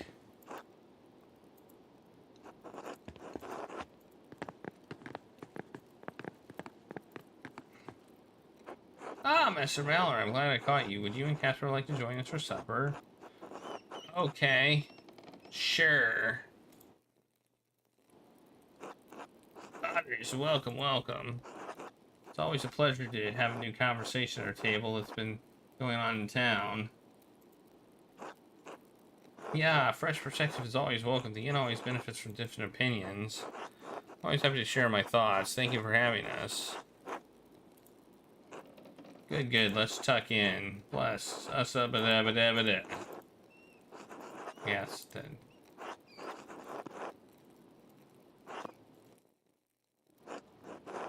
So, Mr. Mallard, I hear tell that this is a return visit to Hassing. Has the town changed much since your last visit?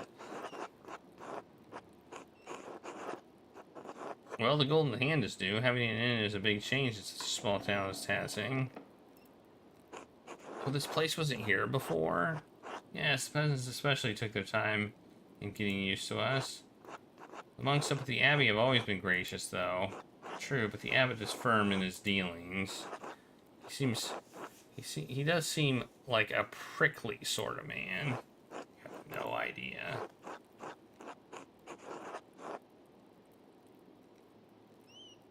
The abbot was harsh before, but he seems much more severe now. I understand his need to enforce the rules, but being needlessly strict is difficult. Pork and bread pottage, potage, pork pie, and salmon. Wow. That's...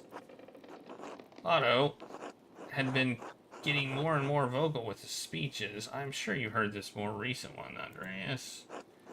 I want to support the peasants in their troubles, but I worry that Otto's death will stir up more trouble than it's worth for the inn. The peasants aren't bothering us, Nico. They need to speak their minds. Beside, their coin counterbalances any lost revenue from the abbey and its guests. Otto's speech has put the town in danger. I think Otto had the right idea. These restrictions have gone on too long. I'm gonna say it. What's a little trouble if it brings reprieve to the peasants? Doing the right thing is always best, but I don't know how involved I ought to get in the whole business. The matter is not for us to decide anyway. I'm trying to rile Hannah up here. Hey, did I hear Ulrich say he saw more of the Duke's soldiers near town today? That's nothing but a rumor, Killian. That could cause problems for Tassing, especially if the abbot gets involved. Oh, I don't think the abbot would call the soldiers into town to start trouble. You've seen soldiers more recently, Andreas. What do you think? It follows that the abbot would use his connections to stop Peter's excitement before they get violent. I agree, but if the soldiers do get involved, the peasants could become even more upset at the abbot's rules. It's certainly possible. Well, then it's even wiser to stay out of the matter entirely. Hannah, you were pretty vocal after Otto's speech the other day. Really? You spoke up, Mom? I thought you said you weren't going to get involved, Hannah. Oh, I'm just looking out for the peasants. I don't think my few words would cause any harm. I understand. It's difficult not to want to fix things. I agree, Andreas, but I'm afraid I may have been wrong to speak out. No matter what happens, we are part of the community. Being involved in what happens is important. Well, that didn't give me anything. Speaking of the community, I should get back to work. Yes, there's always much to do. Thank you for sharing your perspective, Andreas. Thank you for the meal, Hannah. It was excellent. You're welcome back anytime, especially so Killian can learn more from Casper's well-behaved example. Mom! I don't know if we want to sleep.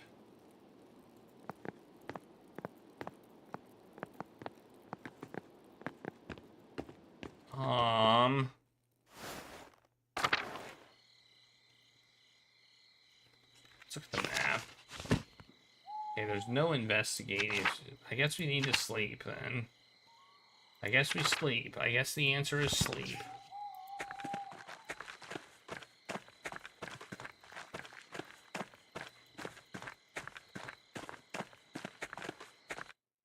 Let's see if anything happens when we sleep. Well, I might call it. I might call it a day then. upstairs.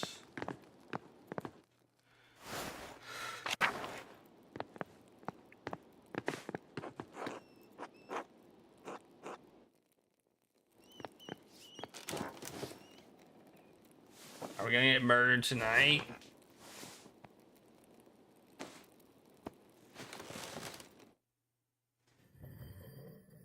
Oh, middle of the night, something's gonna happen.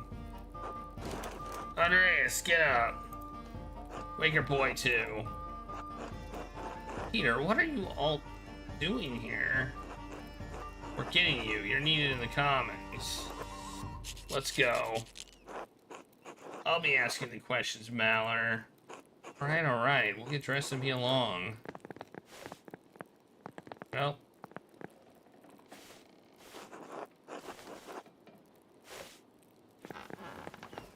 Master Andreas? What's going on? It's the middle of the night. Something's happened in the commons. Peter and the others want us there. Will we be alright, Master Andreas? Peter seems upset, but we should be fine, I think.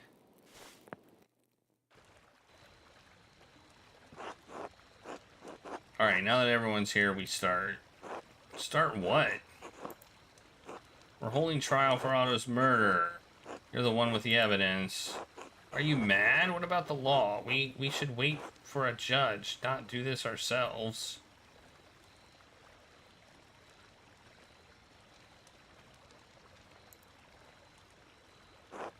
We don't have the time, Maller. While we have the abbot, we can find our justice in our own terms.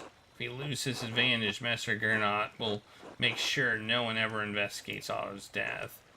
Well, what have you found? We're waiting. Hold on. I barely had a day to investigate. I can hardly come to a conclusion so soon. Answer the man! Give us the killer! Calm down, everyone. This isn't fair. Well, you better fucking decide, Maller, or you can watch that damned abbey go up in flames. Be quiet. I have a woman in labor right next door. This behavior is shameful. If she loses her child because of this fighting, it will be on your souls. Agnes is right. I know you want justice for my husband, but for your friend, but I don't want things to get worse than they already are. Please, Dad. Give Andreas a little more time. Fine. Andreas, you've got until that baby is born. After that, we'll claim our justice. Work fast, Maller.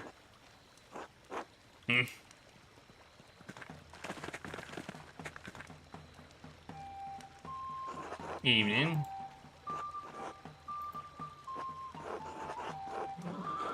Is it customary in Helsing that people gather in the commons in the middle of the night?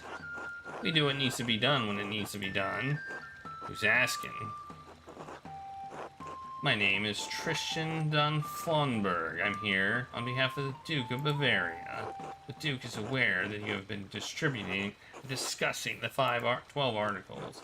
He is also aware that you have been disputing conditions of taxation and land use with the abbot Cursaw. The Duke is merciful. He does not seek to punish Helsing for their disputes, but his mercy has limits. The Duke has become aware that you have imprisoned the abbot and monks within the abbey. Oh, really? This is insult. This is rebellion. For this, there can be neither tolerance nor mercy. You have until sunset tomorrow to vacate Cursaw Abbey and release the abbot and all monks. If this is not done, the Duke's soldiers will enter the town and the abbey in force. As certain as night follows day, they will kill every man and boy who stands in their way. What? No, oh man. We never wanted to threaten the abbot, sir. He wouldn't listen to our demands. We're starving. Such efforts were necessary since the townsfolk were also suffering under the abbot's increased taxes. The Duke is aware of the town's complaints and finds some merit in them. He believes some concessions can be made regarding the death tax and use of the forest for wood. Of course, only under the strict condition that the abbot is released unharmed. And what do the peasants get? What about our taxes? What about the right to use the woods for grazing, for fishing? The Duke is unwilling to make additional concessions. You can release the abbot and take what is offered, or you can remain defiant and face the consequences. It will yield you little, save steel and fire. Sunset tomorrow. Well.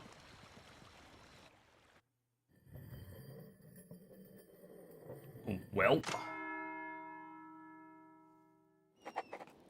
Welp. Alright. This is where we're gonna stop. That was something. So we got soldiers approaching. Soldiers are approaching. I only have until the end of the day to finish my investigation. I'll need to act quickly to convince the mob the abbot is innocent. Hopefully it's enough to spare the town. We got the miller.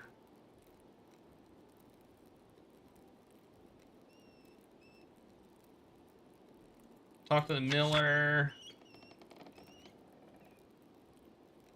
I thought I already talked to him, but okay, I guess I didn't.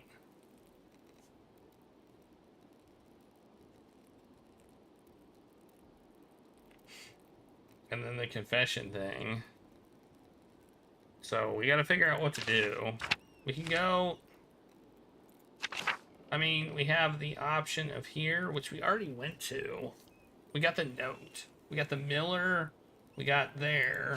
So we only have 3 places, I guess, to go to. I don't understand what this map is for. I guess it's just showing us where we are. This whole game, yeah, this game's good. I'm enjoying myself. I'm pronouncing things wrong. Probably mispronouncing practically everything in the game, but you know, whatever. The art is fantastic and unique and weird all at the same time. I mean, I think it's supposed to be like a, you know, well, like illustrations in an old manuscript or whatever, which is pretty cool. Which is probably why the pigs look weird.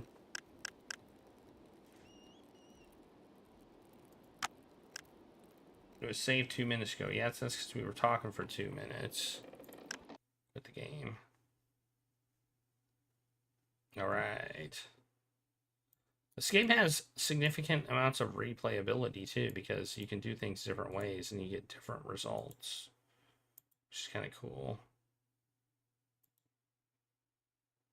I mean, I'm guessing it's mostly the same story though. Alright. They drew animals really weird back in the day. I don't know.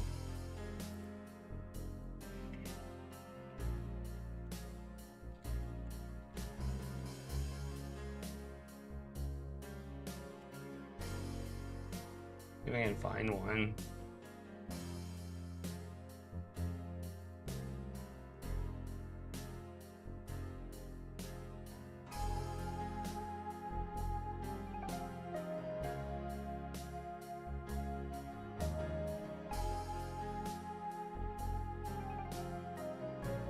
Old drawings of or illustrations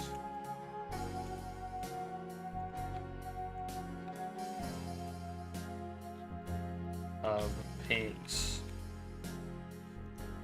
No, I don't even know what to search for this. Yeah, I can't really find what I'm looking for. I think old isn't the right word I'm looking for, because they look like pigs.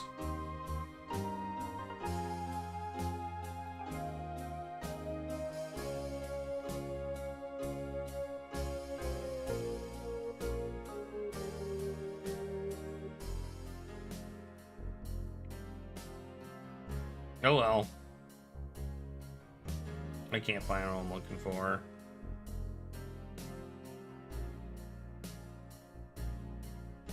Here's an owl. Here's an owl. 13th century library, a drawing of an owl. Look at this drawing of an owl.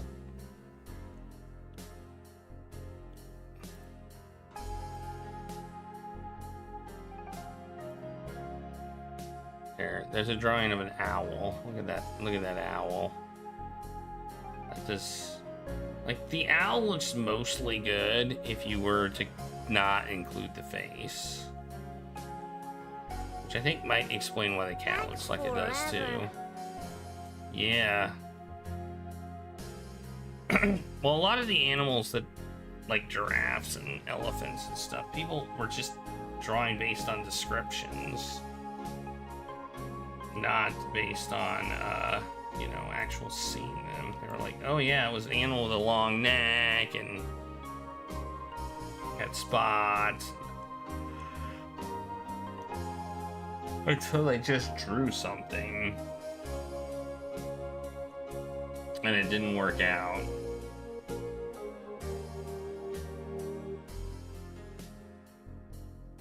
I'm trying to find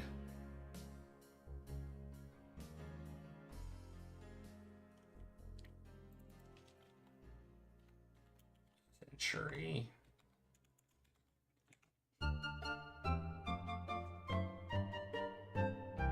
I don't see these weird looking pigs. I don't know where this came from.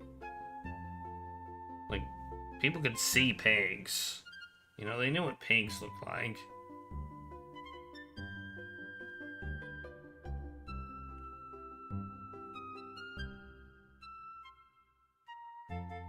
Oh well. They thought they thought they were way bigger than they were. They were probably called giant, and they were like, oh, giant, that means really big. Alright, let's find somebody to raid. Whoops. Dang it. There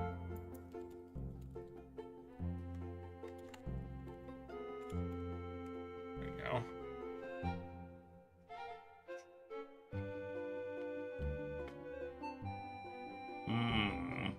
We have some options here.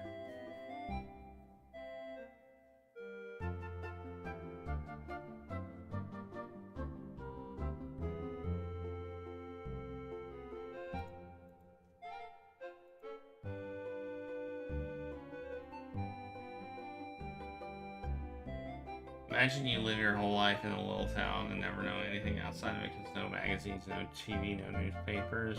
Yeah, I know. I can't imagine that.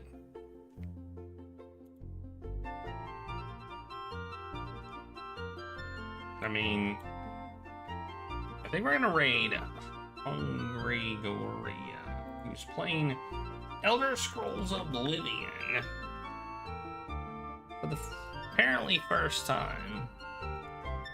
That's who we're gonna raid. I don't think we raid Hungry Gory that often, so that's who we're gonna raid. I have not. I played. I can't say I played Oblivion as much as Skyrim, but I played the heck out of Oblivion, and I have. I think I still have it on DVD or whatever it came on. So I did enjoy it.